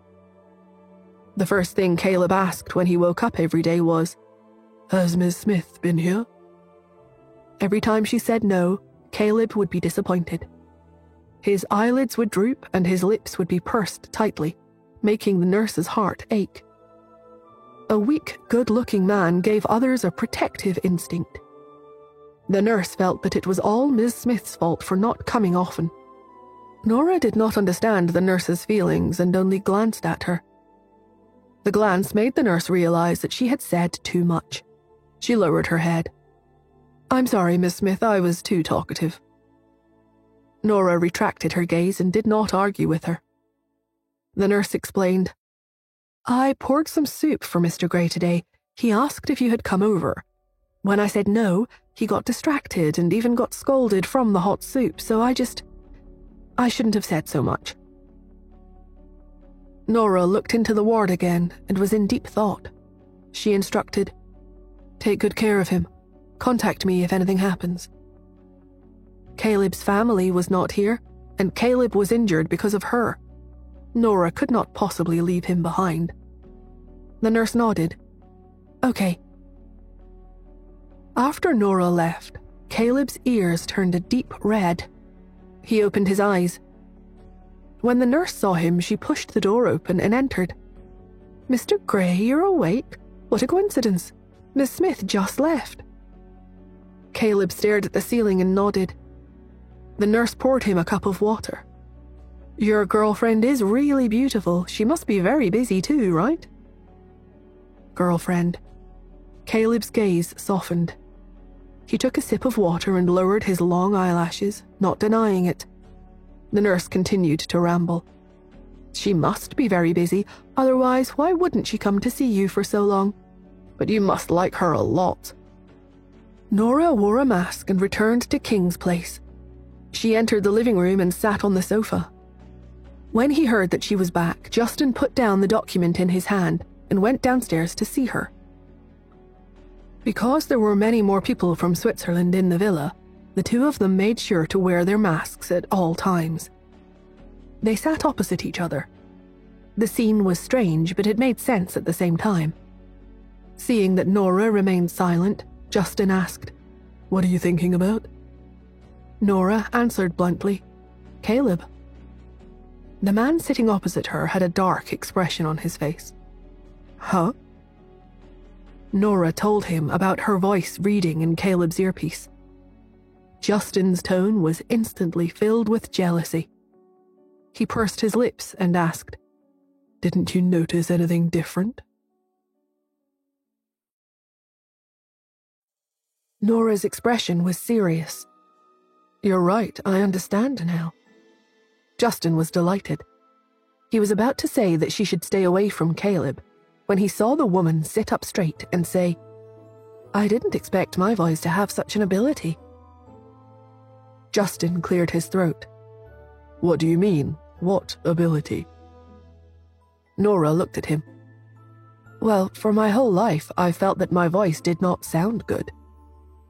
The girl's voice was crisp and pleasant, but low and cold. As she spent a long time sleeping, it was a little hoarse. It was not considered pleasant in the conventional sense, but her voice gave people a sense of security. When she spoke in a low voice, she made others feel that she was gentle. Justin watched as she smiled. "But this means my voice can be used for hypnosis. Cherry has problems and doesn't sleep well. It looks like I'll have to read stories to her every night." Justin didn't know what to say. Was that the point? Was Caleb only using her recordings because of Nora's secret hypnotic abilities? It wasn't because he had a crush on her. Since Nora did not mention that possibility, Justin decided not to say anything. He coughed and was about to say something when Nora spoke again. "But still, he used my voice without my permission. This isn't good, right?" Justin nodded. "It's not good, it's a little." Before he could say the word creepy, he saw Nora nod. "He has to pay my copyright fee." Why didn't he realize in the past that she was a little money grubber? The corners of Justin's mouth twitched. He saw that Nora had already forgotten about this matter. She looked at Justin and told him what Truman had said about Queenie. Justin frowned. "What are you thinking?" Nora sighed. "The gene serum is with Queenie now. Since he said that, I suspect that they're trying to drive a wedge between us. They want me to take out the gene serum so that it'll be easier for them to rob us." In all of Switzerland, the only person Nora trusted was Queenie. That meant it was the safest place to leave the gene serum at. Ignoring the existence of Barbarian's heaven-defying martial strength, based on the ability of the mysterious organization Justin had mentioned, once V-16 was taken out, it would likely not be safe anywhere. Truman was unable to invade Queenie's villa. Was he using this method to make her bring the serum out herself? Justin laughed. "Yes, then now. I believe in Queenie." Nora lowered her eyes and spoke over him. "It's like how I trust you. I trust her too." She looked up again, her eyes hardening. "So, whoever she is, I trust her." After Nora fell asleep that night, Sean entered Justin's room. Justin muttered in a low voice, "Investigate Queenie." Sean was stunned. The Imperial League had always accepted this new power of the financial group. With more and more enterprises and wealthy people popping up, it would be hard for the Imperial League to keep a low profile. Queenie was the CEO of the fastest-growing company in recent years, after all. The Imperial League had previously investigated the internal structure of the company. It would never accept any company that was involved with drugs. Over the past 2 years, Queenie had been sending applications to the Imperial League, and they were prepared to accept her. Why did he decide to investigate her all of a sudden? Sean was confused, so he asked cautiously, "To what extent?" Justin whipped his head around and looked right into Sean's eyes. "Everything. And I mean everything." Although Sean was shocked, he lowered his head in respect. "Yes." After Sean left, Justin leaned back in his chair and stared at the pictures of Queenie's face on the desk. He hoped that she deserved all of Nora's trust. The next day, everyone woke up very early. It was because they had an appointment with the Queen at the Schmidt Villa. When Queenie heard that King would be coming, she was excited and welcomed the idea. And Justin had his own agenda.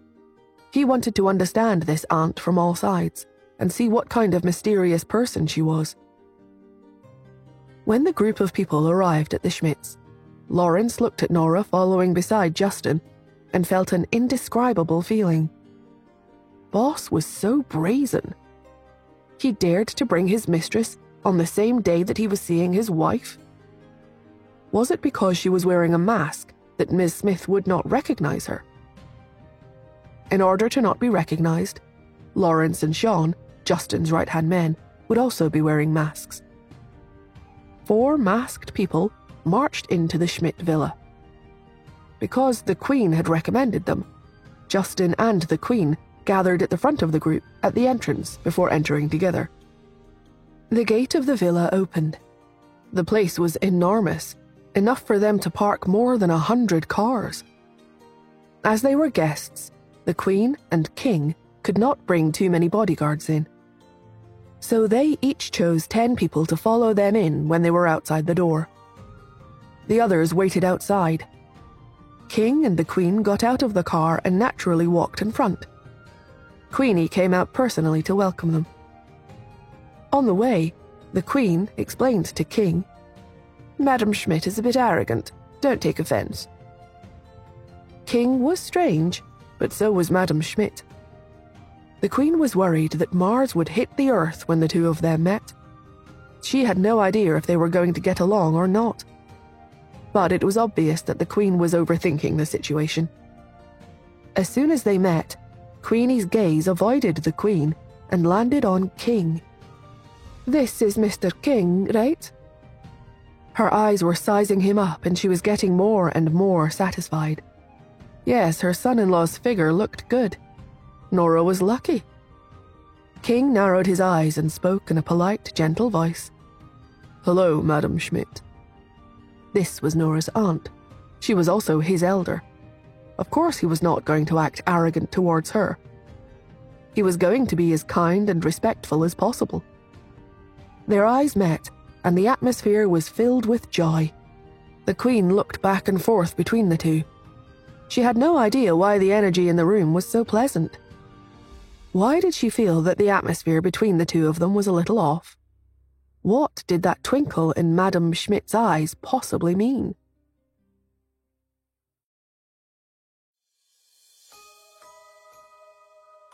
The Queen was only momentarily surprised before she realized King's thoughts. After all, she was Nora's aunt. Furthermore, Queenie's attitude toward Nora was completely nurturing, as if she was her daughter. She had already said that the company's future belonged to Nora. She completely treated Nora as her biological daughter. King was more polite to her because he knew this. At the thought of this, the Queen felt a little sour.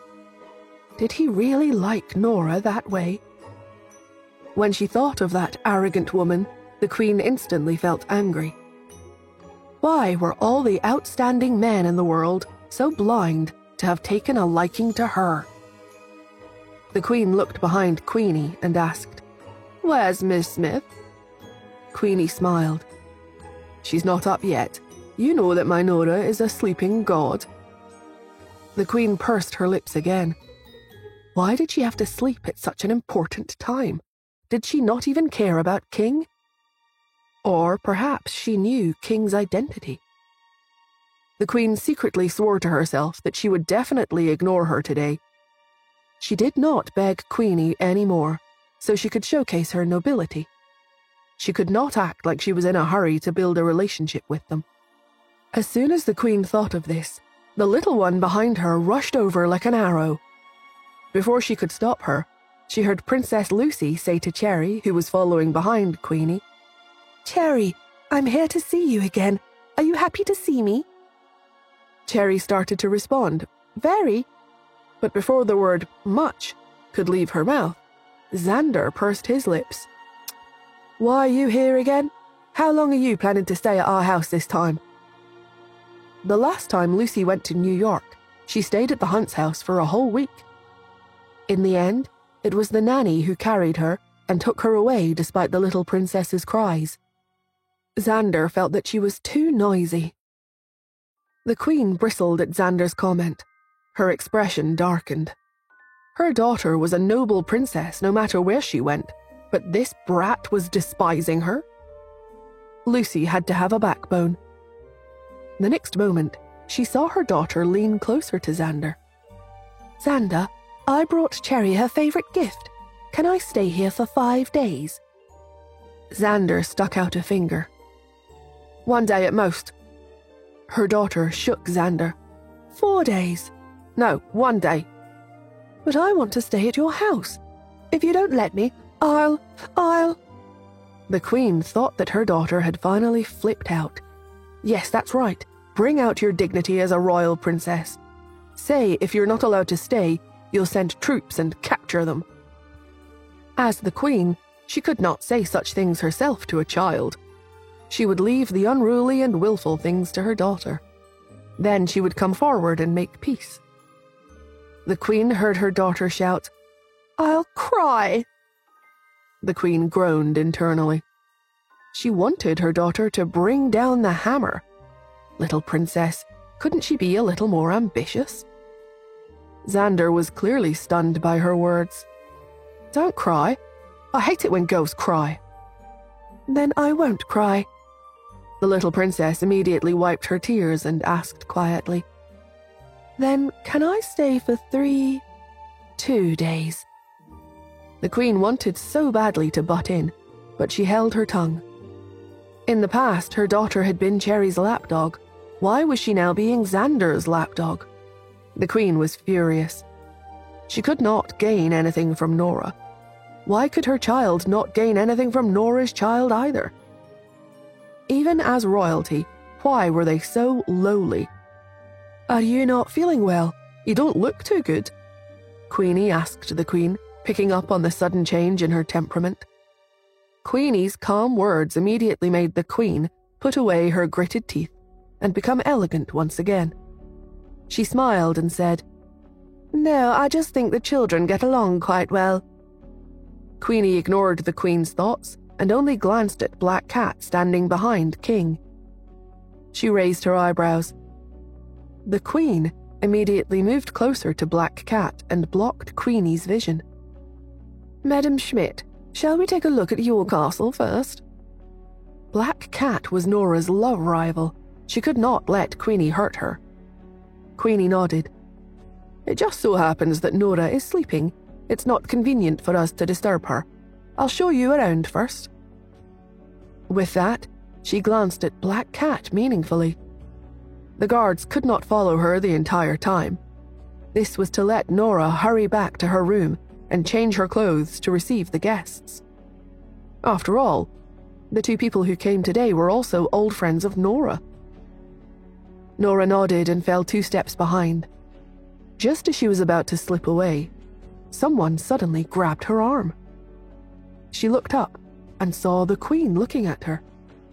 She lowered her voice and said, This is the Schmidt's territory. Don't go anywhere.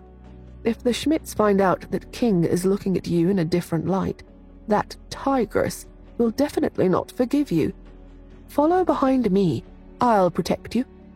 Nora needed to get out of this. She grimaced and said, I need to use the bathroom. The Queen glanced ahead and gritted her teeth. All right, I'll accompany you. This was not what she meant. Nora did not need a bathroom buddy. Barbarian, who was standing behind the Queen, looked at her deeply with caution in his eyes. The security guards were very responsible. Nora lowered her eyes. No need. I don't like to go to the toilet with other people. The Queen nodded. All right then. After finally shaking off the Queen, Nora skillfully walked through the manor and returned to her room. She changed into a set of regular clothes and took off her mask before walking out of the room. Up ahead, Queenie had already learned that Nora was awake. so she brought the group of people back to the living room. Nora pretended to have just come downstairs and greeted them one by one. The Queen looked at Nora and then at King. She did not know if Nora really did not recognize King, or if she was pretending not to know him. Anyway, she pretended to be seeing him for the first time. The Queen raised her eyebrows and subconsciously looked behind her. Why wasn't Black Cat out of the toilet? Was she having diarrhea? King began taking out the gifts he had prepared. Lawrence had prepared all the gifts. The gifts for Cherry and the others in front were all normal. Cherry, who had received a Barbie doll, tilted her head and sized up King carefully. Her dark eyes were shining, but she did not speak. Justin knew that his little girl had recognized him. But his little girl was very smart. Seeing that Nora did not acknowledge him, she did not say anything either. Pete and Xander also looked at each other and blinked. Finally, it was Nora's turn. Justin smiled. "I also prepared a gift for Ms. Smith. I wonder if you'd like it." After saying that, he waved his hand. Lawrence, who was wearing a mask, instantly stepped forward and handed a box with a bird print on it to Nora. "Here you go," Justin offered. Sean wondered what he got Nora. Nora did not think too much about it and only reached out to receive it. The Queen pursed her lips and suddenly smiled. "This bird print suits Miss Smith very well." Hearing this, Lawrence felt a chill run down his spine, but he insisted on not bending over. He was different from Boss. He could not encourage Boss to cheat. This was the only hint he could give her. He hoped that she could understand. It was known that the cuckoo bird tricked other birds to raise its young by sneaking the eggs into the nest. This deception gave us the word cuckolding, so the bird became a symbol for it. She had been cuckolded. There were a bunch of cuckoos all above her head. Nora was confused. What was up with the meaningful looks in the eyes of these people in front of her? Even Queenie, who was standing at the side, broke into a frown. Wrapping paper with cuckoos on it? What was wrong with Justin's subordinate? Was he cursing Nora to the fate of being cuckolded? Regardless, Nora still took the gift from him. She was about to hand it to someone beside her when the Queen, who was all smiles, said, "Aren't you going to open it and have a look, Miss Smith? Mr. King must have put a lot of thought into picking out a gift for you." The Queen was hoping for some drama. Nora glanced at her. "At the Schmidts, we prefer to open our gifts in private." The Queen glanced at King. "I don't think Mr. King would mind, Miss Smith. Why don't you let me have a look?" Now that King had a close female friend, he definitely wouldn't put that much effort into his gift for her. The Queen was waiting to laugh at Nora. Nora glanced at Justin. Seeing that he wasn't objecting, she also became a little curious. She opened the box, revealing a piece of jade inside. A piece of white jade lay quietly in the box. She hadn't even picked it up yet, but she felt as if she could already feel the warmth coming from it. Nora's hypersomnia was due to anemia, and her hands and feet were often cold.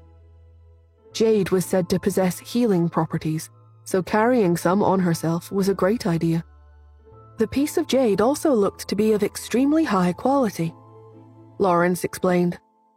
Boss spent millions on the raw gemstone. He even cut and polished it himself. He kept it on himself the entire time after that. After he bought the raw gemstone, he'd personally cut and polished it himself, and even brought it with him everywhere. Although it wasn't really a well-known piece of jewelry, it was the thought that counted, and he'd certainly put a lot of effort into it. Nora's lips curled into a smile. She slipped the jade pendant onto a chain and put it around her neck. "I love it, thank you."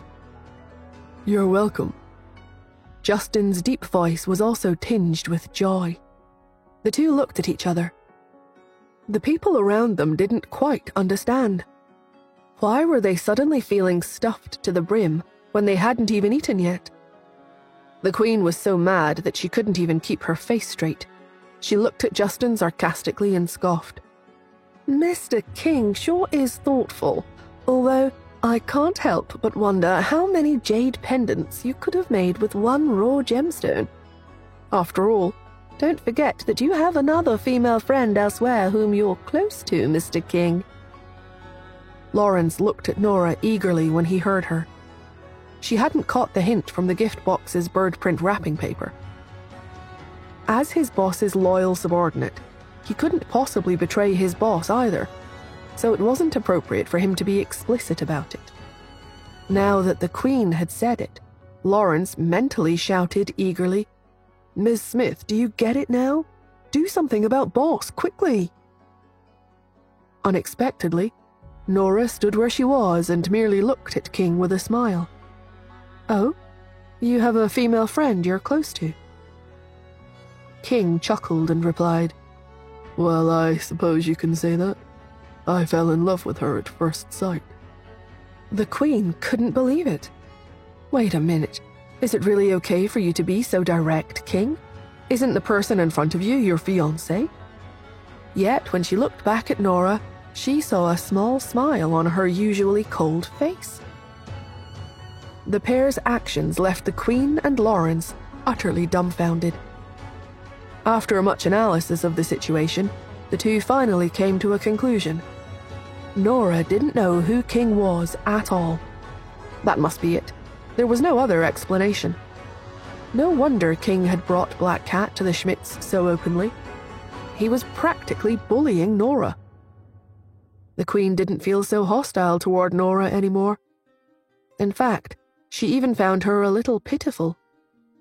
So what, even if she'd bore the man 3 children, he had still abandoned her so soon all the same, and even played her like a fool.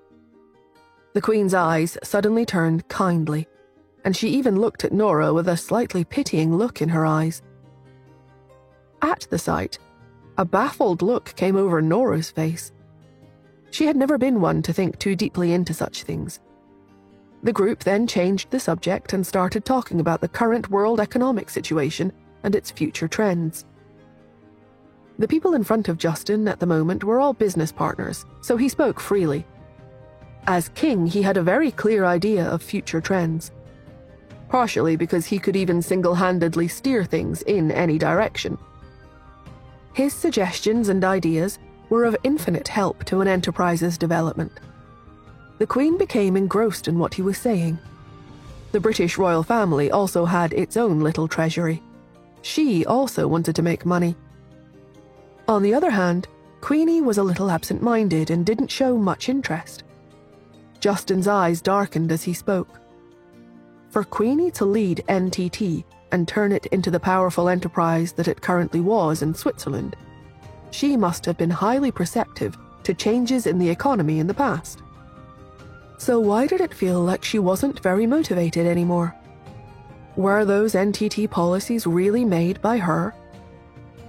At the side, Nora was also falling asleep. The Queen kept feeling like something was missing, but King usually wouldn't give her a crash course. One could say that the one he was giving today was all thanks to Queenie. King was obviously trying to give Queenie a hand so that she could join the Imperial League after her business reached greater heights. The Queen tried her best to memorize the few development trends that, according to King, were the most likely to make money in the future. How she wished that she could take out a small notebook and write it all down. Though she kept feeling like something was missing and not quite right, Justin simply spoke so well that she couldn't help but be utterly engrossed in what he was saying. This continued until Justin finally stopped. Even then, the Queen still hadn't had enough. She gazed at him with admiration in her eyes. The worship of someone was the foundation of love. The Queen had fallen for Justin precisely because of his keen insight into the economy. Many years ago, after hearing just a few words from him, the Queen had established a small company, and made millions of dollars. Noon gradually approached. Nora suggested, "Let's have lunch." After speaking, she said to the butler, "Uncle John, why don't you go and prepare a sumptuous lunch for the bodyguards too?" John, the butler, looked at Barbarian and the others at once. He said, "Please come with me, everyone." Barbarian stood still. The captain of the bodyguards looked at the Queen. The Queen waved and said, "Go ahead, we're at the Schmitz. No one would dare harm me here." One could say that she was showing courtesy to Queenie by saying that. Only then did the captain of the bodyguards leave, but Barbarian continued to stand still. Nora looked at him. "Isn't he going to eat?" The Queen smiled and replied, "He's a stubborn one. Since he has committed to protecting me, he won't stop until I return to the hotel." After speaking, she looked at Barbarian and said, "You can go ahead too. There are so many skilled people here today. You don't have to be here." Had it been before, Barbarian definitely wouldn't leave. After all, the incident with the fire had only just taken place. But today, he glanced at Nora and then bowed respectfully to the Queen. He turned and followed after the guards. Nora and Justin exchanged a look. The V-16 was right here at the Schmitz. They'd asked the Queen to bring Barbarian here just so they could set up a trap to catch him. If Barbarian didn't leave, but stayed here to watch over the Queen instead, how was he going to steal the V-16? Now that he was gone, Nora turned around and led the few of them to the dining room. As the Queen looked at Barbarian and the bodyguards from the back, she finally realized what she had overlooked.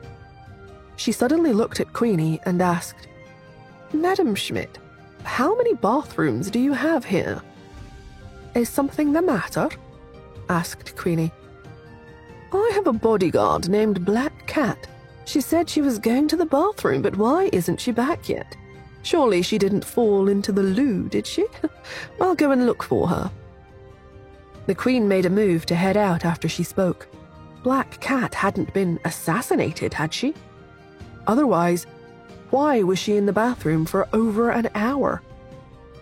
Nora's legs went limp, and she almost stumbled. Nora was annoyed at the Queen's questioning. Why was the Queen constantly paying attention to a tiny little bodyguard? This didn't make sense. Nora frowned and said, "You probably don't have to look for Black Cat." The Queen was puzzled. "Why?" "I'll ask the butler to look for her so you don't have to go yourself," replied Nora. The Queen thought for a moment. It was indeed lunchtime, so it wasn't a good time to leave and search for someone. She nodded and said, "All right. That bodyguard is a little bad at finding her way around, so you have to get the butler to bring her to me." "Okay," Nora agreed. The Queen breathed a sigh of relief. The few of them went to the dining room with the children. Queenie, as the hostess, took the head seat. Nora sat to her left. By right, the three little ones should be sitting with her, while the guests, Justin, the Queen, and Princess Lucy, sat opposite to them. The Queen glanced at Nora and said with a smile, "Mr. King, Lucy is rather naughty, so let's have her sit at the side instead." With the three of them sitting together, if Lucy sat at the side, then the Queen would end up sitting next to Justin. The mere thought of sitting side by side with King in front of Nora secretly thrilled her. Was she cuckolding Nora by doing this? Well, it was that woman's fault for always adopting such a cocky attitude and ignoring everybody, including even the royalty's authority. The Queen pulled out the chair. She was about to sit when Cherry blinked and suddenly said, "Princess Lucy, I want to sit with you." The Queen was annoyed at the interruption to her plan. She immediately looked up at Lucy, hoping to stop her daughter from replying. Unfortunately, without even a second thought, Lucy immediately shouted excitedly, "I want to sit with you too."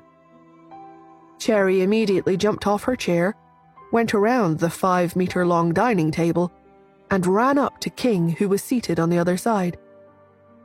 The little girl looked up at him and, in her young and tender voice, said, "Handsome uncle, can we switch seats? I want to sit next to Lucy." Justin looked at his daughter, whom he hadn't seen for a month. He stretched out his hand and ruffled her hair. His daughter's hair was as fine, soft, and delicate as ever, which stirred his heart. The little girl's sly appearance as she blinked with her big dark eyes made him chuckle out loud. Justin asked softly, "Don't you want to sit with me?" Cherry pouted when she heard him. Of course she wanted to sit with her daddy. Little Cherry loved her daddy the most. But she'd better let her father sit with Mummy instead. Even though Cherry was very conflicted about who to sit next to, she nevertheless nodded and replied, "I want to sit with Lucy even more." At once, the 5-year-old Princess Lucy waved her little paws excitedly and automatically switched positions with the Queen. This way, she would be next to Cherry. In a lively and adorable manner, Lucy added, "I also want to sit with Cherry." Justin stood up and walked around the dining table to the seat that originally belonged to Cherry. So he now took the seat beside Nora. He turned his head sideways to Nora and asked, "Miss Smith, you don't mind if I sit here, right?" The man's voice was low and deep, and his voice carried a bit of mirth when he spoke, making it sound extraordinarily seductive. Nora nodded. "I don't?" "Okay." However, the man didn't take the seat. Instead, he pulled out the chair for Nora in a very gentlemanly manner first. An unceremonious Nora immediately sat down. The Queen was completely furious but had to keep it in. He even pulled out the chair for her. As she looked at the sumptuous spread laid out all over the table, she suddenly felt like she had lost her appetite. She thought, "Is it really okay for you guys to show off how deeply in love you guys are in front of me?" She walked to the edge huffily and pushed away the servant who was about to pull the chair out for her. She pulled the chair out by herself and planted her bottom on it. The Queen's admiration for Justin was only in her fantasies. She had been madly in love with him in the past, but due to her status and her duty as the Queen, there was no way she could abandon her people and elope with Justin. And Justin had never returned her feelings either. She had suppressed her love for him at the bottom of her heart all these years. She was fine as long as Justin didn't have a wife, but who knew that he would find himself one so soon? And on top of that, it was even Nora Smith, the person she detested most. But when it came down to it, there wasn't any great feud or enmity between the Queen and Nora, though. The two of them were husband and wife, so what made her think that she had the right to be jealous of them?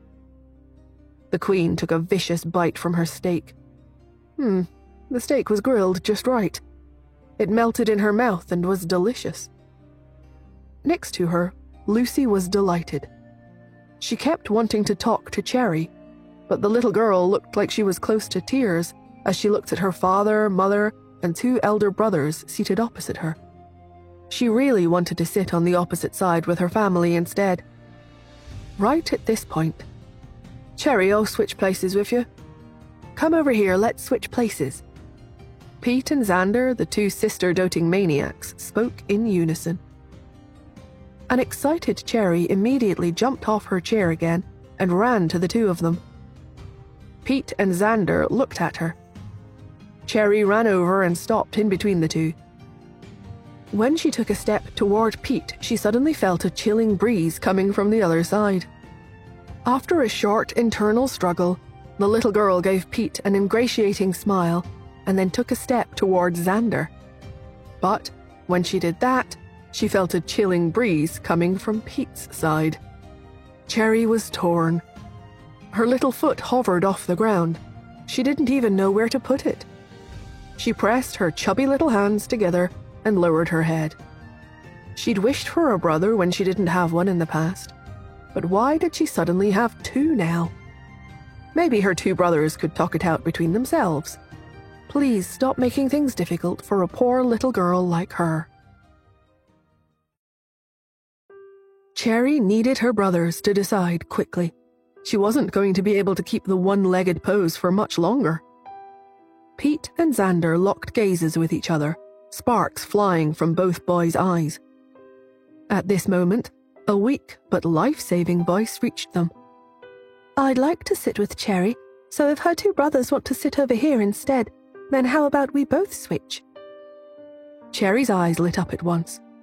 She looked excitedly at Lucy opposite her. Her little foot in the air stepped onto her other foot that she was standing on.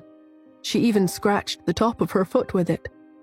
Wow, the little princess was practically her savior today.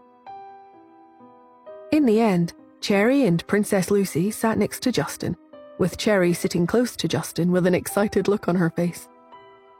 Seeing how happy she was, the silly Princess Lucy also smiled cheerfully along with her, though she didn't understand at all why she was so happy. Xander and Pete were the only ones sitting beside the Queen, with sullen looks on their little faces. The Queen felt completely slighted by the rudeness of all the children. Excuse me, just how unpopular was she? Was it simply that unbearable to sit on the same side as her? How come even her own daughter had abandoned her and gone looking for Cherry instead? She suddenly felt like taking back her gift. The Queen viciously devoured another piece of steak. The meal went on with each of them harboring their own thoughts. Although Justin and Nora didn't speak, the two seemed to have a tacit understanding that no one else could intrude on. At the start of the meal, Justin immediately passed Nora the salt shaker, while she passed him the pepper shaker. After passing the condiment shakers, the two looked at each other and exchanged a smile. They both lowered their heads and used the shaker the other had passed to them to season their food. The Queen burped loudly. Was she already full after only 2 pieces of steak? The corners of the Queen's lips spasmed. She couldn't help but start musing. Nora must have recognized King and realized that he was Justin, right? Well, that made sense. After all, because of her own strong feelings for Justin, even she had found King very familiar the first time she met him. Later on, she tried to confirm again and again whether the two were one and the same. Nora was Justin's fiancée after all, so how could she possibly fail to recognize him? So that whole act just now where she pretended that she didn't know him was really just a farce. She was the only one silly enough to be kept in the dark. The Queen huffily speared another piece of steak. One could say that both the host and the guest had thoroughly enjoyed their meal, with the exception of the Queen, who was pulling a long face. After lunch, a few of them returned to the living room for some tea and conversation. The Queen, however, looked to the outside. Why wasn't Black Cat back yet? While the group of them were having lunch, the people outside didn't stay idle either. While Barbarian and the Queen's guards were enjoying their special lunch outside, John, the butler, happened to run into the servant in charge of housekeeping in the castle when he was cheerfully stepping out of the door. The butler asked, "Have you finished cleaning?"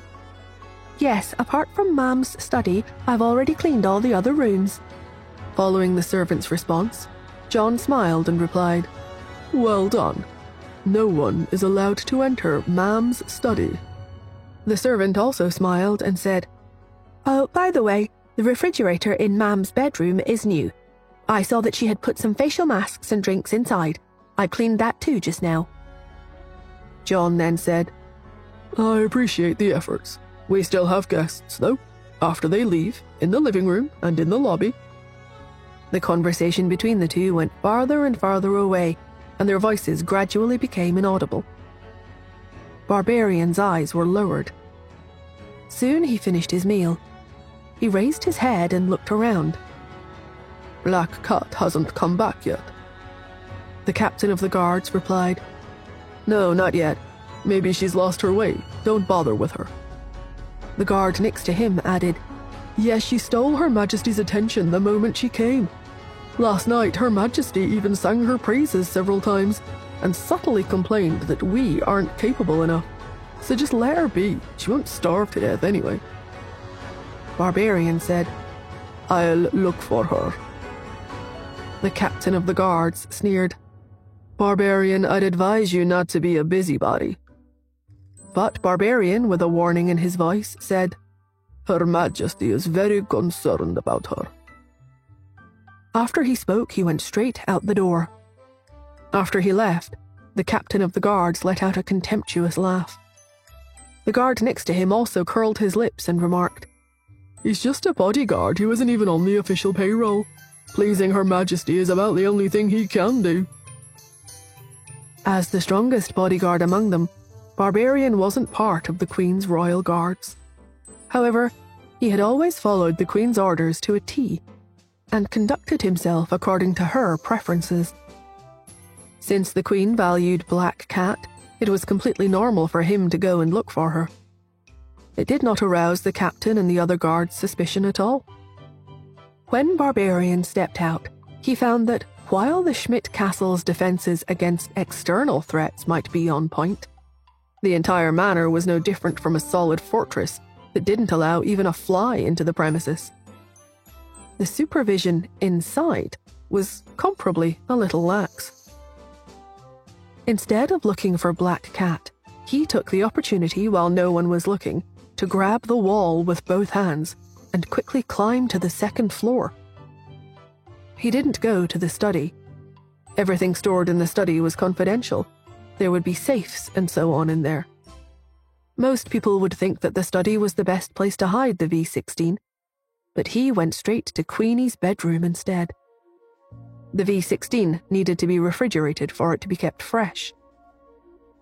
If a refrigerator was suddenly placed in the study, it would stick out like a sore thumb and come across as very strange. But if one was placed in the bedroom instead, they could put facial masks and drinks inside, which would not seem at all obtrusive. After all, many types of facial masks did require refrigeration.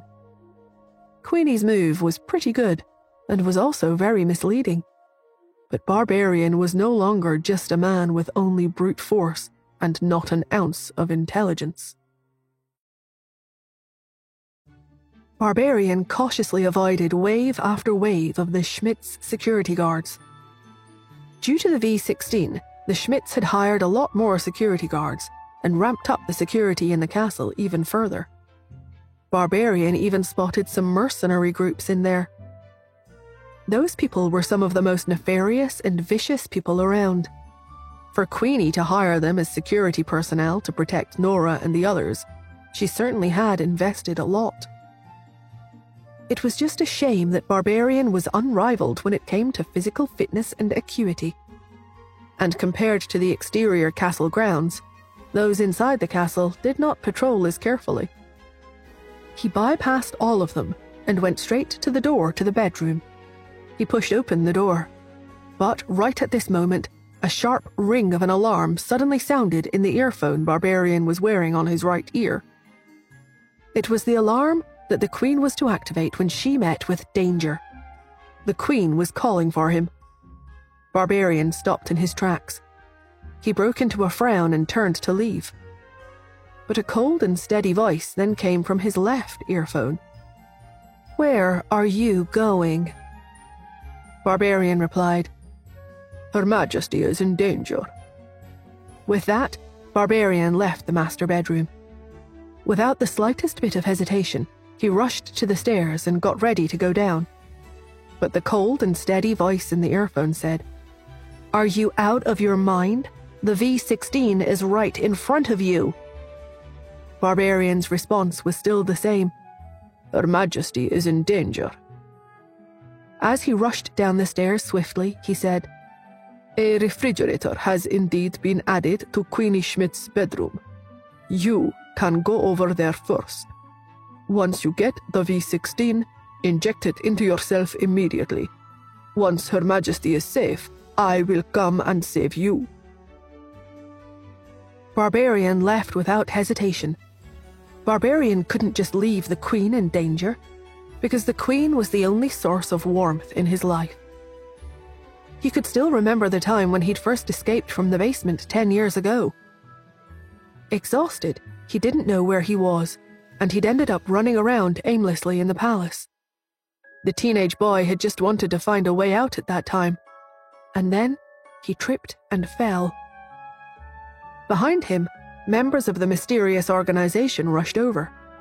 When they were about to catch him, a lovely voice reached them. "Who are you?" The Queen had still been a princess then. She was the new heir to the throne. She had a large number of security officers around her. But even when the people chasing after Barbarian saw the princess's guards, they still came over calmly, regardless. A group of royal guards had already subdued Barbarian, who was out of strength after fighting his way out of the basement. Someone said, "Your Highness, it's obvious at a glance that this isn't a good man. Her Majesty had warned that there could be hitmen in the palace. He is likely a hitman. We should kill him to avoid potential trouble." Barbarian did not refute him, because he had seen the speaker before. He was a low-ranking leader in the mysterious organization. His purpose in saying what he did was to guide public opinion. Barbarian had always been ineloquent and simple-minded. He couldn't think of a way to explain himself, so he simply closed his eyes in resignation. He was frustrated. He didn't want to die just like that. After he finally forced open the door to the basement with much difficulty, all 5 surviving children inside had escaped and fled in all directions. He didn't know where the others had gone, but he wanted to see what the world outside was like. Was he going to die here now? He hadn't been administered the V16 yet, though, so he would still die the day he turned 30 years old. While Barbarian's imagination was running wild, he heard the princess's voice. "He doesn't look like a bad person to me." "Your Highness, bad guys won't write the words 'I'm a bad guy' on their faces. He has a murderous aura all around him. There is blood on him. He must be a hitman." "Hold your tongue." The woman spoke arrogantly and willfully. She said, "If I don't think he is a bad person, then he is not one. All right, the 2 of you help him up. I will take him away to seek medical treatment, and then I will personally ask him what's going on." Barbarian was taken to the princess's quarters. After that, the princess summoned a doctor to give him a medical examination. His wounds were healing quickly, and his strength was also recovering rapidly. The people from the mysterious organization stood guard outside the door. When Barbarian slowly opened his eyes, he saw the blue-eyed young girl with a head of curly blonde hair behind her walking toward him. Before he could speak, the princess shushed him and put her finger on his lips. She whispered, "Did you offend Father? Is that why they want to kill you? Don't worry. With me around, no one will kill you." The princess was wearing a white fluffy dress while he was covered in blood. It had been a few days since he last took a bath. His body was covered with dirt, stains, and blood. It was a hot summer day. He could tell that he reeked. Yet it was as if the princess didn't notice it at all. Her pure eyes and clean temperament made Barbarian understand for the first time after he left the basement what it meant to be ashamed of oneself. He shrank away from her. In the basement, he had been the most powerful person there. In order to obtain the follow-up gene serum, he had even been let out by the organization to kill for them. His gene improvements were on his physical body. But at this moment, he felt a sense of inferiority that came from his very soul. How he wished he could throw himself into the sea and soak in the waves for 7 days and 7 nights to wash away all his sins. Before Barbarian could think too deeply about his past, he had already rushed over from the upper floor to the main hall. It stood to reason that everyone in the Schmitz castle was very cautious. The Queen had always trusted the Schmitz. That was why she dared to dismiss all the people around her during the meal. Barbarian could not think of anyone who might harm the Queen. Could it be that the people who'd set fire to the hotel the other time had come to the Schmidts too? While Barbarian was thinking about it, he saw the Queen standing where she was, well and intact. She was glaring at Nora furiously. Barbarian didn't understand. Why had the Queen alerted that she was in danger? He walked over with a bewildered look on his face. He saw the Queen with her hands on her hips. The Queen often did this in private, but when in front of others, she'd always paid attention to her manners. Despite that, the Queen said angrily to Barbarian, "Barbarian, beat her up." The Queen was ordering him to beat up this woman. What had happened? After lunch, Queenie wanted to take an afternoon nap, so she left the first floor to the 3 youngsters and the children.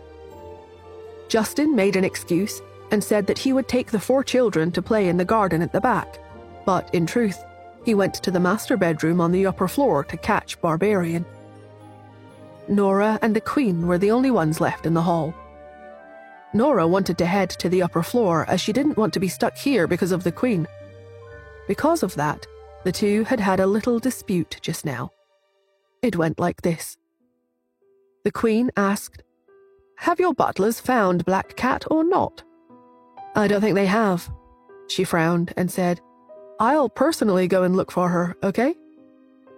Nora got up to leave, but the Queen grabbed her arm and said, "You can't." "I get it now, Nora. You already know who King is, right? Then you must also know that King has special feelings for Black Cat. Is Black Cat still not showing up because you've done something to her? Black Cat saved my life. Hand her over to me." What was this insane theory of the Queen's? The corners of Nora's lips spasmed.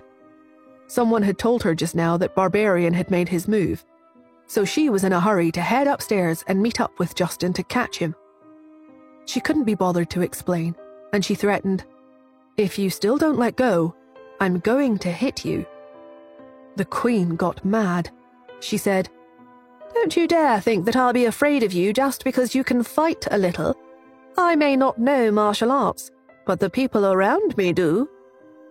So she pressed the emergency call button.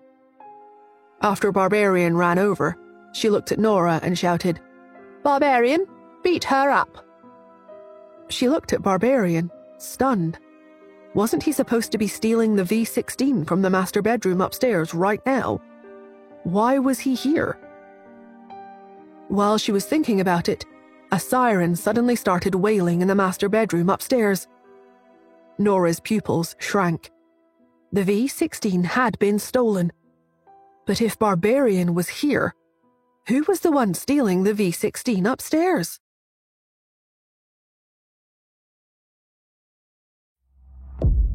The Queen was stunned when the siren went off. She looked at Nora and asked, "What's going on?" Nora didn't bother with her. She glanced at Barbarian, hesitated, and then ran upstairs. Barbarian followed behind the Queen with baffled surprise in his red eyes. He hadn't stolen anything, so why did the siren go off upstairs? He wanted to go and take a look, but then he thought of how dangerous the Schmidts' castle was. He had to protect the Queen. As soon as the thought formed, he stopped in his tracks. But then the Queen barked, "Let's go up and have a look." Black Cat didn't mistakenly trespass into someplace, right? She had to save her. She must not let Black Cat fall into Nora's clutches. Because of the Queen's orders, Barbarian followed them upstairs. Nora was already at the door to the master bedroom. The door had been opened, and inside was a complete mess. It was obvious that a round of attacks had been launched here. A figure stood there with her hands raised and her back to them, not daring to move. This was because the room had been installed with a motion sensor attack system, infrared sensors, thermal sensors, and more. If she moved even a little bit, the machine guns would turn her into Swiss cheese. All of this had been prepared for Barbarian. Barbarian had a lot of physical strength, and neither Nora nor Justin could beat him in a fight. But no matter how strong he was still human. Firearms would be capable of killing him one way or another. Nora had set up all of these things in the room. The moment someone took the V16, the mechanisms would activate and the intruder would become trapped within. Barbarian hadn't fallen for it, but it had trapped the other person inside. Justin, Queenie, and the others hurried over. They stood outside the door and looked in. The room was surrounded by steel plates that had sealed off the interior of the room.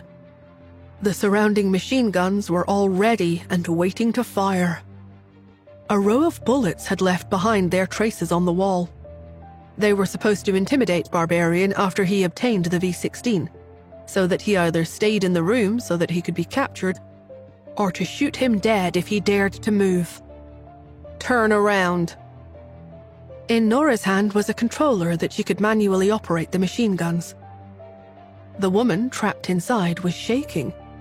When she heard Nora's voice, she cried, I don't dare to. That voice. It was Renee. Nora's pupils shrank and she asked, "Why are you here?" Fear filled Renee's voice.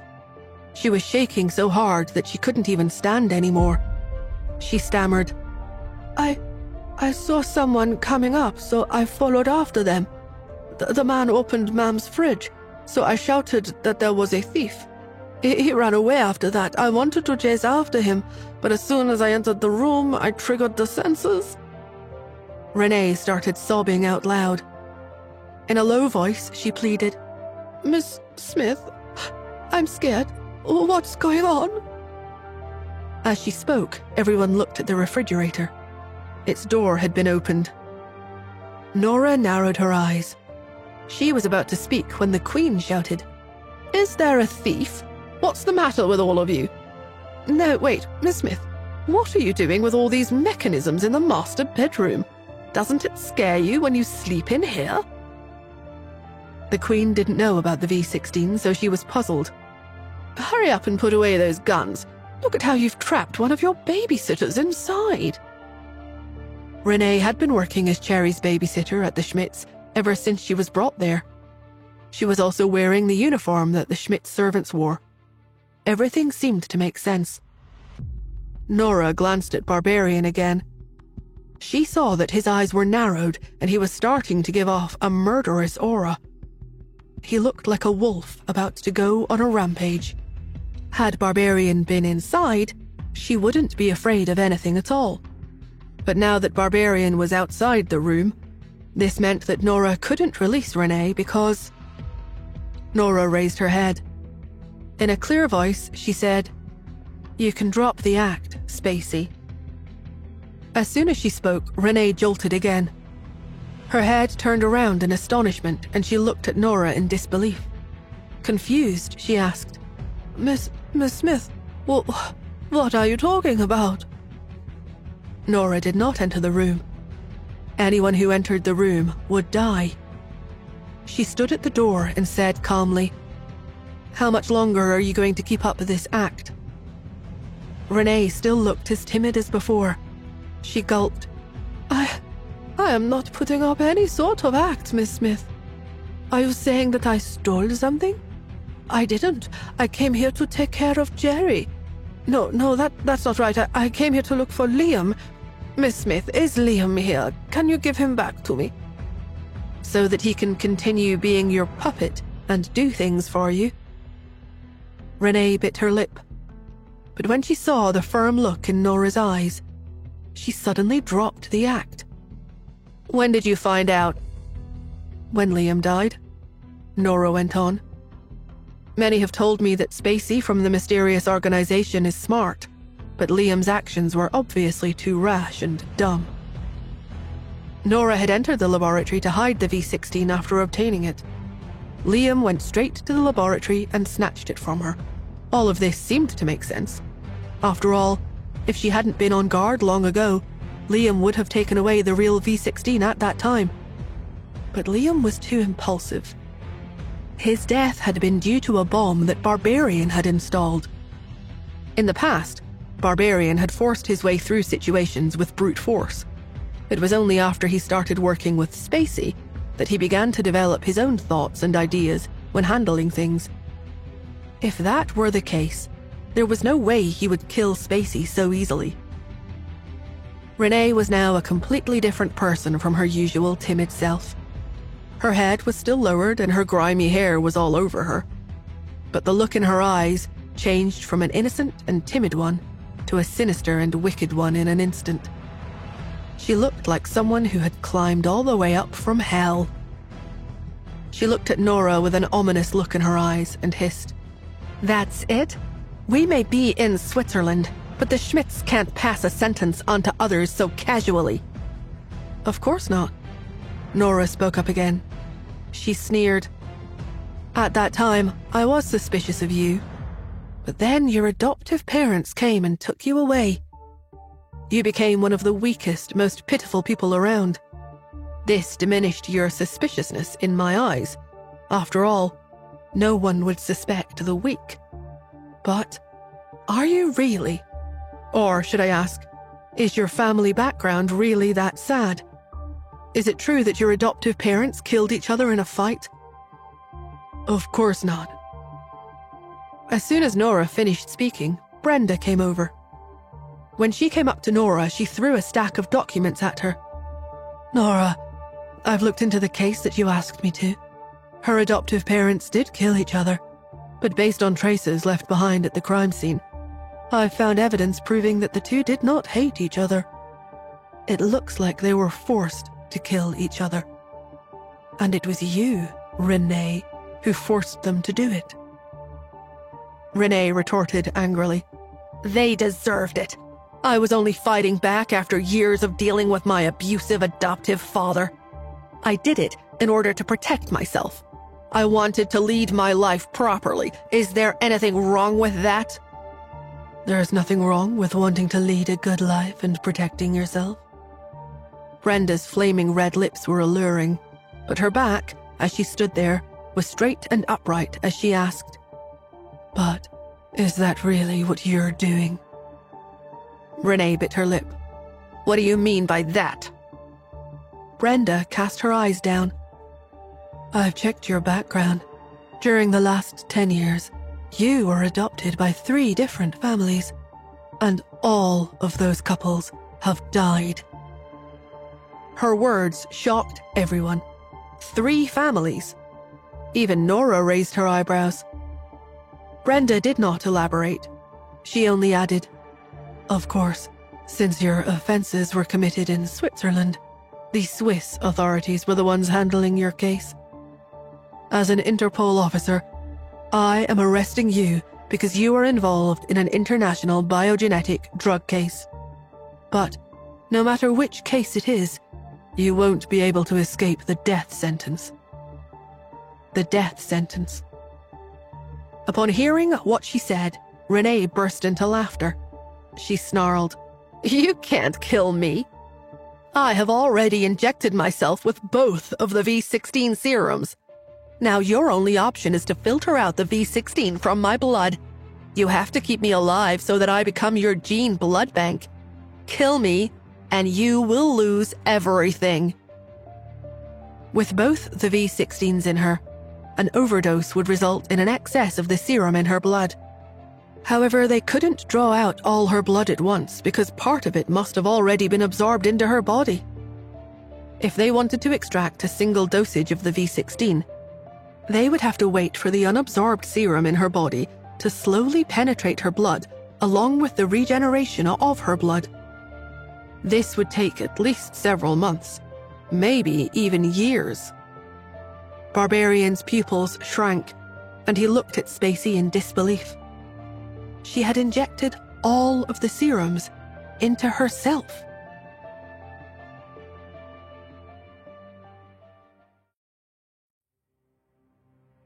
Barbarian was infuriated.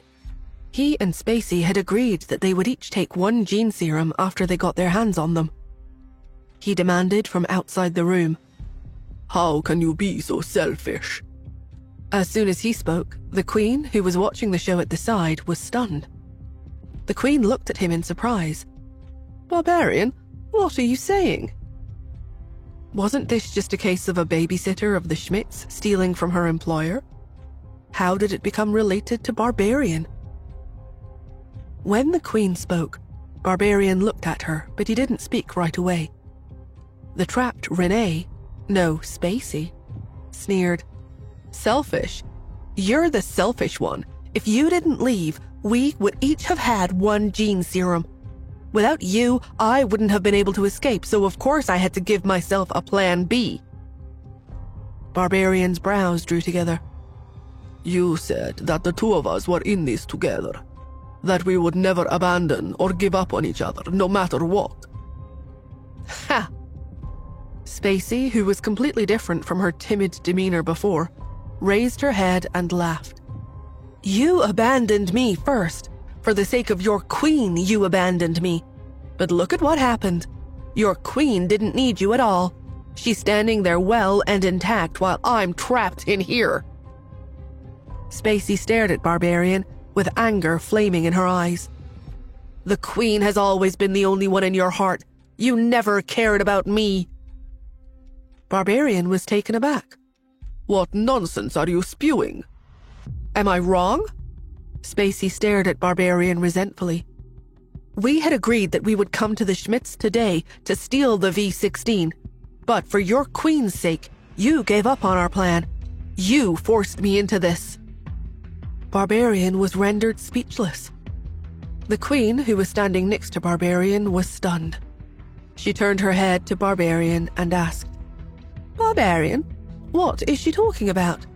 The two of you are in this together. Are you short of money? Why are you stealing from others with her?" The Queen knew nothing about Barbarian's past.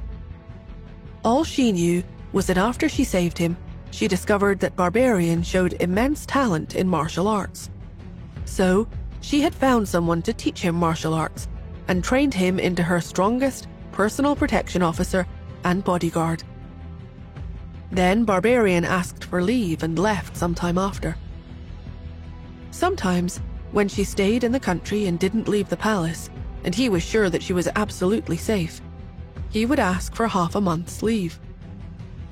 The Queen had always assumed that Barbarian was going out to handle his personal affairs. In fact, the Queen had even teased Barbarian by asking him if he'd found a girlfriend and was going out on dates with her. Never would she have thought that Barbarian would steal from the Schmidts with that babysitter. Faced with the Queen's naive question, Barbarian found himself at a loss for words. The Queen looked at Spacey again. She pointed at her and asked Barbarian, "Is she your girlfriend? Barbarian, why is your girlfriend forcing you to steal? Is the salary I pay you not enough? I've even given you a house. If you need anything else, you can just tell me. There's no need for you to steal." The Queen rambled on, and her actions were the only source of warmth in the room. Everyone else was extremely tense and ready for a fight to break out. Faced with the Queen, Barbarian didn't know how to explain what he had done. He didn't speak, so Brenda spoke for him. She explained, "Your Majesty, you may have misunderstood the situation. Do you know that this man next to you is an international serial killer?" The Queen frowned. "Who are you? Why are you slandering Barbarian? He was just stealing something. How does that make him a murderer?" She stood in front of Barbarian and protected him. She looked straight at Nora and Queenie and lifted her chin arrogantly. "Madam Schmidt, Miss Smith, we do have some ties between us, right? I know you're unhappy that they stole from you, so how about this? How much does it cost? The British royal family will provide full compensation. But don't you dare accuse my subject of being a murderer." Her badass manner of protecting her own put everyone in the room at a loss for words. Barbarian clenched his fists. Once again, he felt ashamed of himself. Nora was a woman of few words, But Queenie didn't wish for conflict with the British royal family. After all, the Queen represented an entire country. Be it the Schmitz or the Imperial League, neither of them would want to become enemies with a country just because of a simple misunderstanding. Queenie explained, "Your Majesty, have you heard of the mysterious organization?" The Queen's pupils shrank. "Yes, I have. What about it?" The people after the Queen's life at the hotel were from that exact organization. The Queen had always known that. Queenie pointed at Barbarian. "He used to be a member of the mysterious organization." The Queen was shocked. "What did you say?" Queenie went on. "You know what the mysterious organization does, right?" The Queen's brows drew together. "No, I don't, actually." Queenie sighed. This meant that she had to explain to the Queen the purpose of the mysterious organization's existence. She had to tell her everything, including all of their cruel practices. When Queenie was done, the Queen frowned. "If that's the case, then Barbarian is a victim. He shouldn't be arrested.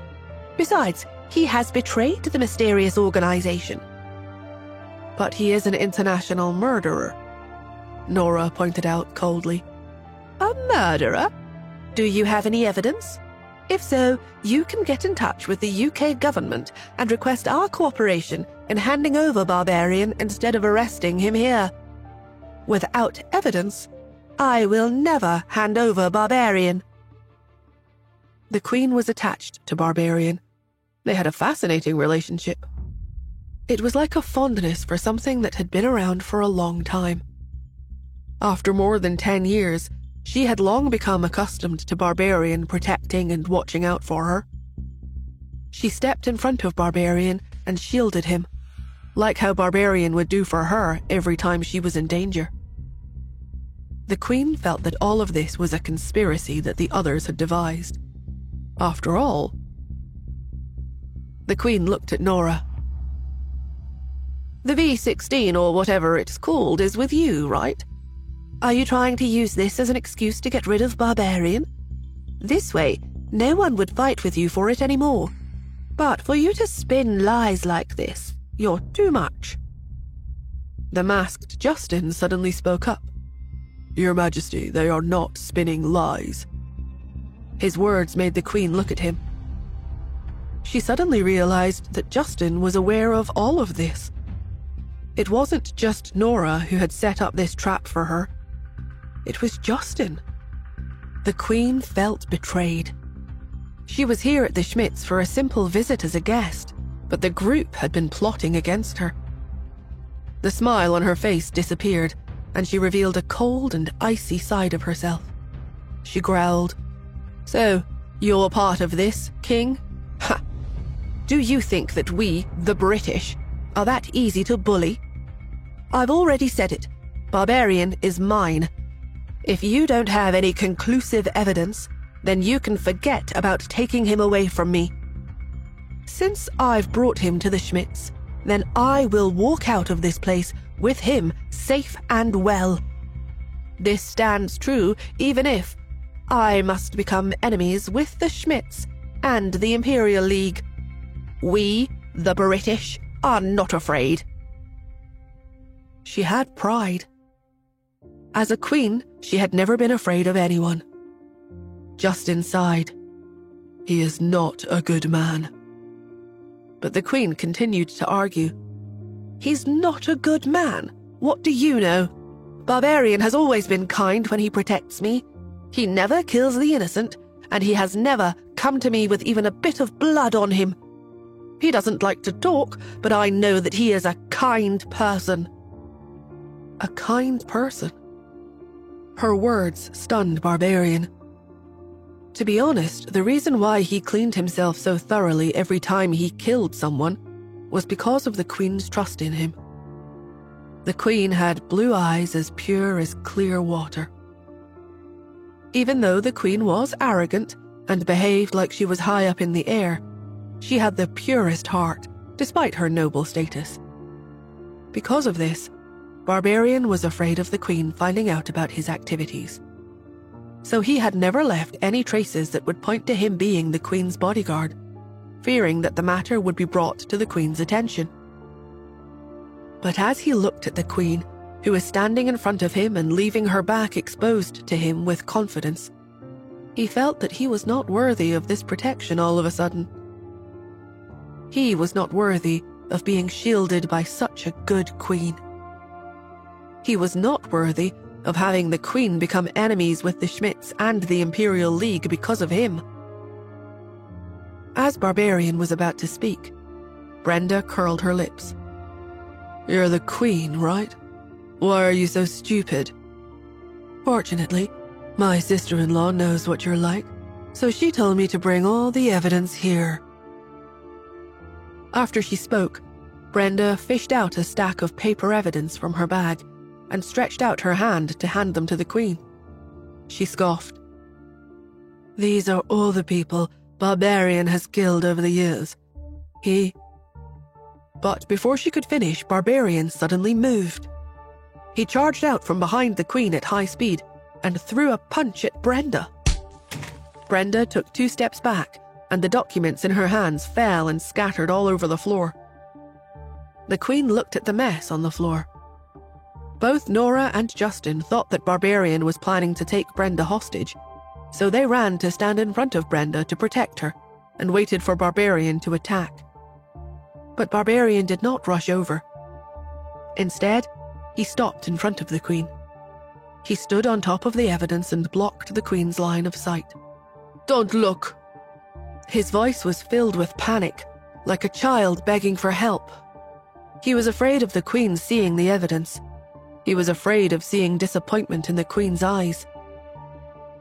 His tone made the Queen's heart wrench, and she withdrew her gaze. "Okay, I won't look." Barbarian breathed a sigh of relief. But after he let out the sigh of relief, the Queen asked, "Then tell me, are they telling the truth? Did you really kill a lot of people?" Barbarian clenched his jaw. The Queen looked at him. "You have never lied to me, so tell me that none of this is true. Don't worry. I will protect you." Barbarian's expression blanked out. He thought of their first meeting more than 10 years ago. "You can live here with peace of mind.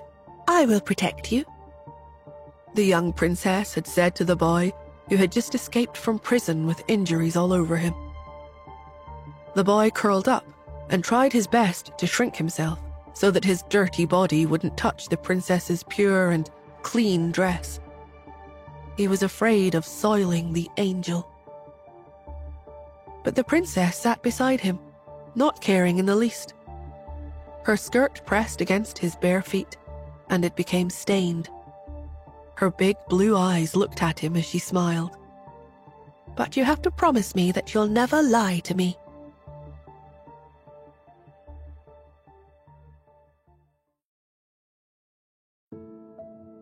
Barbarian looked at the Queen. Time flew. More than 10 years had passed since they first met. The Queen had aged, and she had fine lines at the corners of her eyes. But those blue eyes of hers had never changed. Barbarian swallowed. The Queen spoke again. "Barbarian, say something. I will believe everything you say." But Barbarian couldn't. He had gone through so much since he was a child. He had been in the basement since he was born and was injected with gene serums his entire life. The body modification gene serum had hurt like hell. He didn't remember the pain he felt when he was a baby, but he remembered all the pain he felt after he turned 5 years old. Each gene serum injection had felt as if it was melting his flesh and reconstructing it. No one could understand what the bone-splintering pain felt like. At that time, Barbarian didn't understand. This was how life was until the day when he was taken out to kill for the first time when he was 10 years old. His powerful body and physical abilities had astonished the others.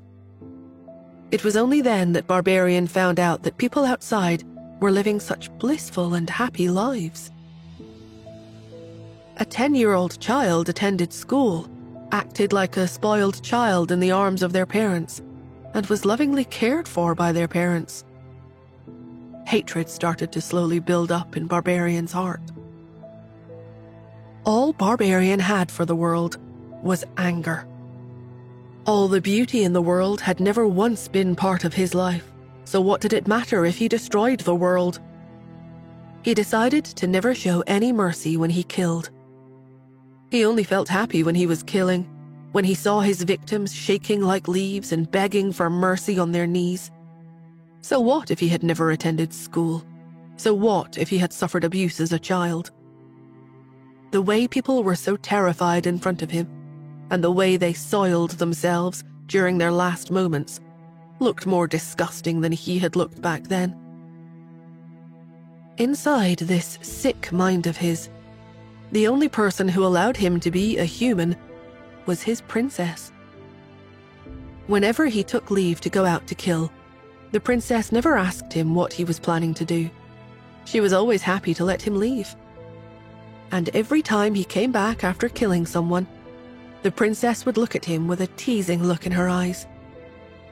The princess had said that it was time he found a girlfriend, but he didn't know what kind of person he should look for as a girlfriend.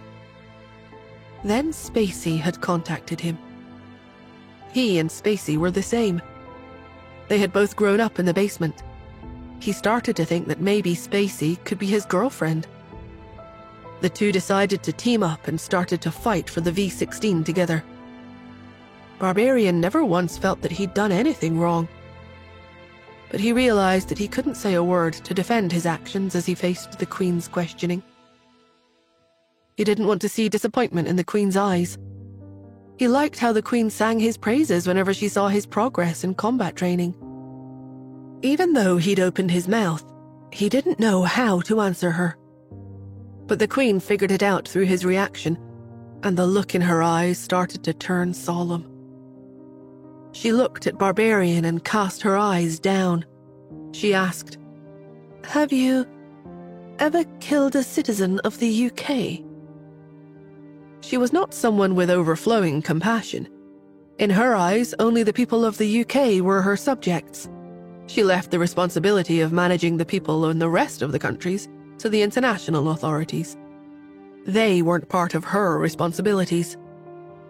But if Barbarian had killed citizens of the UK, then the Queen couldn't let him off. When Barbarian heard her, he opened his mouth again, but he still didn't know what to say. He had killed citizens of the UK. Once, after going on a killing spree outside, he happened to run into a royal guard who saw him covered in blood while he was on his way back to the palace. In order to cover up his crimes, he had to kill him. Seeing his silence, the light in the Queen's eyes dimmed even further. She understood his answer. She cast her eyes down. Spacey's voice suddenly came out from the room. "You see that, Barbarian? The Queen's kindness towards you is not unconditional. Once you cross her boundaries, she would kill you all the same. I am the only one in this world who's like you. So hurry up and kill them and save me. I can synthesize the other V16 from my blood for you." Spacey was doing all this because she was worried that Barbarian would abandon her at the last moment. So she was trying to build a plan B for herself. But Barbarian didn't hear her at all. He stared at the Queen in dumbfounded silence. Only one thought was running through his head. She's become disappointed in me. He felt like his world was collapsing around him. At the sight, Spacey bit her lip. She knew that she couldn't count on Barbarian anymore. She looked straight at Nora again and muttered, "It all goes back to the same thing. Even if you arrest me, you still have to feed me well and keep me happy. Or else I'll kill myself. If I die, you can forget about ever getting the V16 again." But after she spoke, she didn't see any reaction from Nora and the others. Nora, in particular, was extraordinarily calm. Spacey wanted to speak again, but intense drowsiness suddenly came over her. She shook her head, finding herself unsteady on her feet. She stumbled a little, and then she heard an unimpressed Nora say, "Oh, I forgot to tell you something. The substance inside those bottles isn't the V16. It was 2 doses of sleeping pills." Spacey's eyes suddenly widened. She finally realized something. She was right. So many traps and mechanisms had been set up in this place. It was obvious that they had set this up in order to catch Barbarian, so why would the real V16 be left out in the open? As soon as the thought formed, Spacey's eyes closed and she passed out. She fell to the ground with a thud. But no one looked at her. Instead, they turned to look at Barbarian. Barbarian had killed Brenda's best friend. Seeing him in a daze, Brenda couldn't hold herself back anymore. She brandished her pistol and fired right at Barbarian. When the gunshot rang out, Barbarian's sixth sense allowed his body to react faster than his brain. He did a tuck and roll on the spot and dodged the bullet from Brenda. Then Barbarian smashed through the glass window, escaping through it. Gunshots from the Interpol officers who were waiting on the ground floor rang out. Brenda ran out in pursuit of him. Nora and Justin exchanged a look. The couple went down the stairs at the same time, but saw that Barbarian had already escaped. Brenda, who was stamping her foot in frustration, cursed and screamed, "No, we'll let him get away." Up against a skilled expert like him, unless they carried out a large-scale operation on the Schmitz property, they were going to have a hard time catching him. The traps had been prepared for Barbarian, but unfortunately they hadn't come into play. Instead, they had only captured a weak but intelligent Spacey. In the end, all Brenda could do was detain Spacey. As Nora watched the officers bring the unconscious Spacey into the police car, she asked, "What will happen to her?" Brenda answered, "The death sentence." Nora was taken aback. Brenda sighed.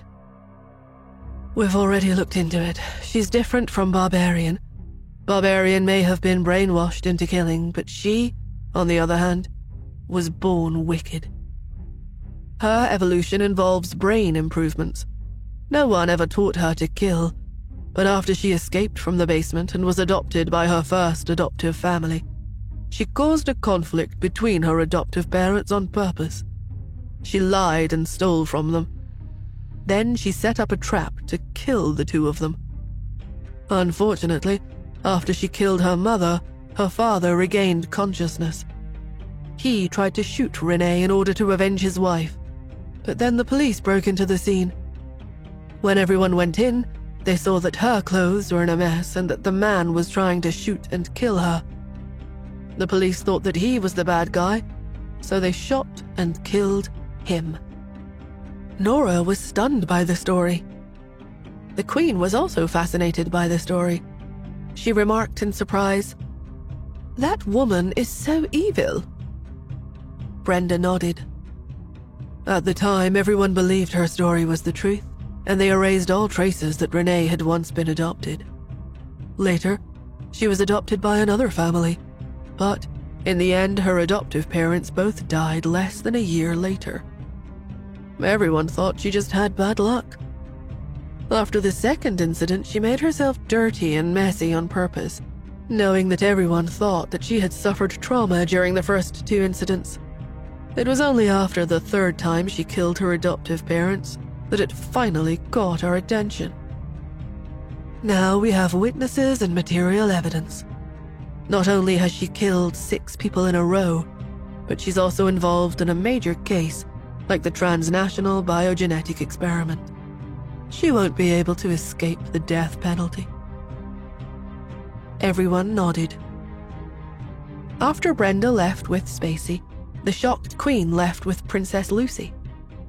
Barbarian's betrayal made her feel terrible. Only Nora, Justin, and the rest remained at the Schmidts.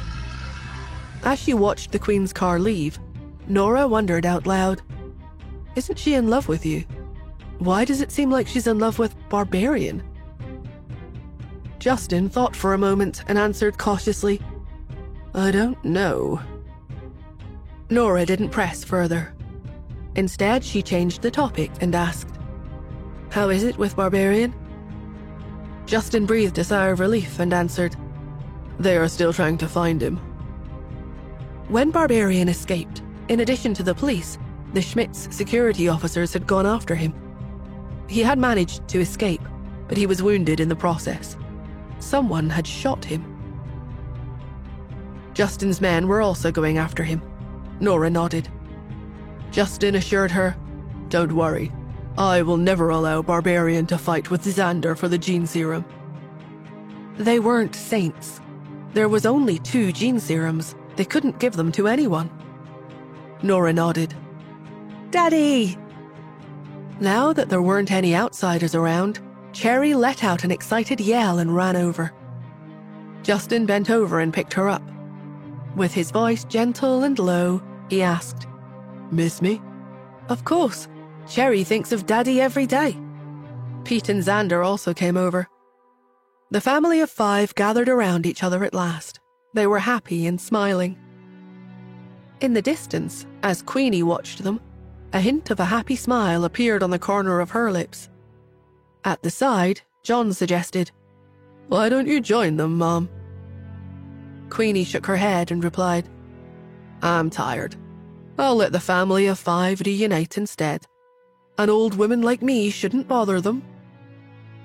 John hesitated and looked at her before he said in a small voice, "You're only in your 30s.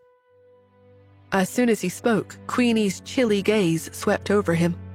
John shut his mouth. "I've spoken out of turn, ma'am. I apologize." Queenie lowered her eyes and entered the living room.